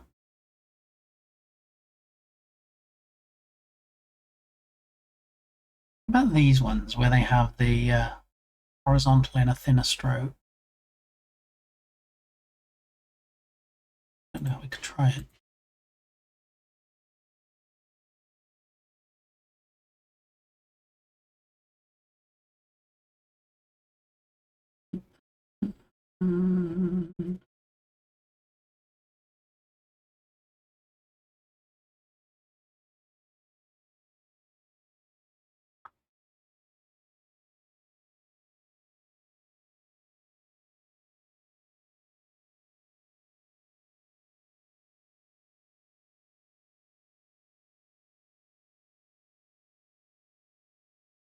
It's a Friday song.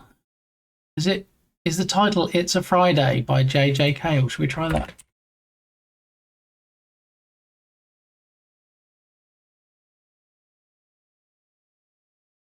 John Connolly, Friday Night Blues, doesn't seem like it's the right one, so I'm going to take that out of the queue.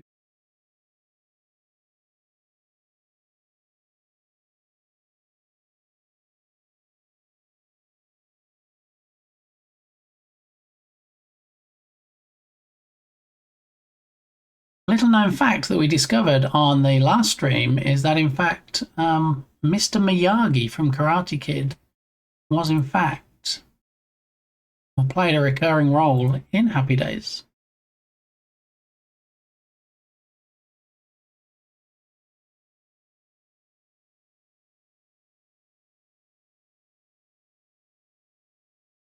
There it is. We got you, Icy.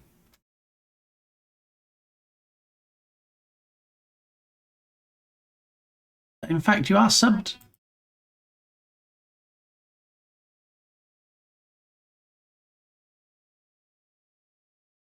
Berlin, welcome back. As a subscriber, Icy, you can in fact request songs you so wish.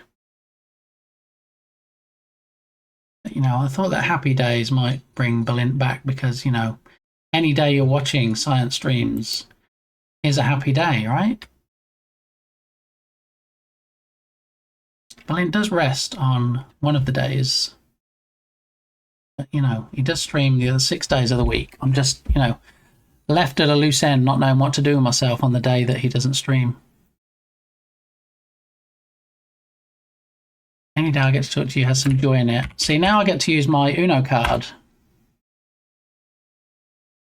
Pow.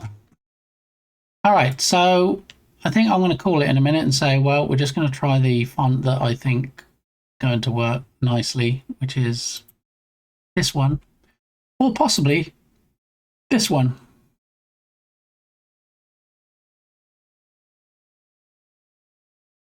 Look.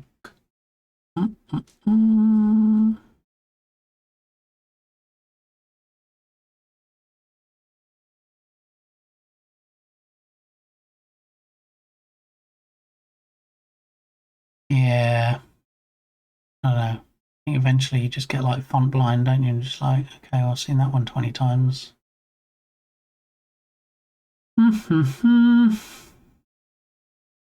Goodness, what is that? That's supposed to be a K. All right.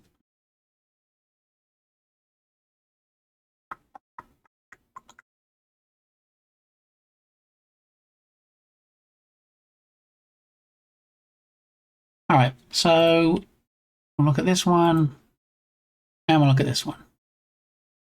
We will download and download.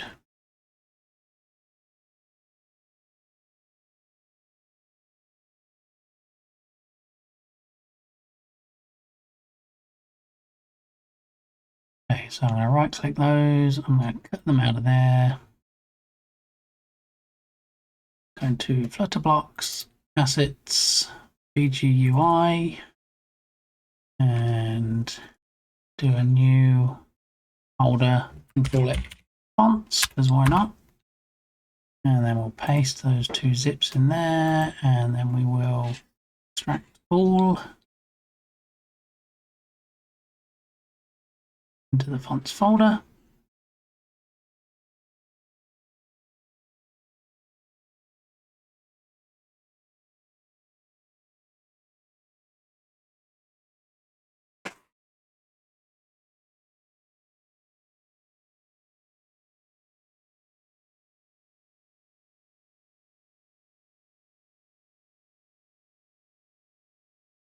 Thank you, Pirate Balint. Much appreciated for that reminder. Happy September, everybody. Let's see if I'm going to get caught out by my own randomizer on the calendar switch.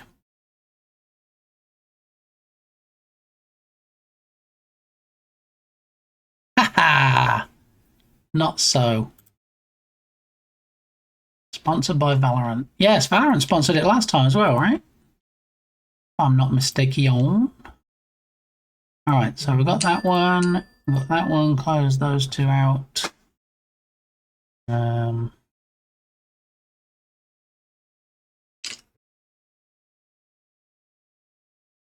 Alright, let's try these fonts in the game and let's have a look how they look. Show Unity. If we go Text Mesh Pro, Font Asset Creator, and think we have to do one at a time, right? I don't think we can do a whole bunch.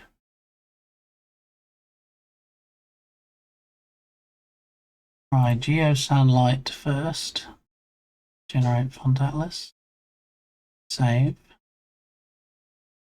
Save.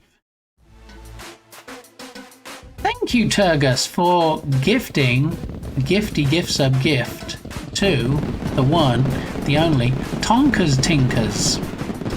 I appreciate that.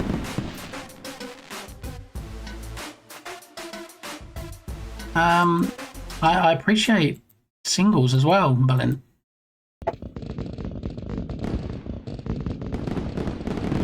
Thank you for those biddies. I appreciate those biddies. And look, you even get 100 of me. Well, not me. You can get 100 of my profile picture on the screen for your biddies and some fireworks. There we go. All right, so that was Geo Sunlight. We should have that saved. And now if we do Geo Sunlight Bleak, try that one. Generate font atlas, save, save. Now what we should be able to do is select the title and go check on the font asset here and do the Geo Sunlight. Let's try that first. That's nice. I quite like that. And also, should we have it totally in uppercase?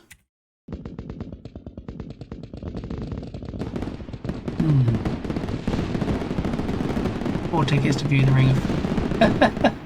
Not yet! Yes, not yet. That was a sneaky peek on the last stream, but thank you. I appreciate the biddies and the gifty. Thank you very much. No, I quite like the lowercase.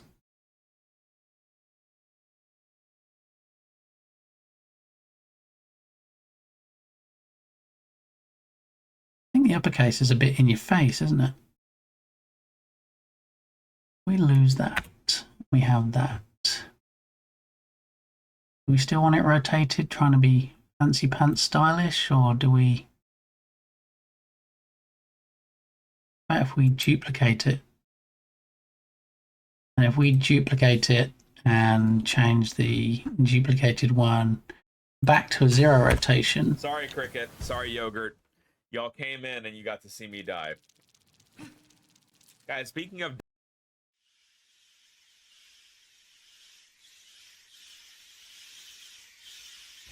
Wait, what? Death. What? Where you will not... What? Berlin, what did you do? Berlin, you gifted 5 subs. Thank you so much. That is very much appreciated. And Valorant... You're going to announce every one now, aren't you? As you should. Thank you, Berlin. That's much appreciated. And then Valorant swung in and dropped another one in there. So, yeah. Aaron swings by sometimes. Law, Lego, Greg B. Shay tries. Music Girl got one. Yay! Feline Fancy got one. Yay! Excellent. Good, some friendos got in on the action too. Greg is my Lego friend. Oh, really? Maybe that's why it made the connection then, because I've been in your chat when Greg has. Excellent. But of course, we...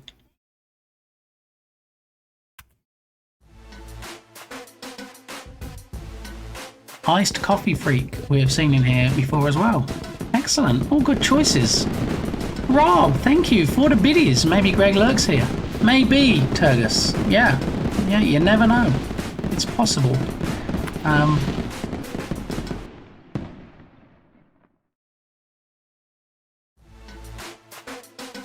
Why is my hug command not working? I don't know, but I can't fix it at the moment because I'm having some issues, Yogurt. But welcome on in, Yogurt Garrel. We have to hug when we see each other because it's the law. Is that enough to get me into the show? I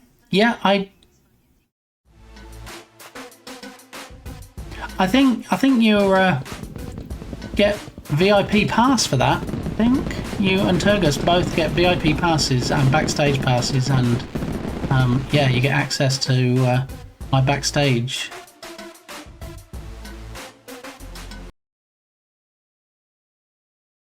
Oh, it's back! Hug's working again. What is going on right now? Was that a delay? Did it just queue up behind the announcements? I wonder.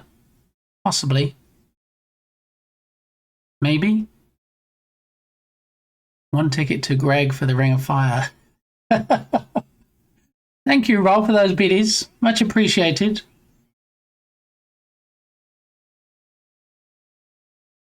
I think that everything's just trying to catch up now because Balint threw 5 community subs in my face and Valorant said, hey, I'll take that 5 and I'll see you an extra 1. So thank you, Balint. That is way too generous. And everybody else that contributed to this hype train. And we've completed 2 levels already. You know what that means? That means I've got to give away 2 stickers. It does. They were in the right order. Yeah, they're in the right order, but it seemed like they were blocking the hug from working because Yogurt hugged and I hugged and nothing came up. And then suddenly we heard Teletubbies and saw the bears. So I don't know why. I think it got a bit of a queue. Yeah, a little bit. Okay, how do we end up with Rebecca Black? Who put Rebecca Black on? Have a specific set of skills. I will hunt you down and I will find you. Bear did it. Okay, nice bear. Thank you. Backstage. Keys. How do I already know what this is going to be? Sorry, Rebecca. If you could just stop wailing a moment, I'd appreciate it because I have to take a quick look at this clip, which I feel like is going to be abused. I don't want my backstage access being abused, but here it is.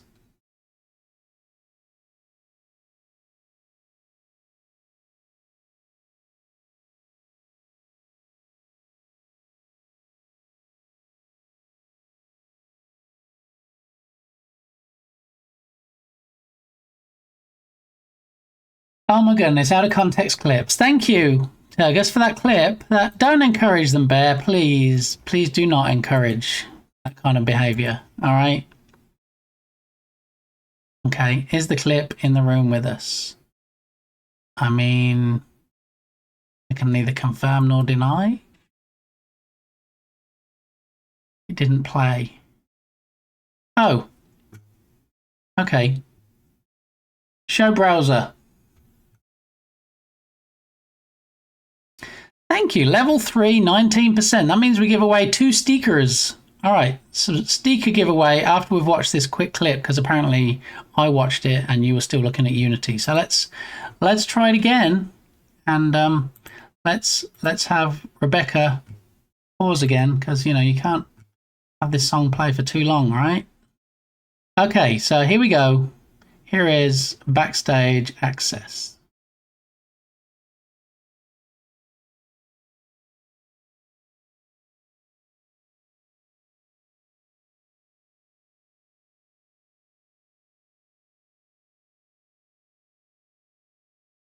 That is not what I meant. Anyway, while Rebecca sings out the rest of Friday, thank you everybody for your contributions, and thank you Valorant for the extra gifty on top of Balint's 5 gifties. Thank you Besto Friendo Balint. Now we're going to have a sticker giveaway. And this is where someone could get very lucky, because if only one person enters, guess who's going to win? One person. Yeah. You just said it so we would give you bits. I said what so you would give me bits? I didn't say anything so you would give me bits. We're about to head over to the sticker giveaway screen, okay? All right, here we are. And because last time it took me too long find the command, I put it on a Stream Deck button, so we should be pretty good at getting this going. So if I press the magic Stream Deck button here that says Hype Train Sticker Giveaway, we're going to run it for 5 minutes, okay? There we go. So if you just put join in chat, the join command, you could possibly win one of these amazing steampunk stickers. Yeah, it's true. And when I said if one person enters, guess who's going to win? In fact, if nobody enters, then I get to keep all the stickers. So there is that. Yeah. So 4.5 minutes left. And I can tell this is going to be a popular one. Clearly, with all the people entering. The thing is, you see, if nobody enters, Bear! I was about to say, if nobody enters, I don't have to set Rob! About to say, I don't have to send any anywhere. Plus, it is also, in fact, for 2 stickers, and I'm not really sure. I mean, it makes it a lot easier if only 2 of you unjoin. Makes it a lot easier if only 2 of you enter, because then, you know, it'll say, hey, we picked this person, and then, wait, that worked? I guess it did. There you go. You unjoined yourself, Bear. Please join back in. Okay. I do have 2 stickers, and it's going to be very easy to choose 2 winners if 2 people enter. So, unless you want both stickers to go to Rob, you better get yourself back in. I don't think you have to do rejoin. I think you just do join again. Okay. There we go. Okay. So, you 2 could probably start looking at the stickers and decide which ones you want, because at the moment, you're both winners. It is tense, you see. If just another person comes in, it's going to tip the balance that you might not win. But at the moment, your chances are pretty good. Yeah, I'm just going to say. So, you know, you've got a heart in there. You've got some bugs. There's even butterflies, like the game we're working on. There's a dragonfly. There's a rabbit, crazy rabbit. There's a teddy bear. I love all of them. Unfortunately, it's 1 sticker, not 1 sticker sheet, Rob. So I do have to be fairly strict on that to give other people a chance. I mean, you can see how popular these giveaways are, you know, and what would happen if I gave them all to just the only 2 people that entered.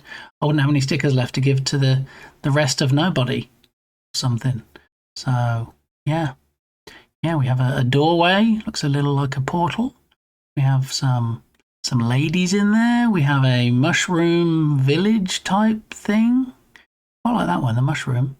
I like the kiddie with the steampunk hat. He's a cute one as well. Oh, there's a couple of kiddies on page 1 and page 3. That one looks like a steampunk octopus, which is a bit bizarre.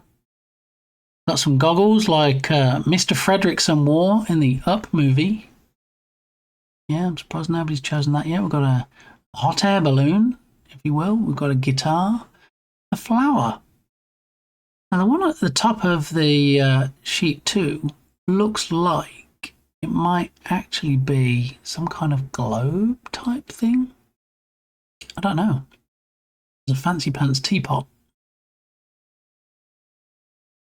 Another butterfly. There's a couple of butterflies in here. We have a lion. That would be a good one to go to 1-1 line, wouldn't it, on sheet 1? Also have a stopwatch. Got a burb. You got Garrel when she used to like me. She entered and she won a burb sticker.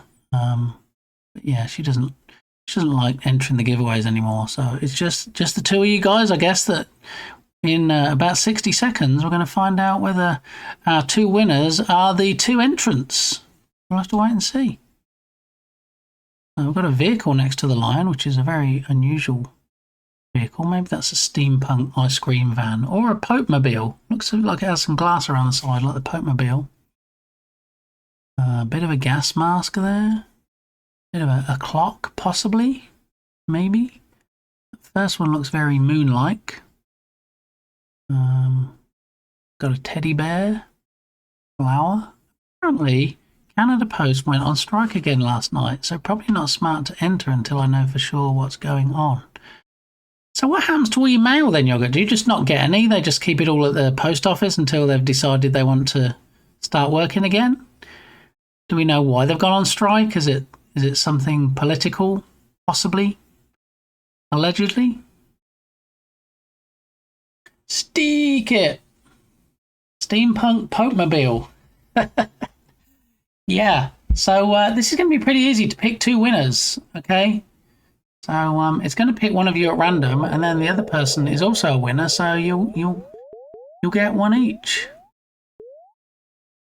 So Bear, if you can type win in chat just to close out this particular choice of stuffs.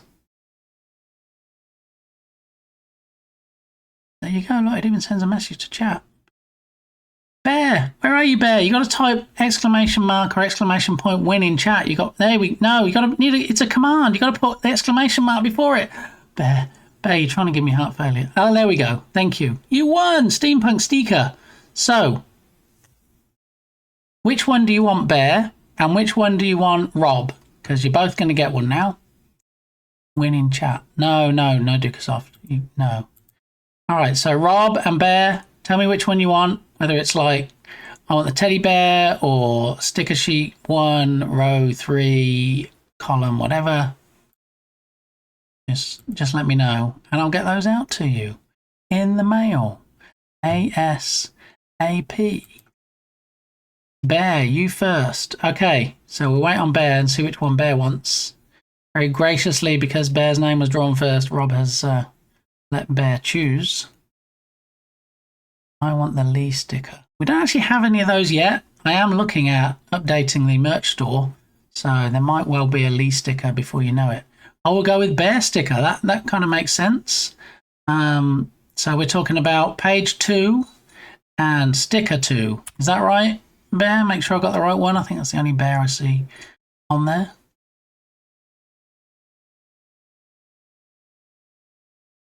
Yes. All right. So while Rob's choosing, I'm going to copy that over here so I can remind myself after the stream to send that one off. So all I will need is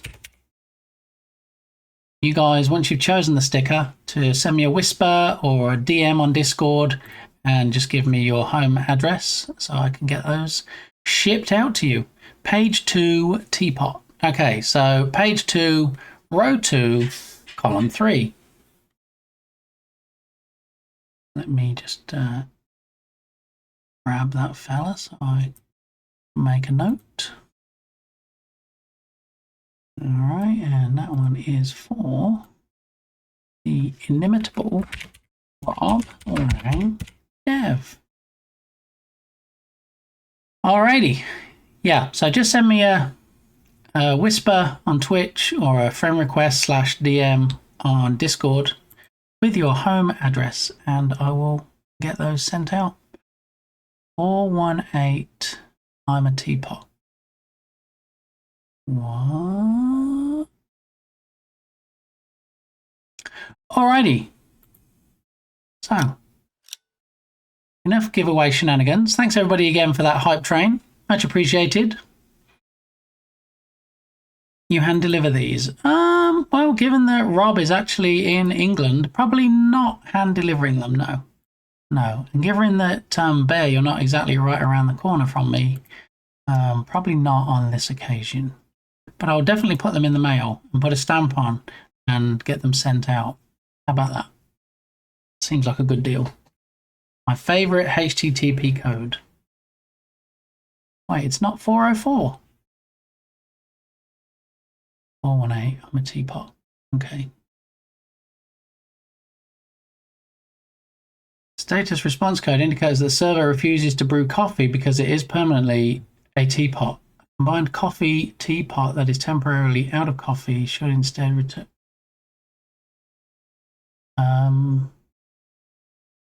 Okay then. All right. Thanks, Bigsoft. Okay. All right then. Yes. So it was just one last call for DMing me on Discord or sending me a friend's request if we're not already friends, and I'll accept, or send me a Twitch on a Twitch. Send me a Twitch on Whisper. That'd be challenging, wouldn't it? Send me a Twitch on Whisper and I'll sort you out. Yeah, that's the thing. Yeah, I didn't realize until today, and it's kind of one of those things that, you know, I feel like my life has been enhanced by knowing that. So thank you for sharing, Lucasoft. Now, if anybody in future mentions 418, I'm a teapot, I'll know exactly what they're talking about, and I won't give the look of, huh? Sounds a little bit like the villager at the end of the Minecraft Redemption. Huh?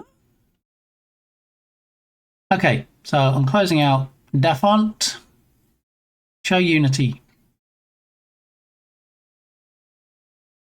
Alrighty, so do we want flutter blocks being down the side of the screen? Do we want it being just on the normal with 0 degrees rotation?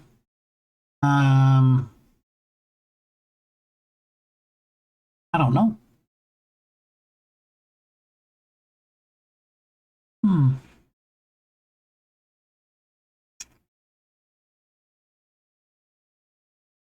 I honestly don't know. Let's have a look. Let's do some twiddling and tweaking and seeing where we end up.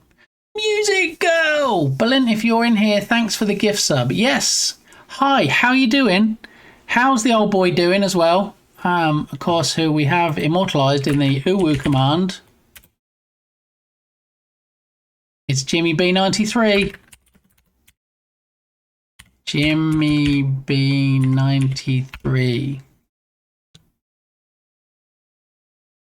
Get a shout out.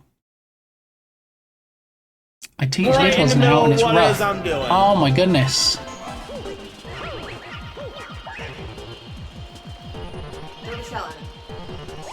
I heard music go in the background.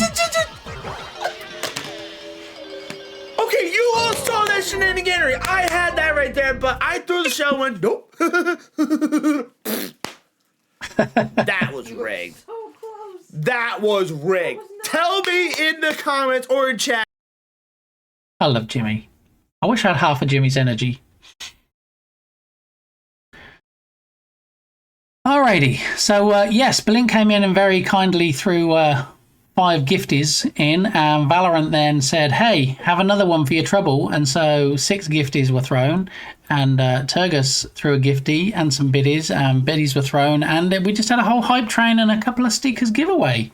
So yeah, you have Brit energy.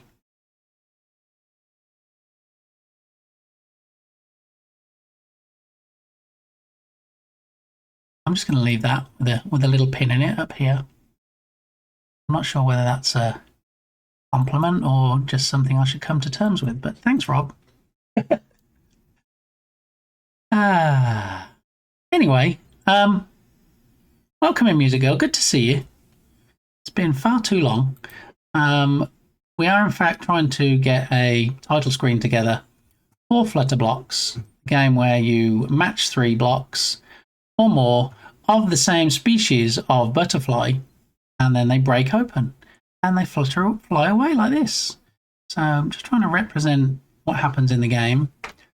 And then I'm still not sure if I'm sold on the title being on the side or if it should be with 0 degrees and just the normal.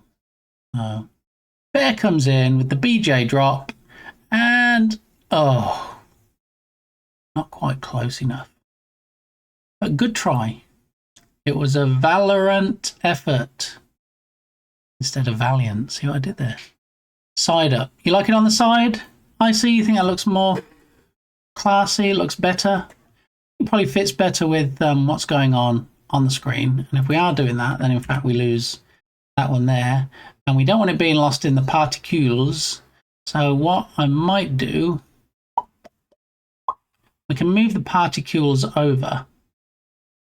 Probably wouldn't want to move the butterflies much more over, but also maybe butterflies 1 and 2 can move over a little bit along with the. Have a look. Come down and look here. We take the particles and butterfly 1 and butterfly 2. I think we can move all those 3 things over a little bit.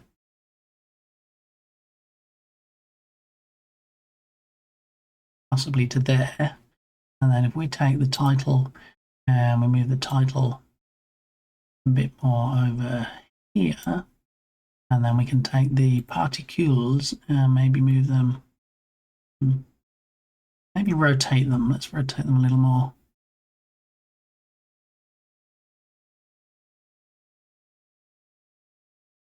That maybe? No, that big particule in the middle is almost obliterating the butterfly, isn't it? Maybe be like that. Try that. Plop game isn't working. Yes, the plop game is currently a work in progress. there were some things that made it freeze the stream. I was having some challenges getting emotes to work with it, so it is currently suspended or disabled, for want of a better word. Valorant effort, very good. Thank you, Rob. Thank you. Thank you. I appreciate that. Can't wait to play it. I can't wait to submit it, Yoga. Yeah. I think there's going to be a few changes to it after it gets submitted, because I feel like, you know, with 4 days and 3 hours left, there are going to be, as is usual with Game Jam games, some shortcuts I'm going to need to take so that I can get it submitted in a playable form. What I'm hoping for, though, is a WebGL version, which is probably going to be my first ever WebGL version ever, which means it can be played in a browser. So people won't have to download a Windows executable, which I've pretty much solely done in the past for submissions. Is there a way to randomize what sprite I set down? I have like 20 different coral reefs and I want them to be random. Ooh, WebGL, fancy. That's exactly how Rob sounds if you haven't heard him. That was, people thought Rob was here for a moment actually on Discord voice doing a collaboration with me, but no. Yes, Turgus. Pretty much similar to what we do, similar way to what we do at the moment is we go back to the other scene, which is, well, let's save this one first. We go back to the play space scene. So in the game, if we look at the block generator, you see here we have an array that we've set up of elements. So you would set up an array of sprites if you wanted to pull in sprites. My guess is that it might not just be a sprite, it might be a sprite attached to something else, like we have the sprites attached to the blocks in here. But whatever you want, you can create your array of them. And then all you do is you just use random.range and then just say, okay, I want a random element item from 0, comma, array name dot length. And then it'll pick one randomly from that array. That's how I would do it. Pretty much how I have done it in this. But this is for game objects for me, because this is the blocks that we pull from, which are these prefabs down here. Yeah. Which is interesting because all the pictures actually look like the same, because they are the same but different. So each of these you're like, yeah, but look, they all just look like ice blocks. It's because they are. The difference, as with a Kinder egg, is what is inside, because each one contains a different 3D butterfly that comes out. Yeah. Okay, so back to the title screen or main menu. All right. So we have this, and it looks like it's broken out of a block, hopefully, and is flying away.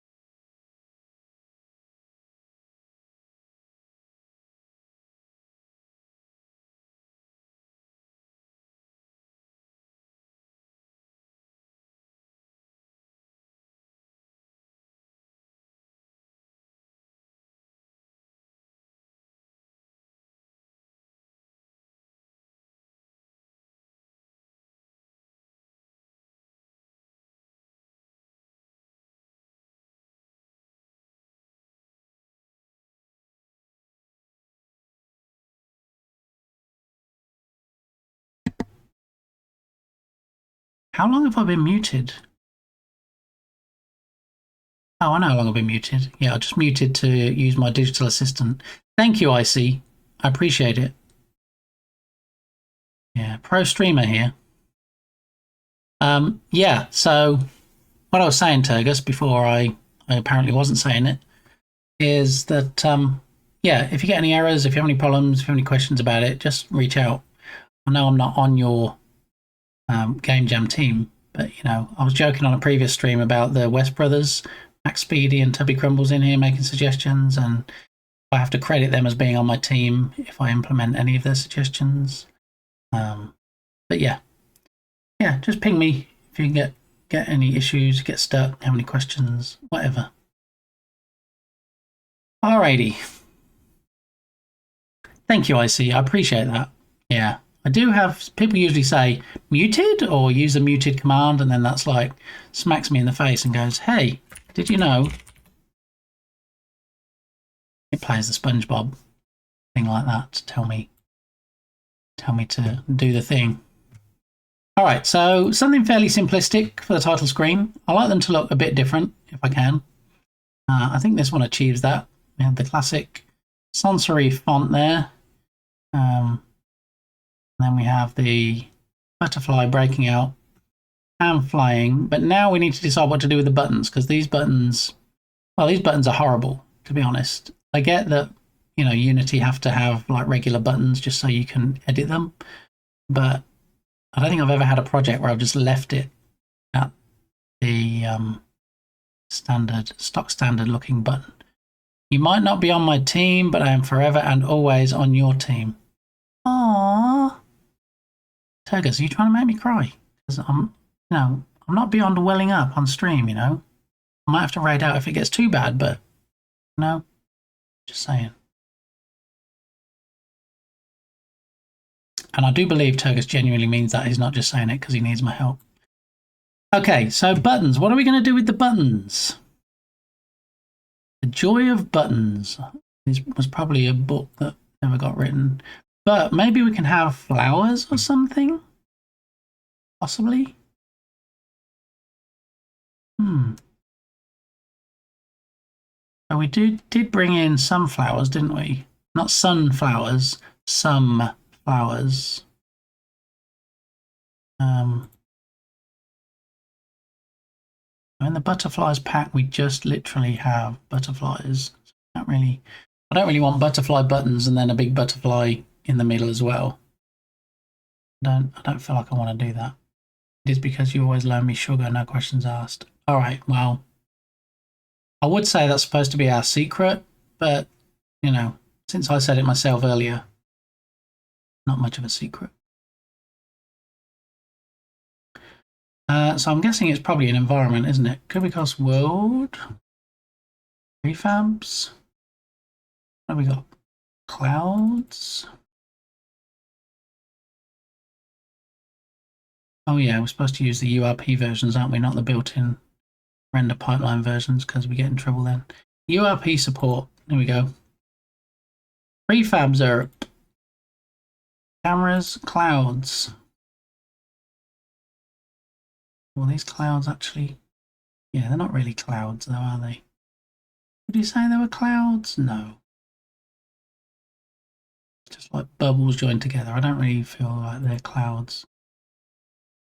Crystals. Well, given we don't really have any crystals in the game, I don't think crystals would look great either.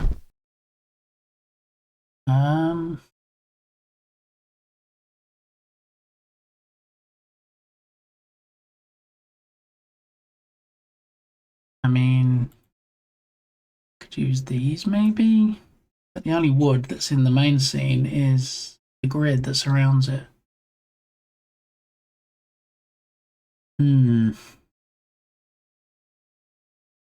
Items. Any items we can use? And flour. I mean, you know, somebody has to pander to Turgus's baking needs.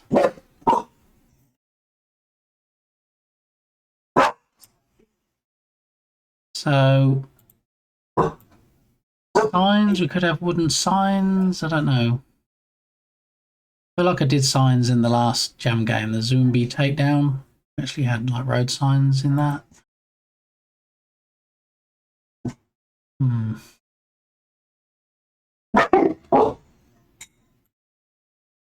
Fences.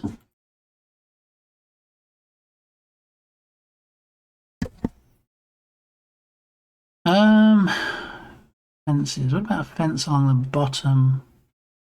Then we'd still need something, wouldn't we, to represent what you're supposed to click on.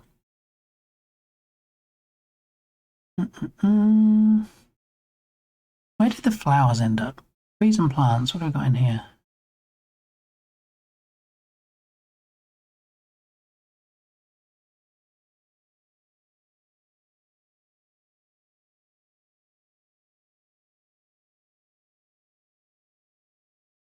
Oh, I don't think. Dandelion. Thank you, Bear. That's very, very appropriate. Given that we're looking at flowers at the moment, that's spoopy, right? Yeah, I might have been able to use these flowers in the game. I didn't even think about flowers being in the asset pack that I loaded in with bricks or the blocks in.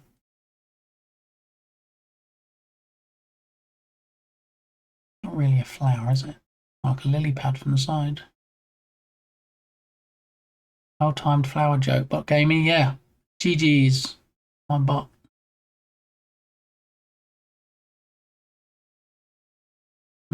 What to click on to start the game?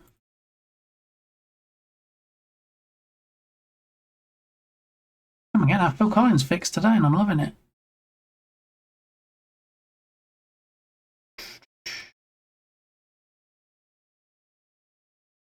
Sunflower? Have that and we could have it rotating. How would that look in the scene, I wonder? Sunflower.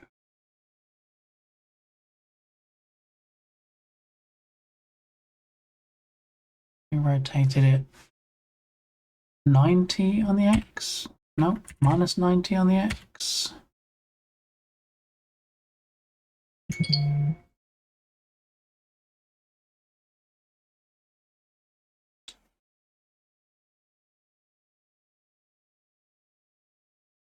Okay, and then clearly we need to increase the scale if we are going to use that.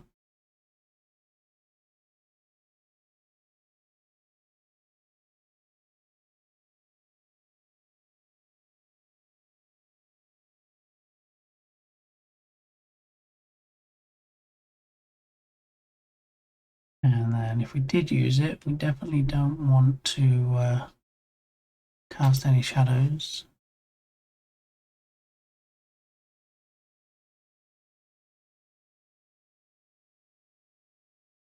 And you wouldn't just have like 2 of these, would you? Play game and quit game.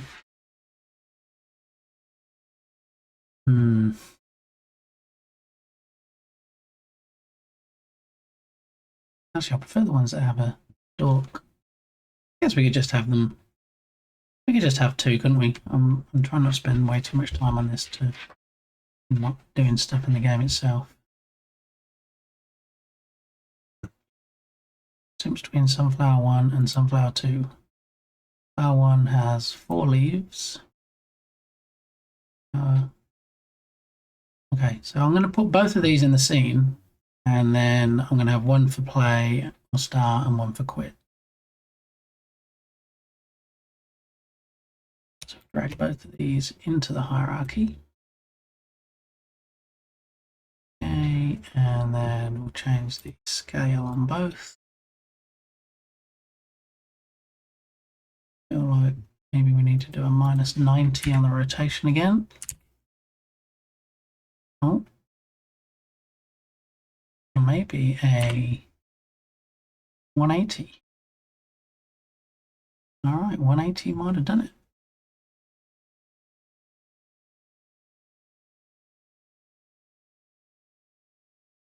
I think if we space them out enough, we have a 1 and a 2. The one with the most flowers on, I'm going to say, would be to play the game, and then the other one going to be quit game flower.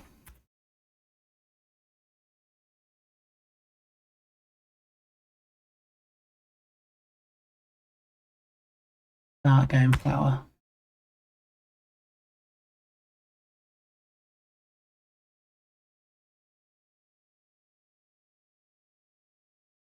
you, GLaDOS. I didn't know that. Interesting. The bots are listening. Yeah, they're probably more sentient than we realise. Alright, so quit game we're going to put over here because, you know, we don't want people to quit out of the game. Bring it down here. Maybe rotate it a little more. So faces 155. Faces the camera.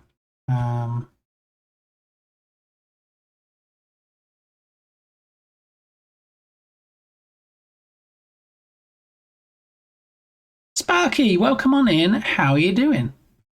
Lovely bit of GLaDOS Seuss. Oh, it's Dr. Seuss, is it? Okay. I didn't recognise it. Is it like the Lorax or something?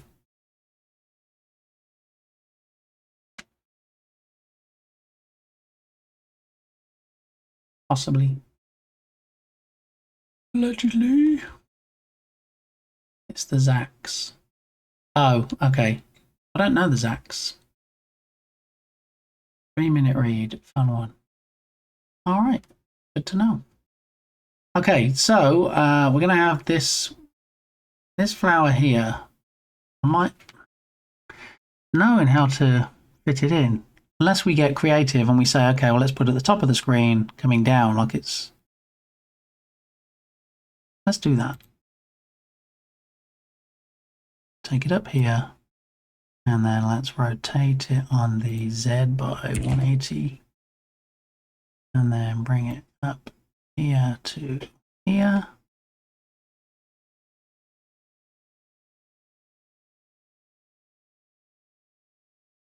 Over here, we don't want it to cast shadows. Turn that off.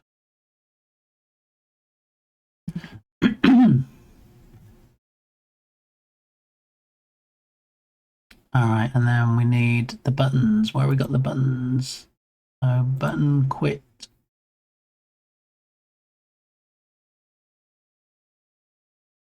We made the quit button over here. Say 500. And then here. And then we're going to say the button is a 160 by 160. Oh, 60. What about 200? 200, so we get the whole head of the flower in. Might even need to be 250.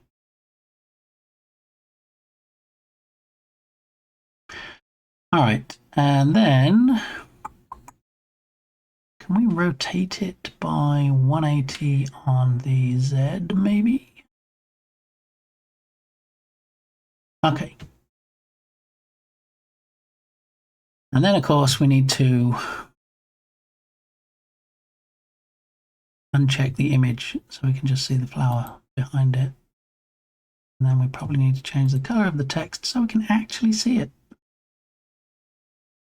Right, so we're going to change the color of the text to white. And we should probably use the same fontage as the Geosan Light. And then maybe a bold version of it so we can see the text, and then increase the font size to 44. And then maybe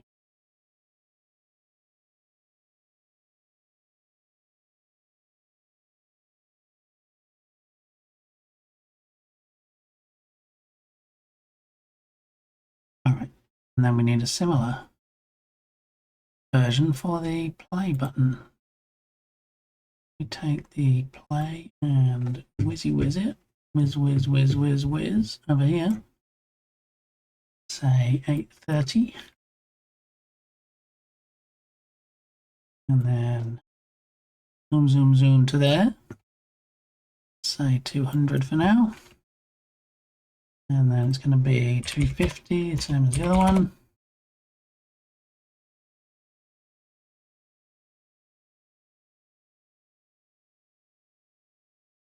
Okay, and again, we don't want to have a shadow. We go to Start Game Flower and cast shadows off. Back to the Start button and turn off the image. And go to the text and change it to Geosan Light. And then what size font did we have on the other one? 44 bold.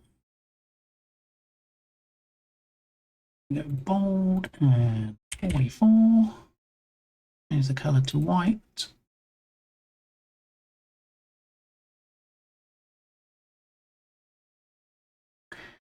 Yeah, I can see a little bit of a problem.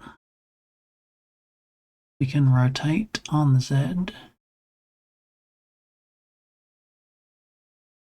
Okay, and then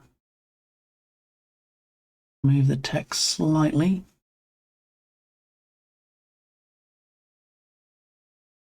There, and then slightly up on the Y.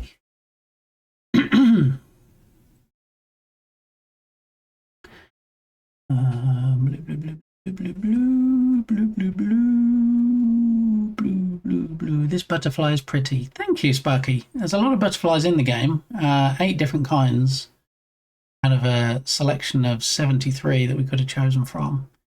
And I just want to make a title screen that doesn't look terrible and pertains to the game in some way. So, yeah, I'm working on it at the moment. Obviously, Start is not going to fit perfectly in here, so we're going to have to reduce the font size. Maybe 38.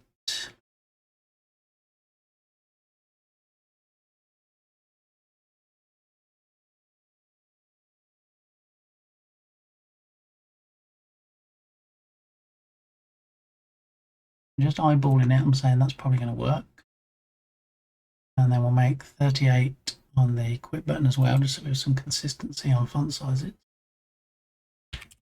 38, there we go. And we've angled the start, so we'll angle the quit as well. Rotating on the Z, of course, so I guess like that.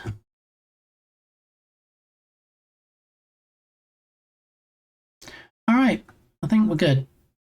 I think I'm okay with that as a jam one. Maybe bring the title up slightly. I want it to be in the center.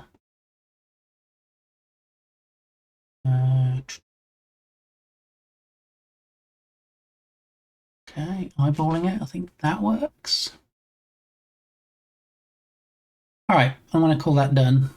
I mean, not completely done because we need to wire up the buttons to start the game, but save that scene. Is it a blue monarch? I do believe it is, Sparky, yeah. I mean, in the game, they're not referred to as the names that they are. Lots of different styles. If we go down and have a look at the PG models, pack 73 butterflies, prefabs. These are all the ones that we have, we could have chosen from. We open up this here. Yeah, so quick whiz through. There's a lot of different designs and then a lot of different colors for each design. So what I did for accessibility reasons is rather than just pick, say, the monarch and then choose a bunch of different colors, I actually made sure that the butterflies that you can match 3 on were discernible, not just from the colors, but also from the designs as well. Even if you're colorblind, you should be able to play it. But yeah, 73 in total, so there's quite a few that we could choose from.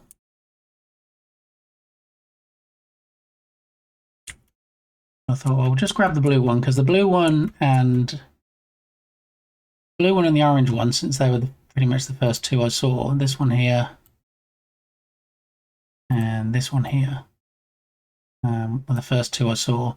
We ended up not using this orange monarch because we had a different orange one in the game, and obviously I didn't want the colours to conflict. So yeah, quite a selection. What's even more amazing is not only are there 73, but it was less than $5 for the asset. And there were more expensive assets on the store, even just for the sprite version, the 2D version. I mean, these are actually 3D models. You can see with the legs that we used in the game, from which I created 2D sprites to attach to the boxes.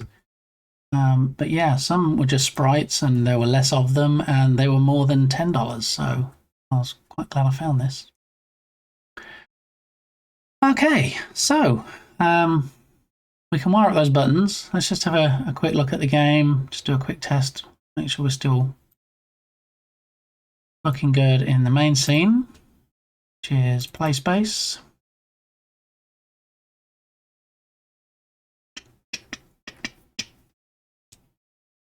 Actually, we did some changes, didn't we? Remember, we did some changes so we can get that title screen, and now we need to undo them. So I need to have a quick look in the code again.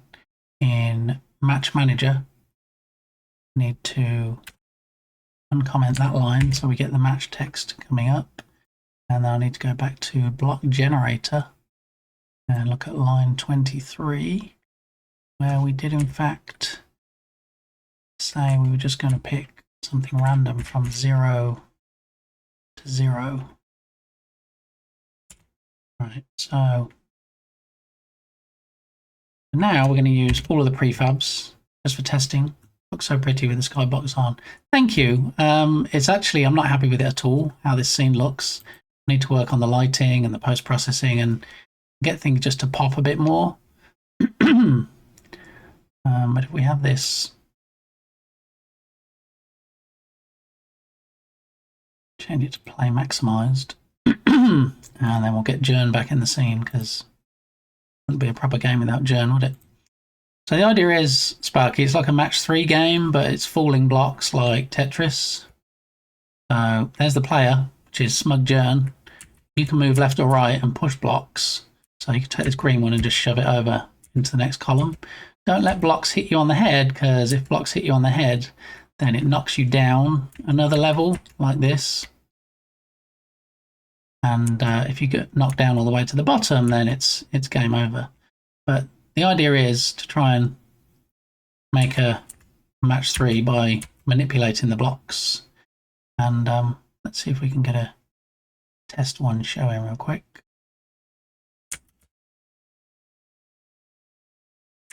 Possibly. There we go. So we're going to make a match 3 with the red ones down the left.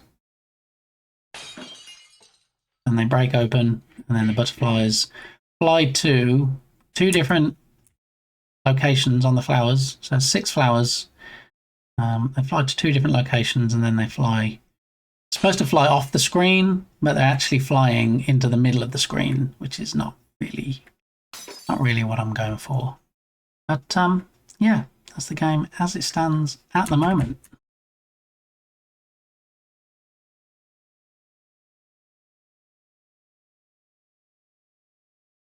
We need some kind of sound.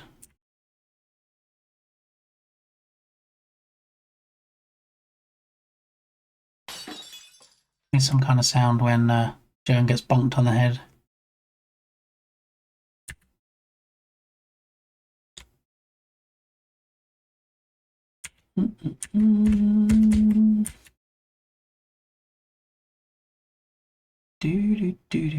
Let's try and push it.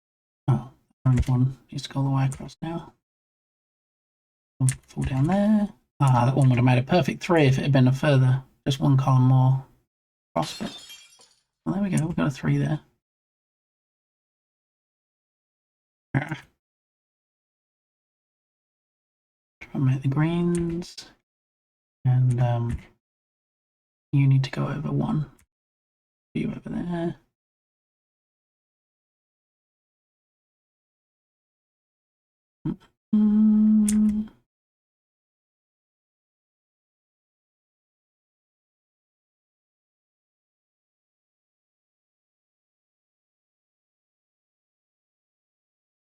It's not dropping exactly as it needs to either down to the next level, because look, I'm half a block wrong now.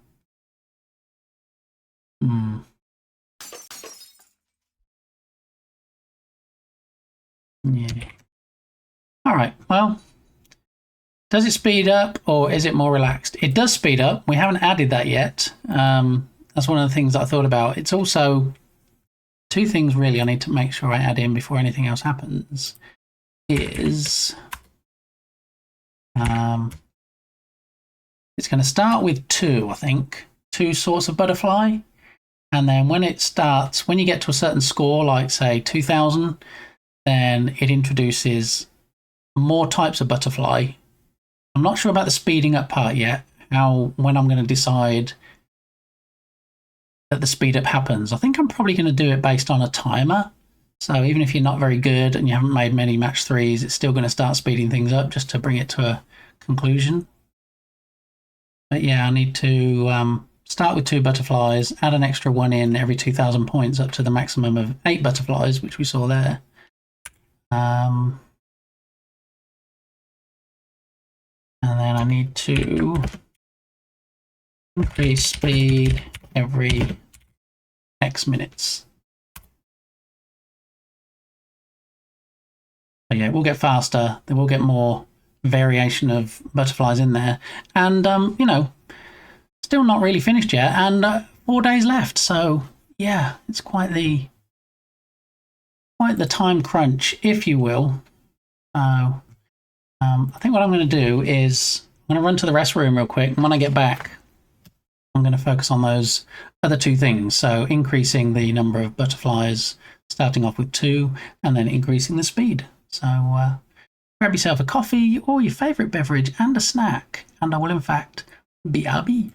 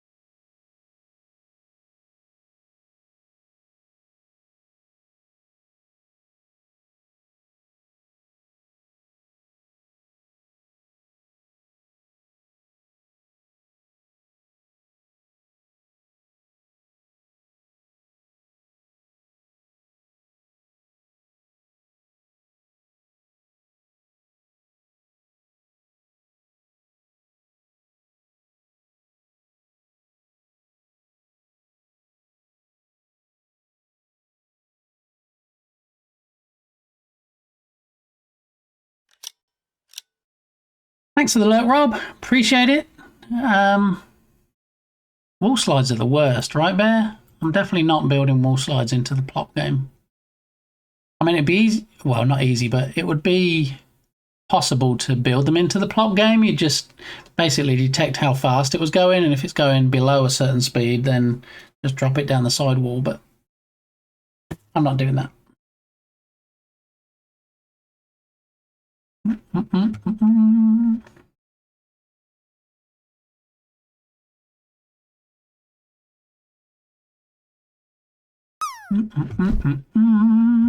And as with the drop.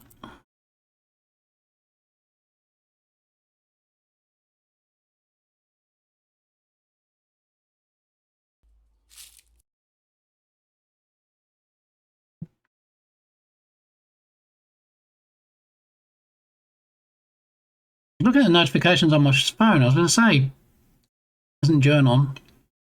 Journ is on.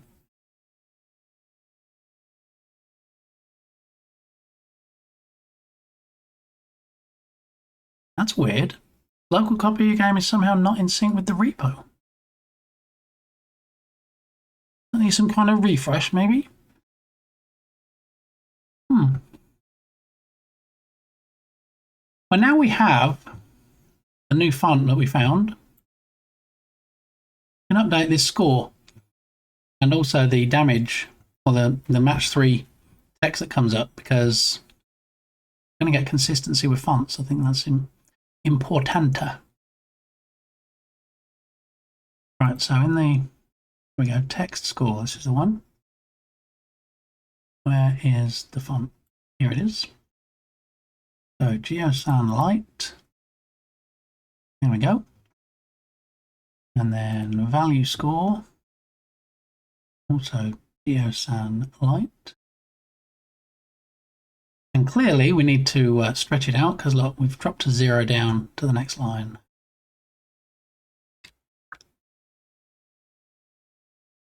So let's go to score here. And the width we have currently at 200.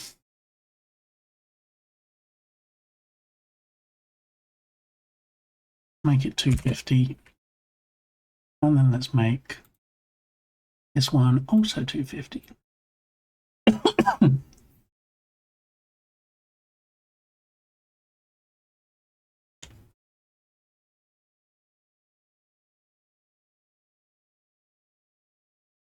Annie Lennox walking on broken glass, me right now with this Reaper. Right song choice.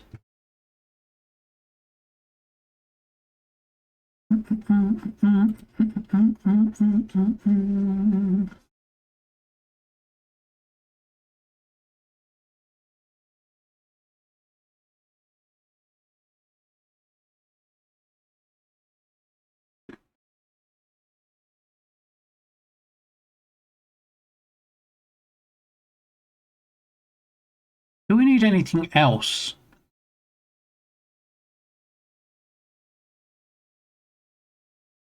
When we make a match, we're currently giving 100 points per destroyed block. So for match 3, we get 300. Match 4, we get 400. Do we need an indication on screen how many match 3s and 4s we've got? See, the only thing that prevents me doing that is where do you draw the line? Given that you could potentially have a match 3, match 4, match 5, match 6.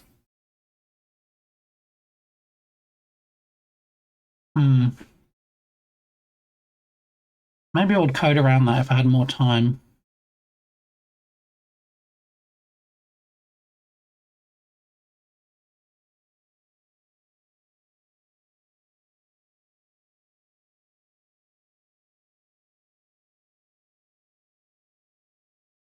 I wonder if I can just change the intensity of the directional light in the scene, if that would... I feel like just playing around with these settings here might improve how it looks markedly. Whoa.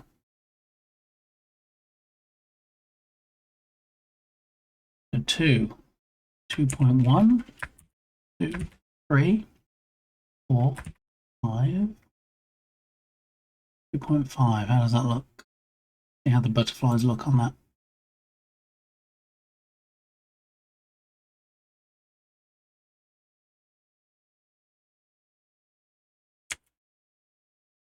It's not bad.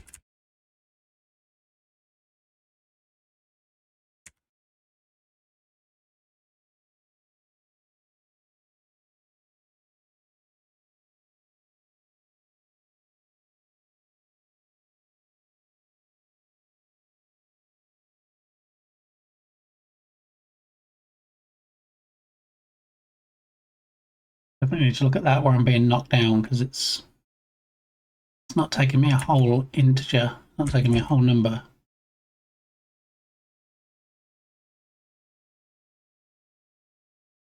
And it needs to.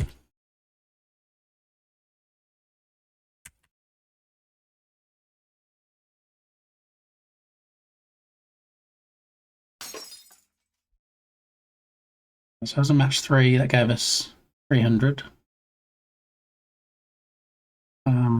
It looks a bit better now. I've changed that lighting.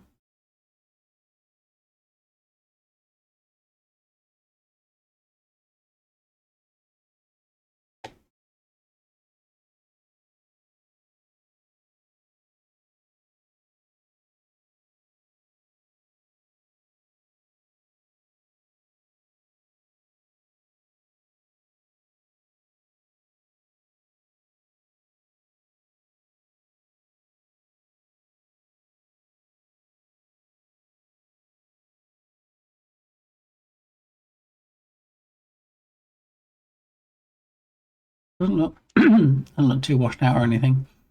Plus we have the profiles, post-processing profiles. Let me see if did we delete everything. I might have rage quit the post-processing profiles. Yeah, I think I did. Okay, global volume, that was it, right? Yeah, global volume where we put different filters on or different post-processing profiles.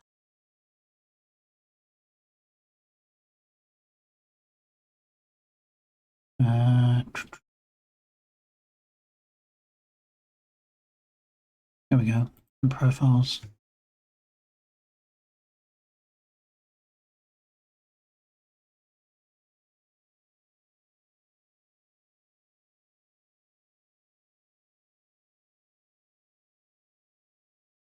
Lord, that's quite striking, isn't it? That looking game.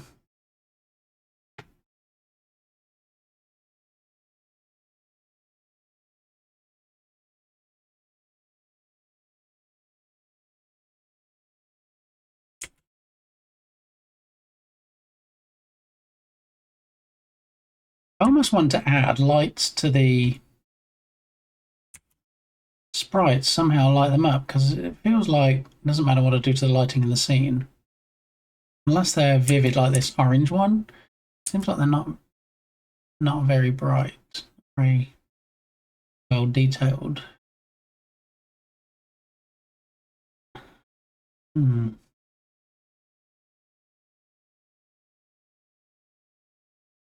Have to look and see what I can do with that.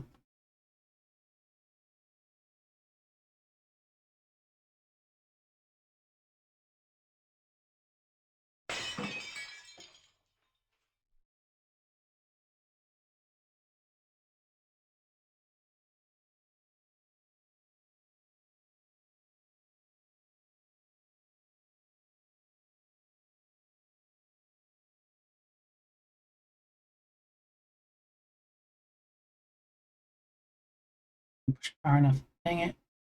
This one.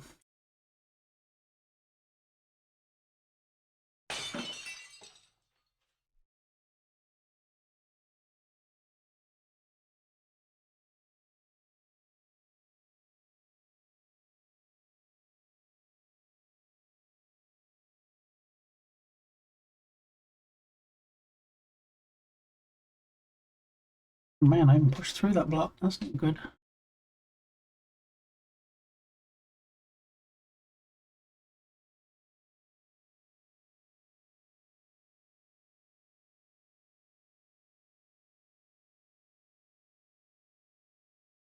Yeah, that's not good. The collision's not working as well as it should be.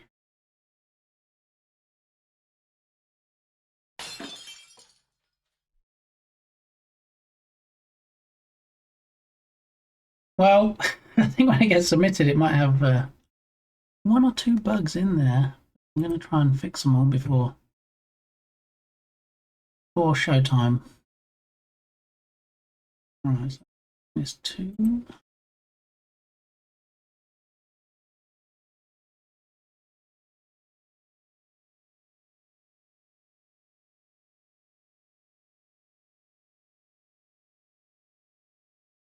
Smikes? What? We're looking for a D.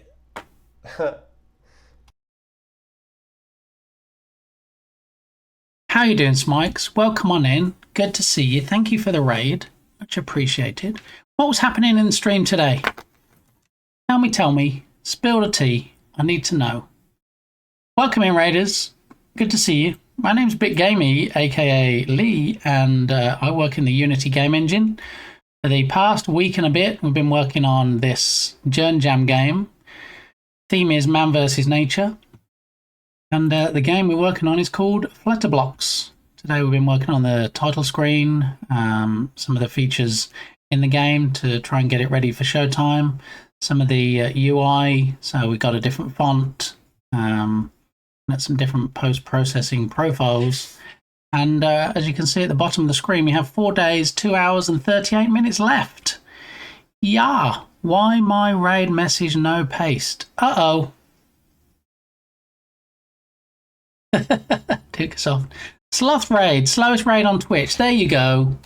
There it is.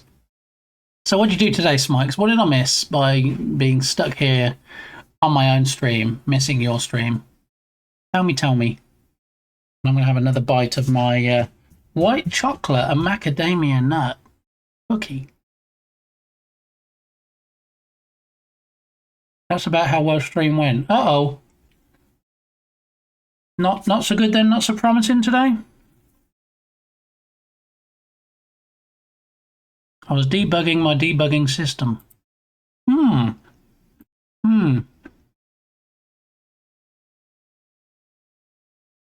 That kind of Inception type thing reminds me of when you see the meme where people are like, when people were creating Google, how did they find out answers to their problems if they couldn't use Google?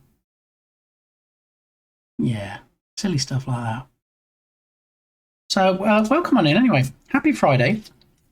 Hope apart from issues in your stream, your day is going well. And you're ready for a hopefully relaxing weekend.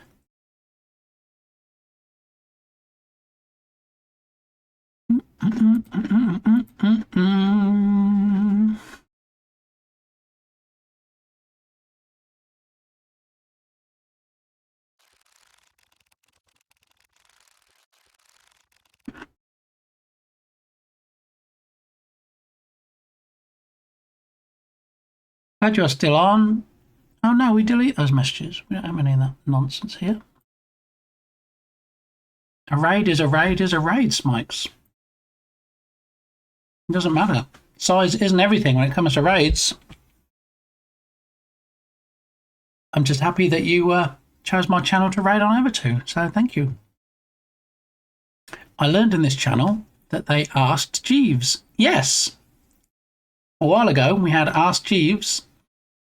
But I don't know if it started as just Ask or it changed to Ask, but it was Ask and Ask Jeeves. It was a while ago.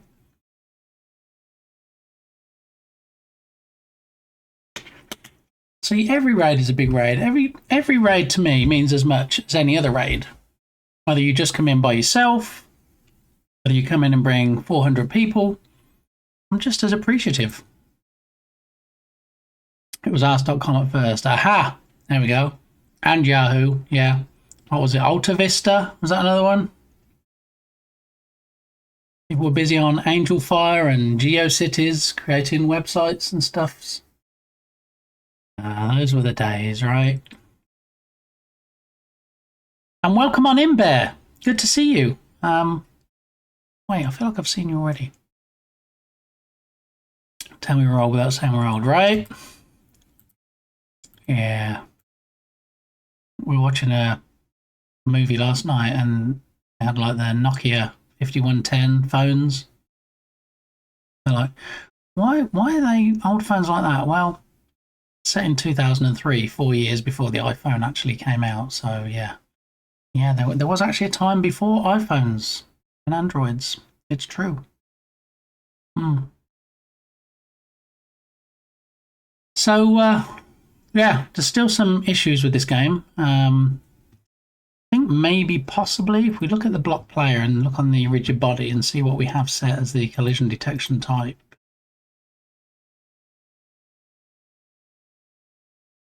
Continuous.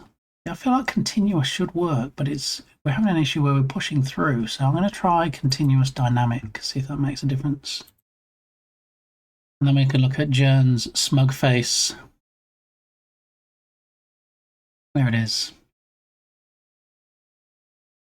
It's a bit washed out. I might have cranked it up a bit too much on the numbers. Okay, so now, hopefully now we can't. Oh, we can. Look, we can still push through the blocks. Why? You've got to get up.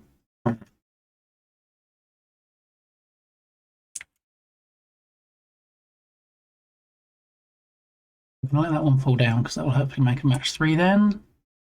There's 2 there.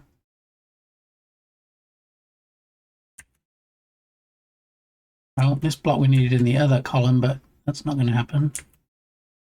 Shove that one over there. No, wrong way, wrong way. So close. That one can drop down there because that one's looking like it should be where it needs to be. We push that over there. This one. What it could do. What about some kind of helper line? Do we think we need helper lines or do we not need helper lines? Or is it pretty obvious? I was thinking when you're maybe shoving a block, maybe turn on what looks like a raycast, so a laser line pointing down just so you can see which column you're pushing it to. Maybe we're getting into feature creep.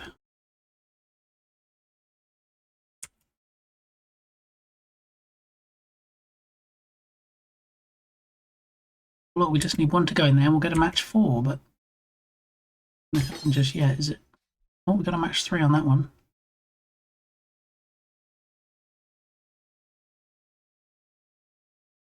Need a green on that one to get that. Oh, here we go. We're going to get a match 4 on the right hand side. There it is. Ah, pushed it too far. Dang it. We need what I'm calling a cat with sunglasses one to go in here. Right down this one. Not you. You can go over there. We need a cat with sunglasses. Come on, that we can push down to this big empty column here. Hey, kitty. Here he is, look, and he fell down the right one as well. Just obliging us. Thank you. Down you go. Give me a match 4. Let's go. There it is. Thank you very much. Okay. Right, we're going to get 2 with this one falling down. What else we got? Oh, we can get a 3 with the orange if we don't overshoot. Boing, no. Boing, no. What are you doing? Not frustrated. Okay. So it's like a lot of work and thinking. Are you dodging animals? You would think so, since that looked like a cat that was in sunglasses. They're all butterflies. Different types of butterflies. We had 173. We drilled it down to 8. Mostly because I wanted to have some kind of accessibility in here. So if you're colourblind, I didn't want to just have all monarch butterflies that were different colours. Because, you know, you wouldn't be able to play it then. So now we've drilled it down to 8 different kinds, which are not only different colours, but each one is also a different design. So even if you can't perceive colours, you should still be able to play the game. I thought you'd actually added a cat with sunglasses. I know, it looks like it, doesn't it? I don't know what to tell you. Yeah, just as Bob Ross would say, a happy accident. So, yeah. Anyway, two of the things we were about to add. Are you using matrices to figure out if there is a line or not? That hurts my brain right now. So the way it works is it takes a 2D grid representation. So yes, I guess matrices. And then every time a block lands, it does a lookup on the grid and says, okay, in the grid, there's 3 that match here. So they're the 3 we're going to get rid of. And then it does a match based on that. So yeah, it's there's a lot of grid lookups. Ooh, bear just landing on the leaves. A bit of a sploosh at the side. So what we want to add now is we want to add the game speeding up every X minutes. And then also on the block generator, these are the 8 different types that we have. 8 different types of butterfly. But we don't want to start with all 8 in the game for the whole game because that makes it difficult, as I just showed you. So what we need to do is start off with 2, and then every so often as your score increases, then we need to increase the number, add another element in the array into the mix. So we'll start off with 1 and 2, and then we'll go 3, and then you get another 1,000 score. We'll go 4 until we reach the maximum of 8 elements or 8 prefabs in the game. That way it starts people off slowly. It gets them into the mindset of building match 3, match 4. And then they'll think, hey, this is quite easy. And then it starts to get faster. And then it starts to add extra species in. And yeah, there we go. There's the curve. So they drop faster as you go. So that's one of the things we're about to add in at the moment. No, that's one of the 2 things that I said we're just about to add. So we're just about to add where you start off with just 2 different types of butterfly, and then every, say, 1,000 points, it extends to another species. So eventually we have all of these 8 in the game, but not initially. And then what we're going to have is a method that we call every 2 minutes, 1 minute. We can tweak the value that says, okay, now we need to speed things up a bit. Now we need to speed things up a bit more. Okay, even more, to the point where if you're really good at this, at some point it might be raining blocks. So yeah, there is a lot of scope creep in here. Some things already made it in that I hadn't planned on. Some things I'm trying to hold off until I've submitted the game and maybe get added in at a later time. So, first things first, let's work on... Oh, Yoga Garrel is live. What? Why didn't I see that notification? 12 minutes ago, Yoga went live. All right. I don't think we had a clip today. I think we did a Fancy Pants shout out earlier, but I don't think we got a clip. So let's see if we can get the poop stool clip.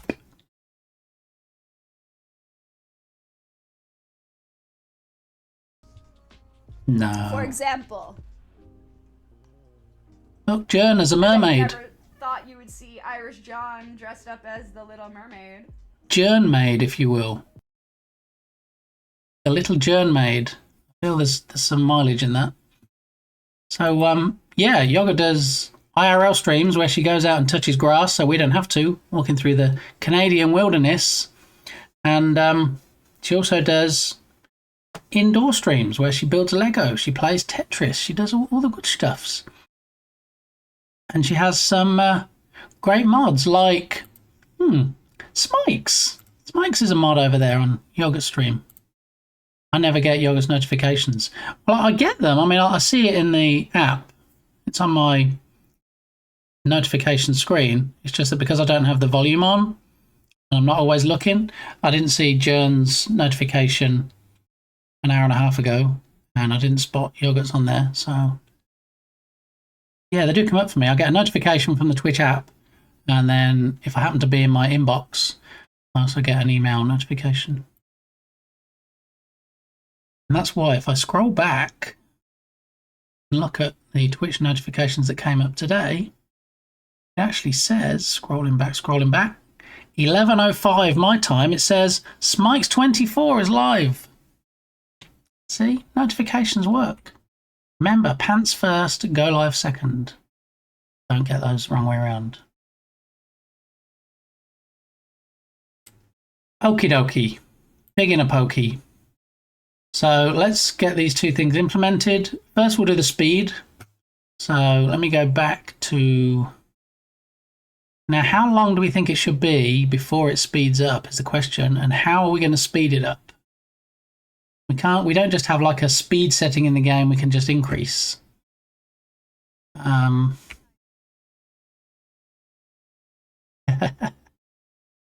Very good, Bear. Thank you.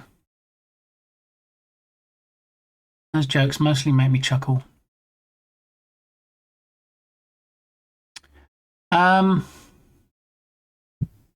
Yeah, so we need some kind of way. I feel like since we're using actual, well, as much as it can be actual in a virtual world, but actual physics from Unity, we could. Do timers have a time scale in Unity? They can. It depends how you want to do it. Depending on which method you put them in and depending on how you handle it, you can actually have delta time that you can use and scale it that way. You can freeze time, but I don't think we can use that as a control method in this instance. I think it's going to mess up things like the physics. What we might need to do is do things like maybe increase the mass of the blocks so they fall faster, decrease the drag or the angular drag. We have that. So what we probably need to do first is drag one of the blocks in.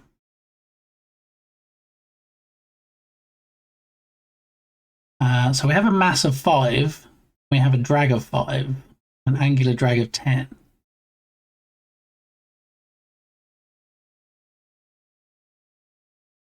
So we could definitely change the angular drag. So if we take this block here as an example, and we turn off the block generator, we don't generate any new blocks. We just have this block here. And if we take the sample block, let's turn off the player as well. Sorry, Jim. Turn off the player block and then have block 1 here. With its current settings of 5, 5, and 10, that should be the normal speed that they're falling at.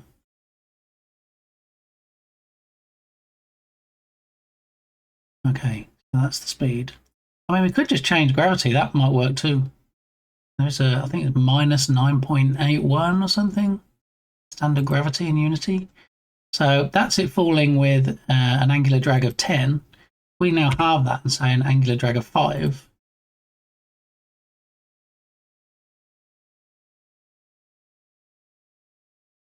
Doesn't actually change it at all. I don't even know actually. Well, we have an angular drag. I'm not sure that's making any difference. The drag will. I don't know about angular drag.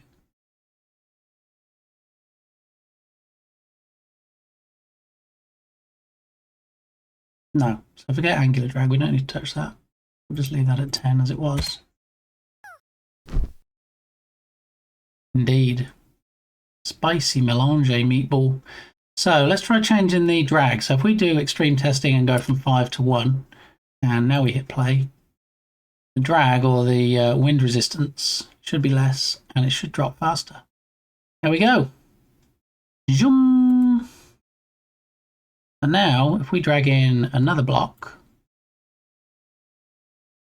if we have that one at 14, and then if we have this one also at 14, in fact, next to it.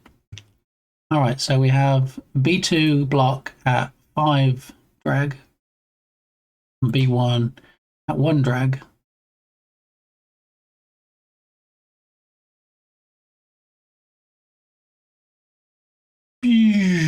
So a lot faster. And that's probably fastest we want to get to. So what we could do is, I think this is a float. Drag number? Yeah, it's a float, it's not an integer. So we can actually bring it down gradually.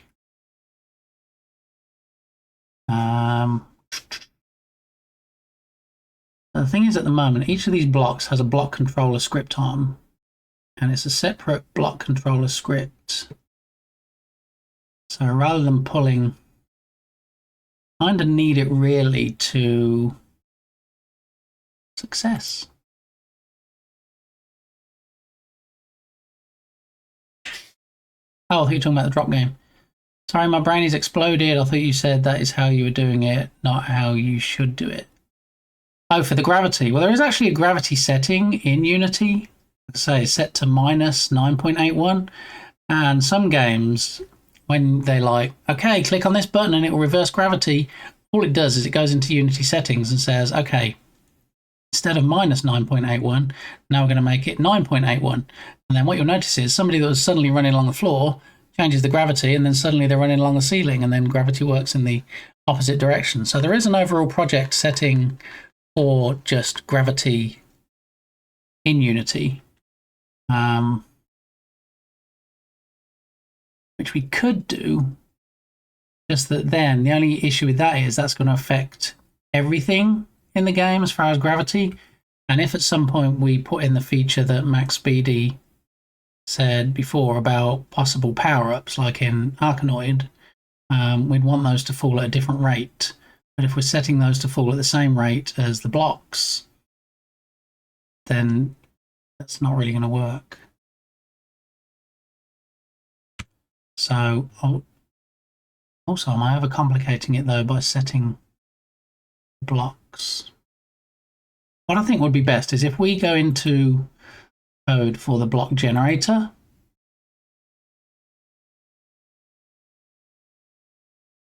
Here's another thing. What I was going to do was, in the block generator, I was going to have a value for the drag. And then when you generate a new block, it says, okay, let me look at the block generator script and see what the drag should be. And that way, all the blocks when they generate would be getting the same drag.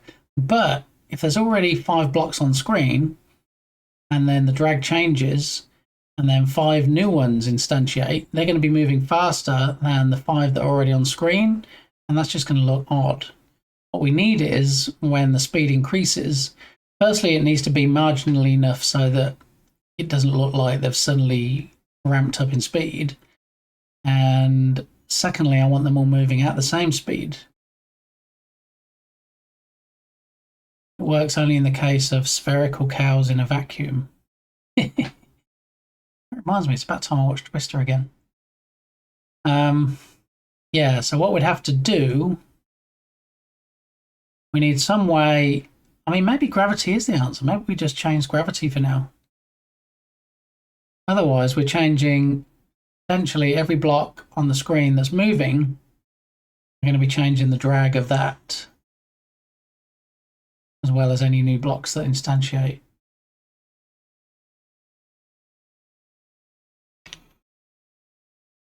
And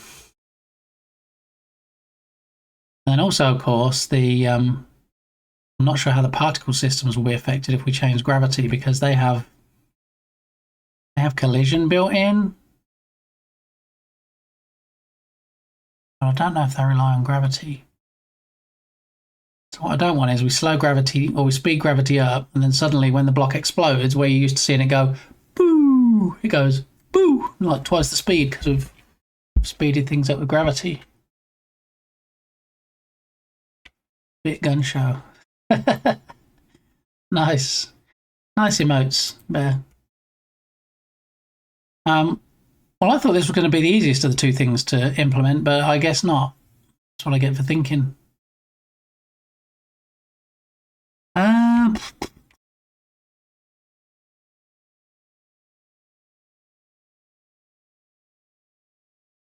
I mean, we could do a sweep. We had a central value for drag that was in the block generator script.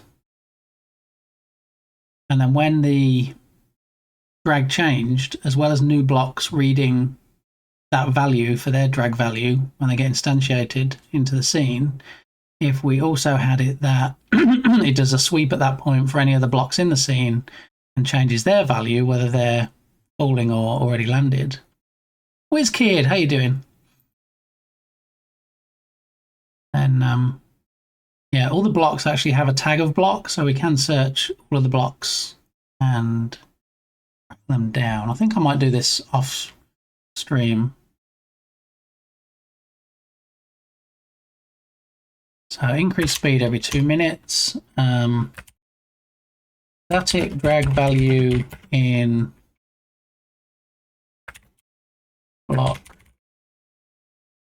generator script.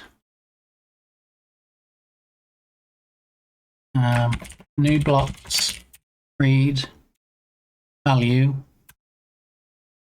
when speed increases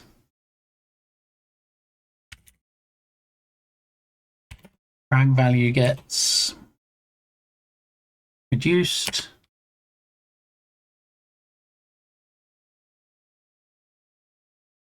on all blocks in scene.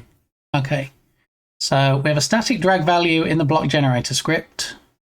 Static meaning that there'll only be one in the game. You can only read it from that one. All of the blocks are going to be looking at that one value. When a new block is instantiated, we're going to pull that drag value from that script and attach it to the block. And then when the speed increases, whenever it runs the method to say, okay, it's time to crank it up in the game, it'll change the drag value, which will get reduced in the block generator script.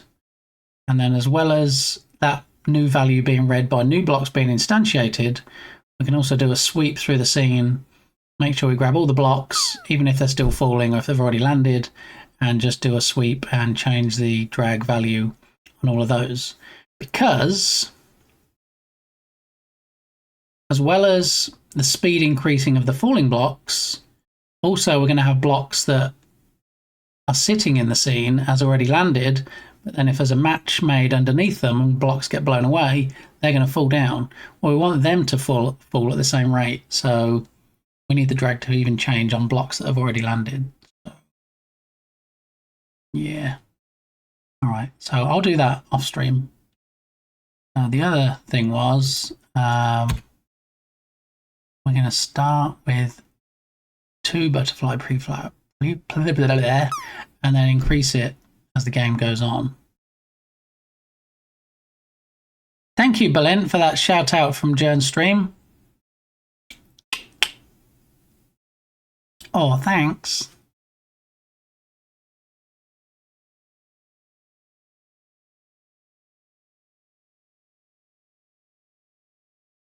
How do you know? I mean, I could have looked it up, but I kind of guessed when I got a shout out and then you commented in here. I thought, ha, I'm going to put 2 and 2 together and hopefully come up with 4. It doesn't always work. Can't always math that well, but I also did one from Yogurt. I suspected that too, funnily enough. I just didn't comment on it because you didn't comment in here after you did it. So, yeah, that was my presumption. Assumption? That's what I guessed. Okay, so I'll do the speeding up off stream. What I'm going to do now, hopefully on stream, is to reduce the amount of prefabs and then increase them. So that's going to be hang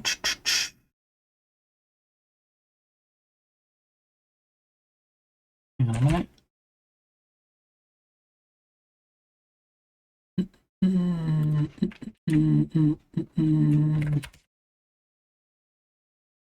All right, so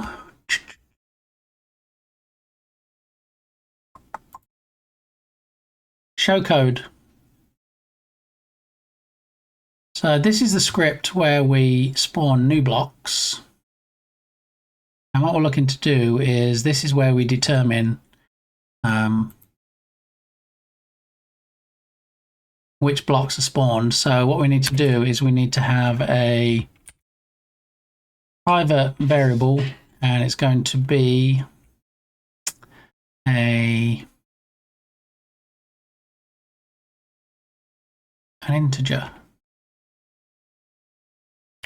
And we're going to call it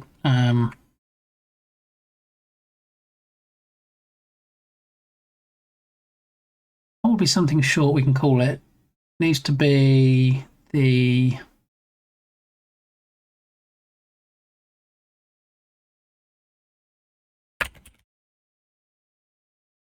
species in scene. Let's use that. And initially we're going to have 2. And then species in scene. So we already have 8 elements in the array. What we're going to do is we're going to say pick a random prefab from 0 to not the length of it, but species in scene. But when we keep increasing it, we don't want it to be any more than the end of the array, because we don't want to have 8 butterflies we can choose from and say, all right, now we're going to increase it. Now we've increased it to 10, but there's no 9th and 10th elements or butterflies in the array. So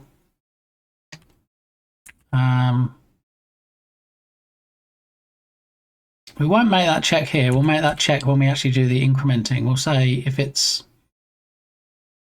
the species in scene already equals the block prefabs dot length. So if we've already met the maximum number of species that we can have in the scene, then we won't increase it. Otherwise we will. All right, so when do we increase it? We increase it when we get to a certain score. All right, so let's save this and let's see if this value actually works. So when we play now, show Unity.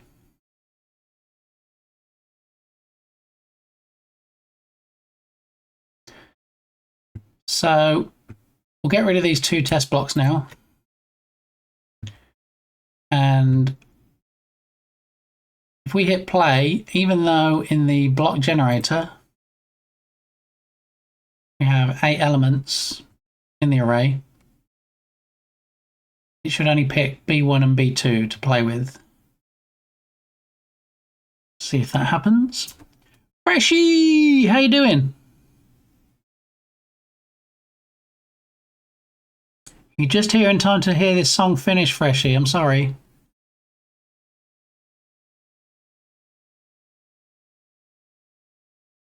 So, oh, we're going to get match 3 straight off, look.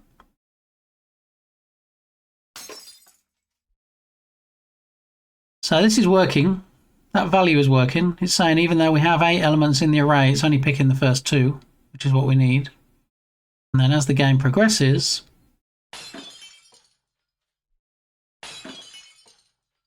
we'll start increasing that number based on the score.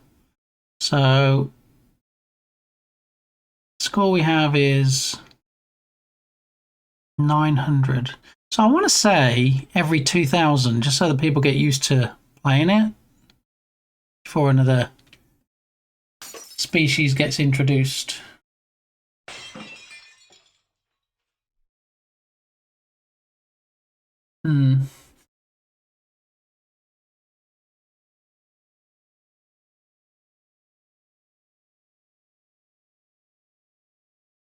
Okay, do one more. All right, I also need to fix the issue of when they've flown to 2 random flowers, that they fly off the screen and not into the center of the screen and then just disappear. And also I don't want them casting shadows, so I need to fix that as well. Because I want this to look as much of a 2D game as possible. And to do that, it's no good having shadows, because that's trying to create a 3D element, a 3D looking game.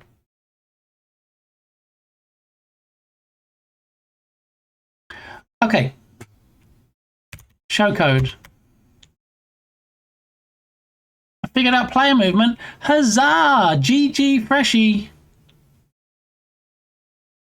Very nice. Does that mean you're definitely submitting now to the Joan Jam? Is that what I'm hearing?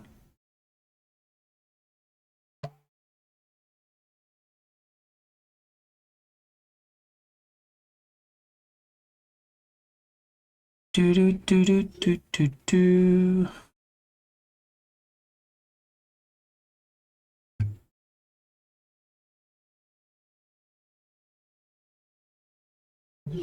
All right, just give me a moment, please. Just replying to some messages.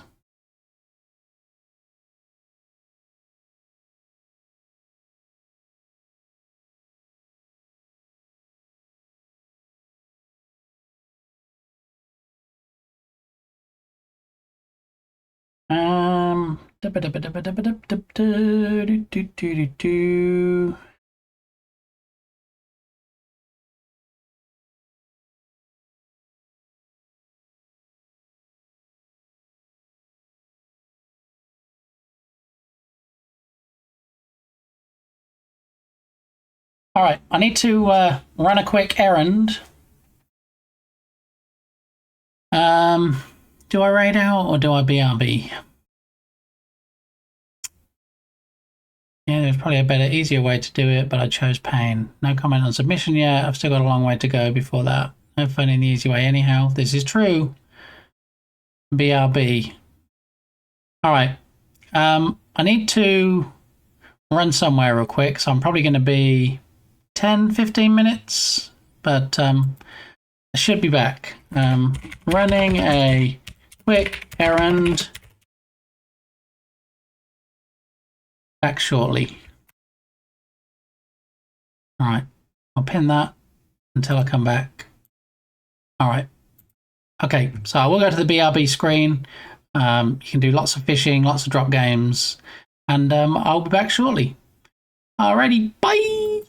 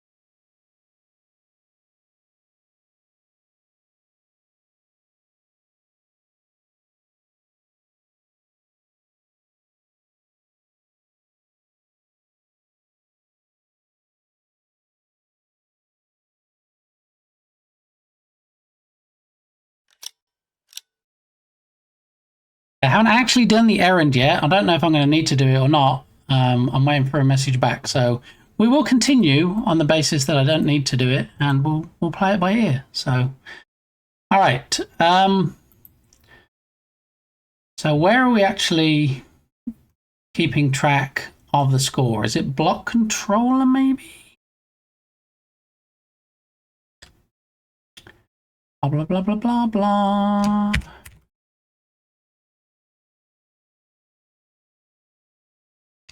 Player score text field. All right, it's in match manager. So when we make a match, that makes sense. Okay, so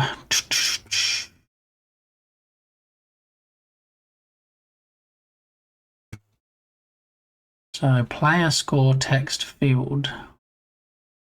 So every time we score, check for matches. Okay, so removal match blocks, record the lowest cleared Y per column. Blah, blah, blah. Drop, drop, drop. Okay. Disable colliders. Destroy. Does the block. Does the thing. Player score text. All right. So this is where we're calculating the score and then we're adding the score. This is going to be a challenge as well, because we don't always add the same amount to the score.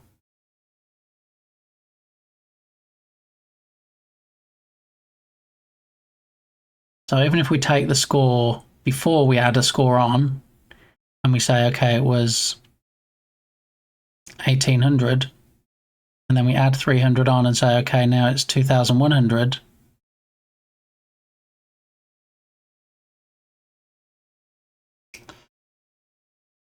Maybe this needs to be a timing thing and not a scoring thing.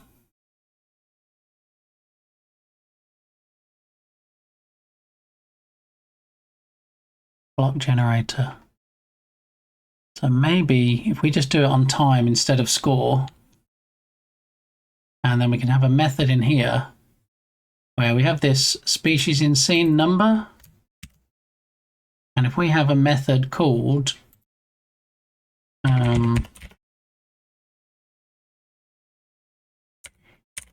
increase species in game,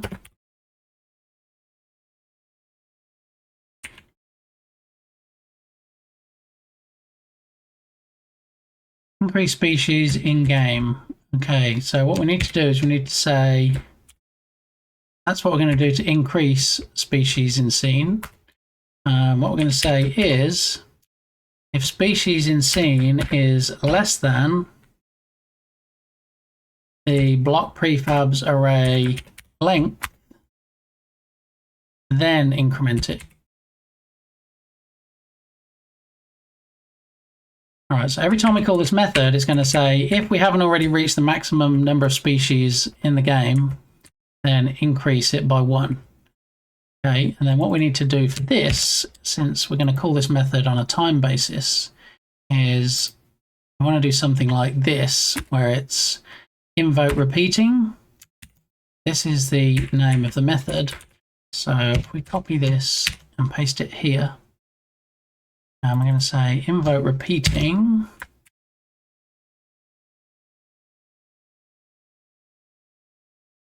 I'm going to say this is the method that we're calling.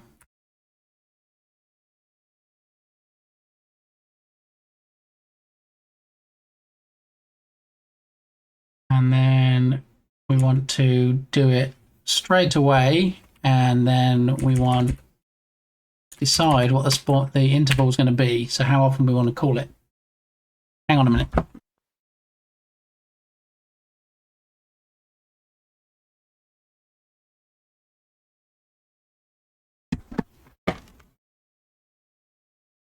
Alrighty.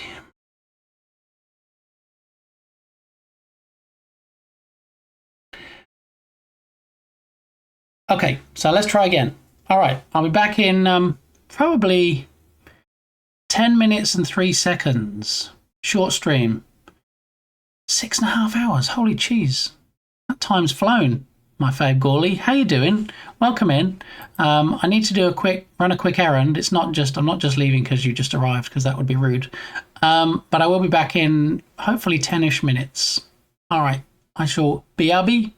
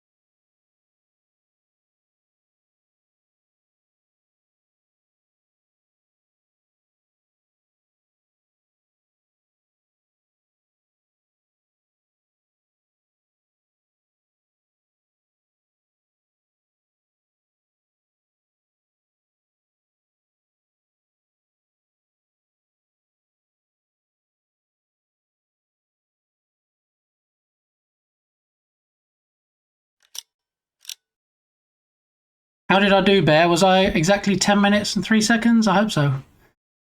Okay. All right, where do we get to? All the stuffs. And the baby. And, and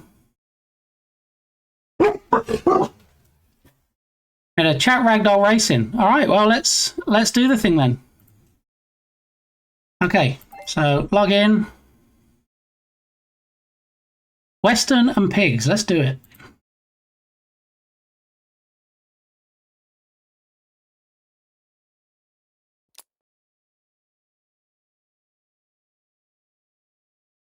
All right, Western and pigs. Close that out. Back to the game. Free for all. Western. Piggies. All right, you know the drill. Okay.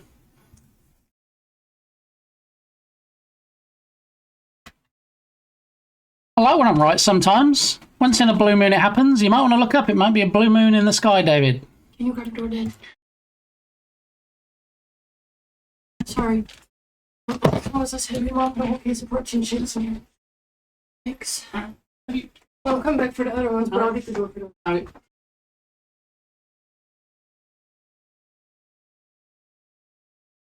All right, you know the drill. Throw join in chat. You'll get 5 players. So you can get across that line first. While everybody else throwing obstacles in the way. And trying to jump over stuff.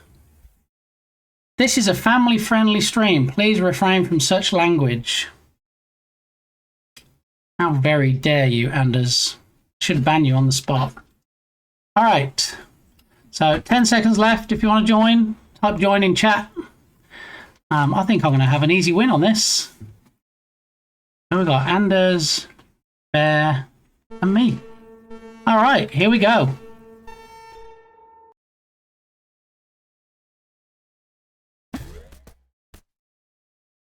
Get those obstacles in. Jump the stuffs. Oh yeah, I've got this. I'm going to foretell I'm going to have the top 3 spots. How about that? Yeah. Watch me. I've already got the top spot. No, I've already got the second spot. Why is Bear in the lead? Where's Bear? Let's show me the front. I want to see where the leaders are. I mean, it was nice of P. Gorley to redeem it, but you know, I guess he just wants to watch. Some people are like that, they prefer to watch or something.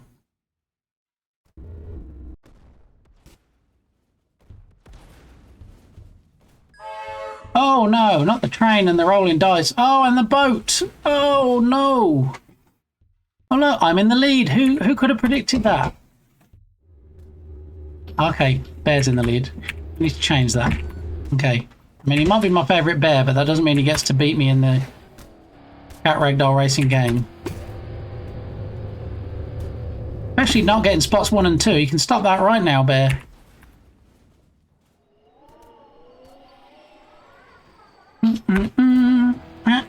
Yep, drop a fire truck on everybody else. That'd be good. And just let me get through.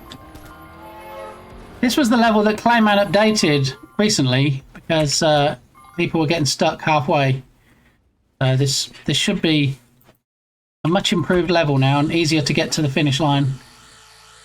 Yeah, could you slow down, please? If you wouldn't mind. There we go. Couldn't have happened to a nicer bear. Alrighty. Where's the finish line? There's gotta be a finish line soon. Alright, so on the mini map, all the white people are those that haven't finished yet. Okay, all the white icons. I'm first and 10th so far. Come on. Come on, we got this. First and 10th. Oh yeah. Fire trucks, boats, nukes, tornadoes. Let's go. Now don't run a train into me. I don't want that. Great, I just stopped being run over by a train and then I get abducted. So close to the finish line. Come on, it's so close I can smell it. Let's go. Come on, come on, come on, come on. Yes! First place. Totally not rigged. Not at all. Definitely not. No. Well, maybe. No, definitely not rigged. Here we go. Anders in second. Anders in third. My favourite bear in fourth and fifth. And sixth. And seventh. Anders in eighth and ninth. Who's going to get that 10th spot? Who's going to get it? Who's going to get it? Who's going to get it? I think it might be Bear. It might be Bear. It's Bear. Okay, Anders is doing something I don't want to talk about behind the wigwam. Here comes me sneaking up to get 11th place. Here we go. Come on, straight to the finish line. Oh, mind that cactus. There it is. Huzzah! Did we lose any players along the way? Let's have a look. Oh, we did. 3? That seems unfair. Oh well. So I got first, and I also lost 3 of my players. I got first and 11th. So me, Anders, Bear, Anders, Bear, me, and then 4 also runs. All right, GG's. Thanks everybody for playing along. It always helps. I mean, it sometimes helps if you redeem it and you participate, but I was gone for a few minutes, so I totally understand. But thanks to P. Gawley, we managed to play it. So now we can press my magic Stream Deck button and gets us back almost to where we were. Show Unity. Okay, so before I had to go run the errand, I was working on Benny and the Jets. Do you know, I don't think I actually heard this song until I saw it in I think it was in the Elton John movie, right? Possibly. It was a good movie anyway. Rocket Man, if anybody hasn't seen it. Okay. So what we're doing in the code, we were increasing the species in-game show code. All right, so we have a spawn interval, how often the blocks should be spawned, which we have currently set to 1 second, which we can change. And now we need to decide how often we're going to add species to the game. Well, clearly we don't want to add them every 1 second. Do we want to add a new species every 30 seconds? Every minute? See, this might have a direct correlation with how often we speed up the game, because we don't want to speed up the game so fast that we don't even get to reach the limit of 8 species, do we? Let's say 60 seconds and see how that works. In fact, let's not work with magic numbers. Let's have a public float, and we're going to call it add species interval. I'm going to say it's going to be 60 seconds. Now we can have the add species interval down here. Save the code. Show Unity.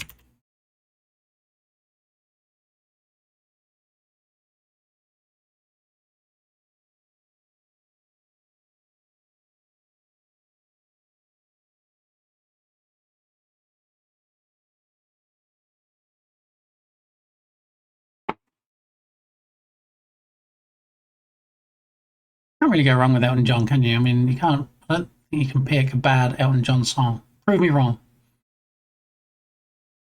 All right, so what we should see now.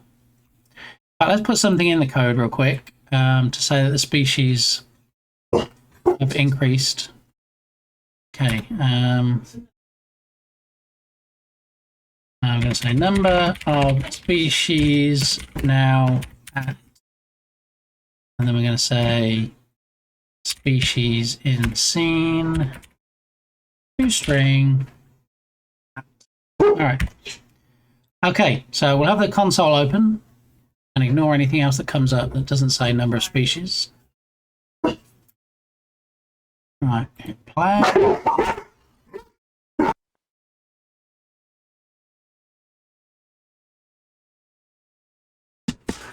All right, so we can't watch the console because, I mean, we can, but The number of species now at 3. So we start at 2. Why does it immediately jump to 3? Let me show you. Show code. So we started at 2, and then the first thing it puts in when we start the game is 3. And the reason being, we say we want to increase the species in game every 60 seconds, but the first time we're going to run it is after 0 seconds, which is not what we want. So we actually want it to run after 60 seconds. Therein lies the problem. Okay.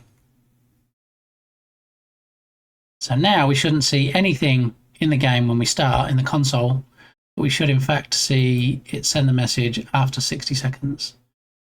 60 might be too long. We might need to change it to 30. But if we play focused, show Unity,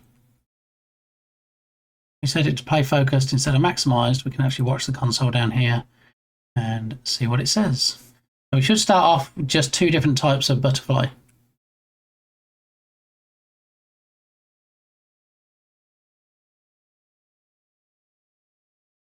Oh, actually, I just realised we don't have the player block enabled, but it's okay. Just watch them fall. And then what should happen is, in 60 seconds, we should see a message in the console that says, okay, 3 species in the game now. And then we should see an extra one start appearing.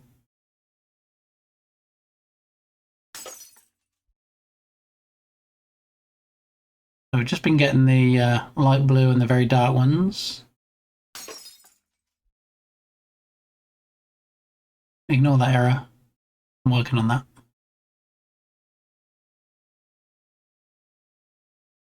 "60 seconds, a long time." I think we need to change it to 30, possibly. But I want it to be long enough that people can play the game and actually get used to getting combos before it starts adding. There we go. Number of species now at 3. Now we should see 3 different types of block coming down. We've got the light blue one and the dark one that we had originally. Where's the third butterfly? Ah, there it is, on the left-hand side, coming down now. All right, so that's working, but I feel like 30 seconds might be better. Show code.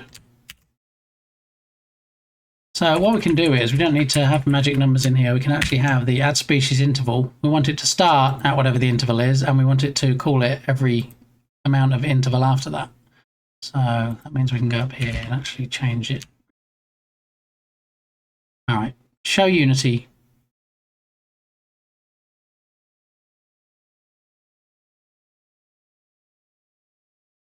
So what we could do later, and it's kind of feature creep for now, is rather than say, okay, we're going to extend the array and include new species, and it's always going to be the same species that get added to the game. If we wanted some randomness, we could say, okay, well, these are the species we have. Let's just pick one randomly and make sure it's not one that we've already chosen. And then we get it random every time. But for the purposes of time, we will have it. Hi, Milo. Yeah, Milo likes to make an appearance sometimes. Haven't watched that one yet. Yeah, I liked that one, Rocket Man for Elton John, and also, what was the one called for Queen? I can't remember now. There was one for Queen, and the actor was the guy from Mr. Robot. Rami Malek, maybe?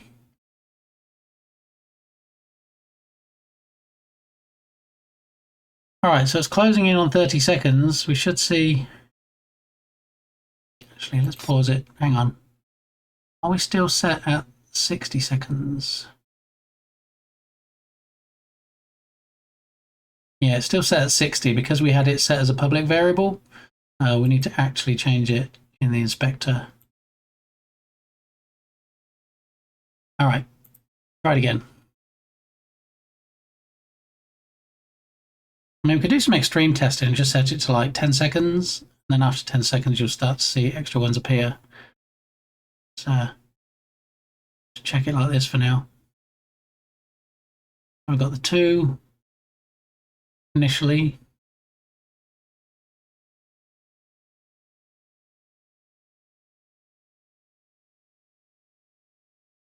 And then in a minute, it's going to go, hey, it's been 30 seconds. Now we're going to add another one in. Okay, now 3. So you can see B1, B2, all these clones down here. Should see something that's B3. There we go, B3. That one there. So this is one of the new ones. Now it's picking between 1, 2, and 3. And then when we see the message come up again,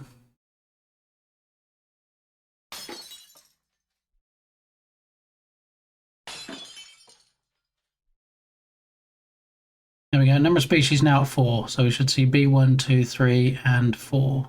Oh, where's a B4?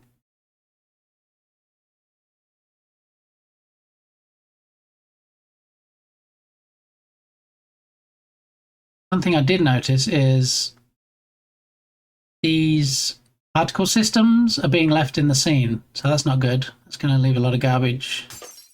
Need to see about getting those cleared out. Okay, so now 5. We should see 1 through... Should see B5 coming up at some point. There we go. We've got a B5 right there. All right, so that's working. Where's the prefabs?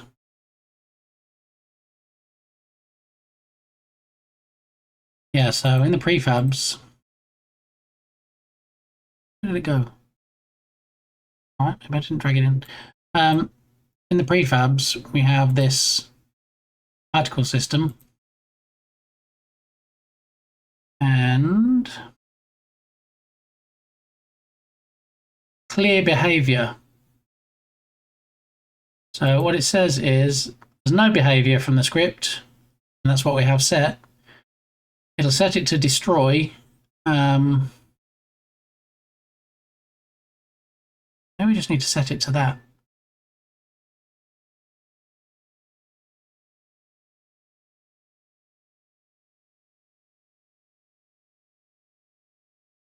Yeah, let's do that.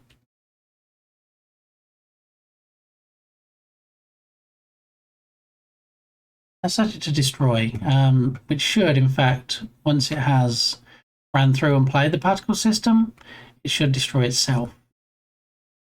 That's the theory. So if we take, that was B1, if we take B2 and B3, and then we make the same changes, we can give that a quick test.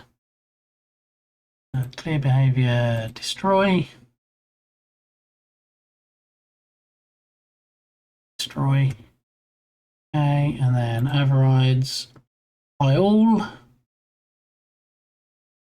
Overrides by all. Last but not least, overrides apply all. Now we can delete those 3 objects. We can hit play, and then let's see if after we get a match and the explosion is played, whether the particle system object disappears from the hierarchy. Looks very ethereal and pretty. Thank you, Sparky. Still not sold on the lighting and the art style yet, but we'll see. If I have time, I'll work on it some more before it gets submitted, but this may be the final look. We'll see.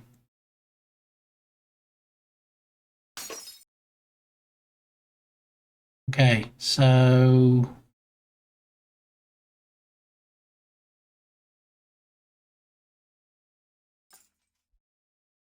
did they actually disappear properly? Let's watch this one down here. Did it even play the explosion? No, and I think this is why I took it off before, because it's not even giving time. It's not even giving time for the particle system to play before it's destroying it, so I don't really get how that's supposed to work. I'm going to have to set this to none. Set it back to none on all 3.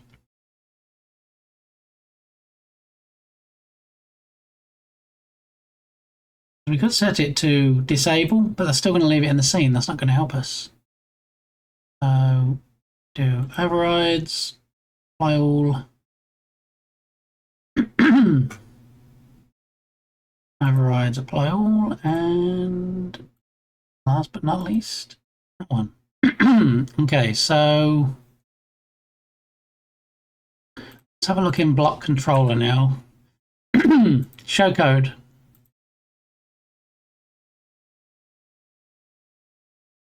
Now in block controller,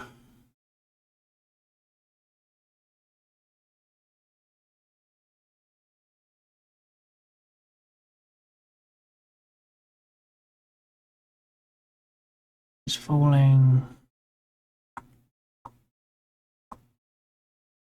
The match manager makes the match, plays the sound, updates the score. Detach and play particle system so it persists after we destroy the block. Okay, so what we need to do in here is we play the particle system and then we need a delayed destroy on it so that we can get rid of it from the scene. So we're just going to say is ps.gameObject and we're going to take it out of the scene. Take 2 seconds as long as it gets taken out. I'd sooner leave it a second too long and take it out of the scene instead of top it off in its prime so it doesn't play the whole of the explosion.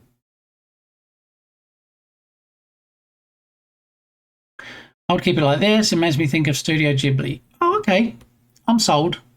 Thank you, Sparky. I do love Studio Ghibli. Okay, so show Unity.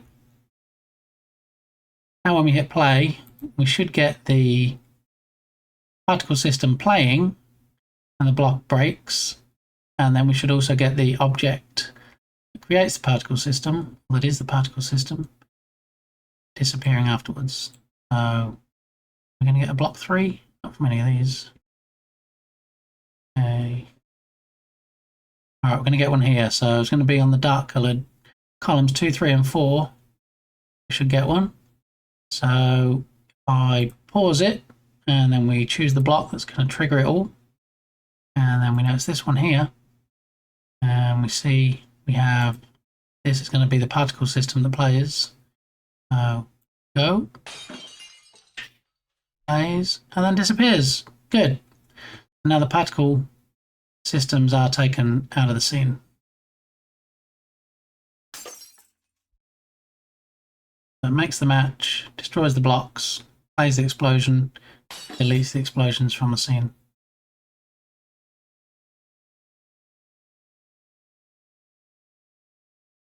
Excellent. That's that done. We've started off with a small number of butterflies, increasing every 30 seconds that you play the game, up to the maximum of 8.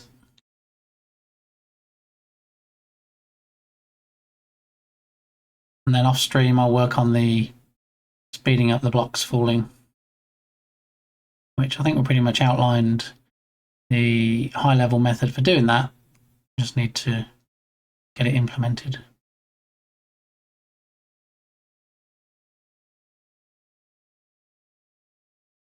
Yeah, I don't know about these sprites. I'd like them. I mean, when you look at them up close, you know, you can tell the difference. But when they're tiny in here like this, even if we have it maximized instead of focused, I mean, it's better when it's maximized. I wonder if you had something like a light. Well, that's potentially going to put too much in the scene, isn't it? Be better with something like emissive materials that I could just bring up. All right, I'll leave them for now.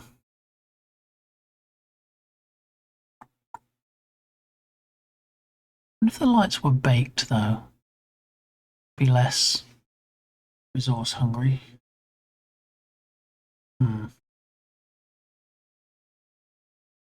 All right, well, things to work on. Still things to do.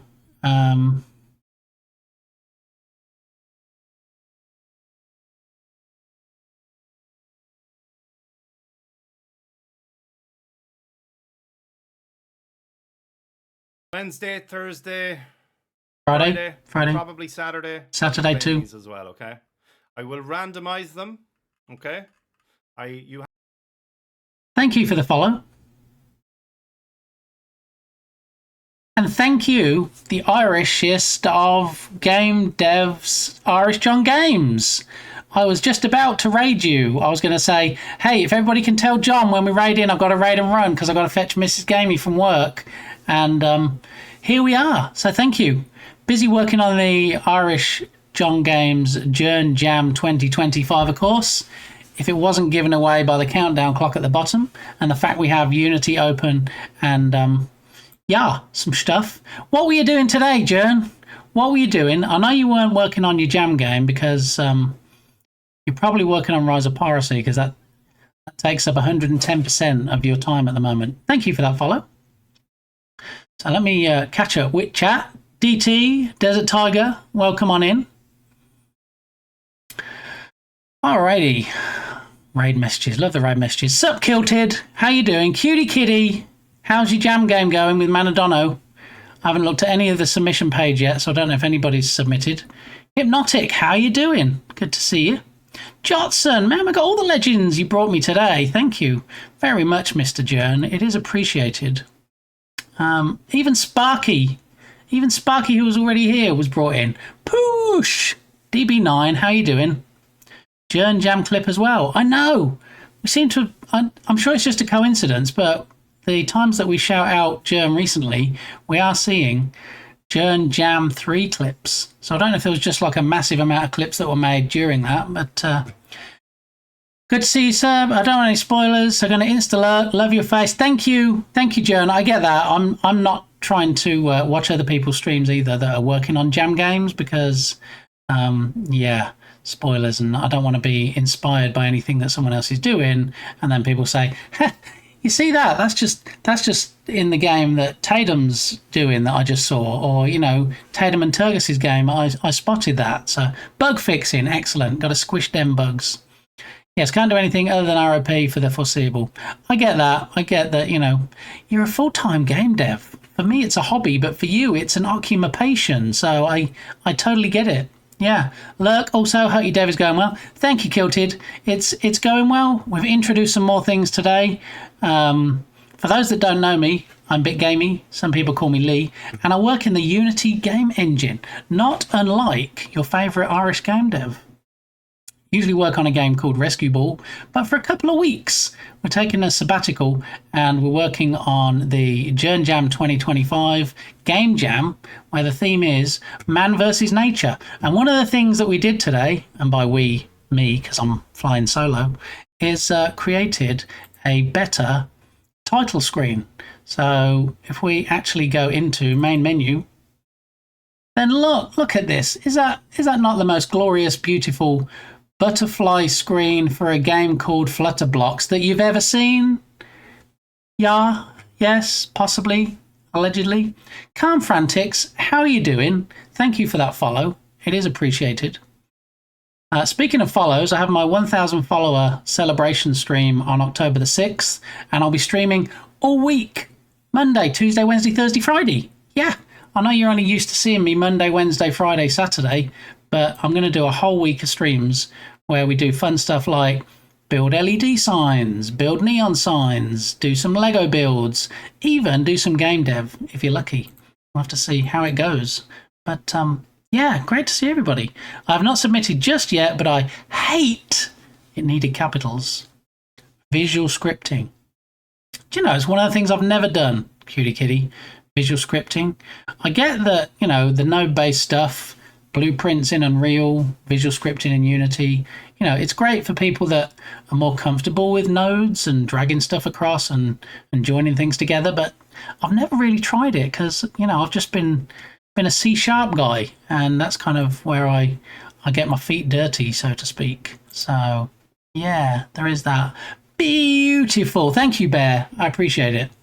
So this is probably going to be the final screen. And in case you didn't guess, the game is called Flutterblocks. And yeah, it's a falling block game, similar to how blocks fall in Tetris. It is a match 3 game like Candy Crush, so you match the butterfly blocks together, similar species. One of the things we worked on today was starting off with 2 species, There's 8 in total that can be in the game, and then every 30 seconds a new one gets added in. So Jern's not here. Okay, Jern's already left, so there's no spoilers.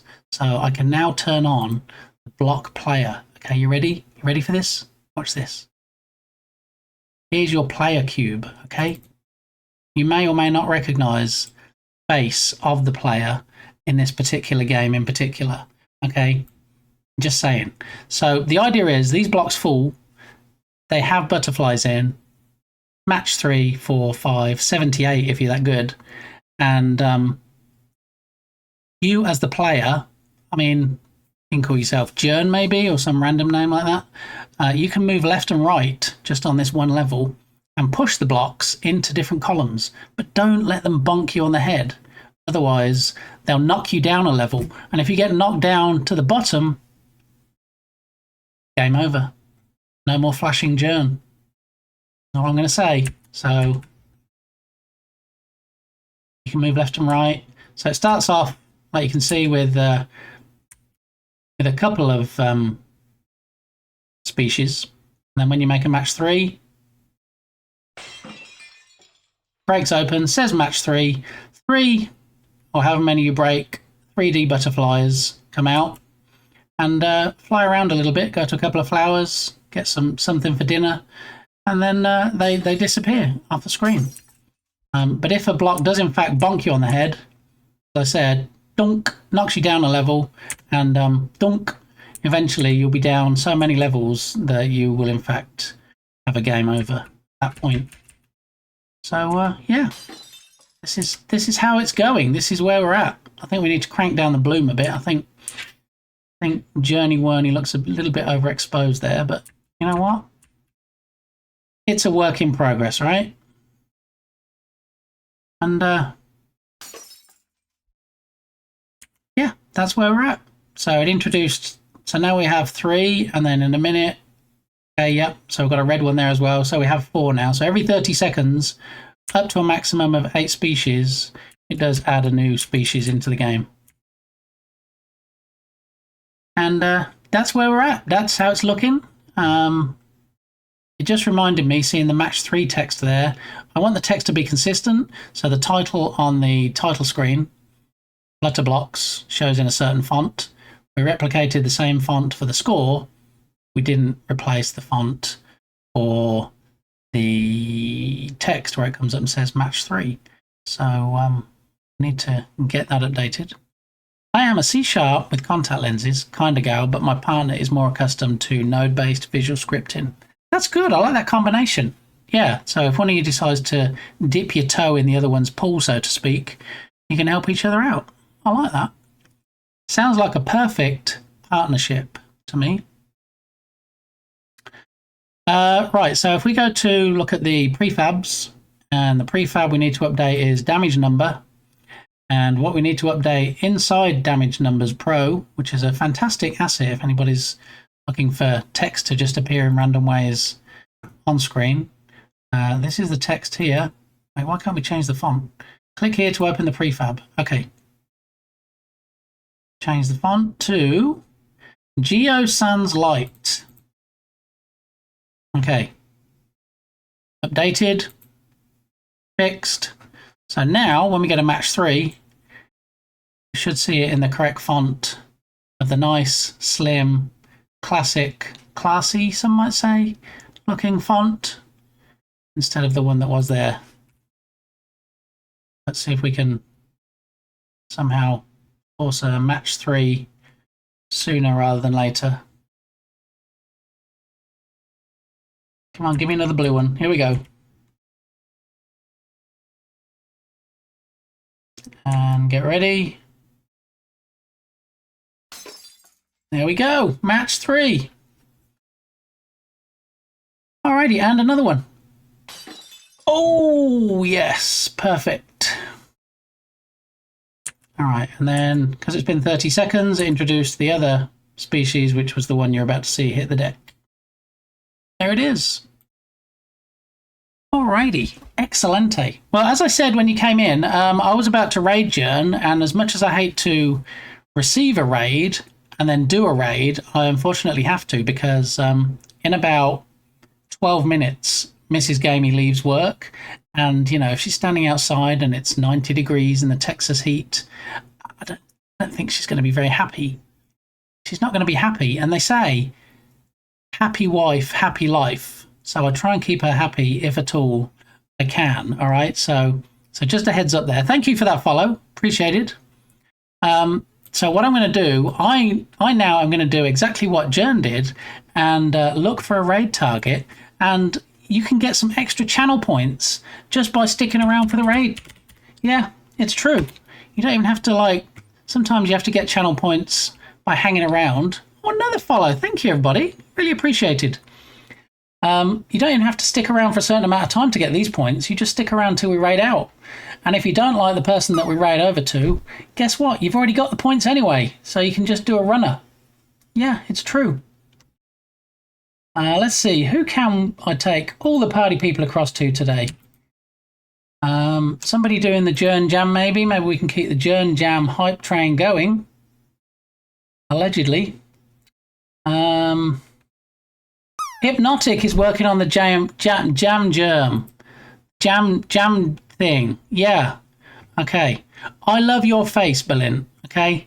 We're going to go raid Hypnotic Games today, who I believe, bizarrely, I think came in with Jern's raid.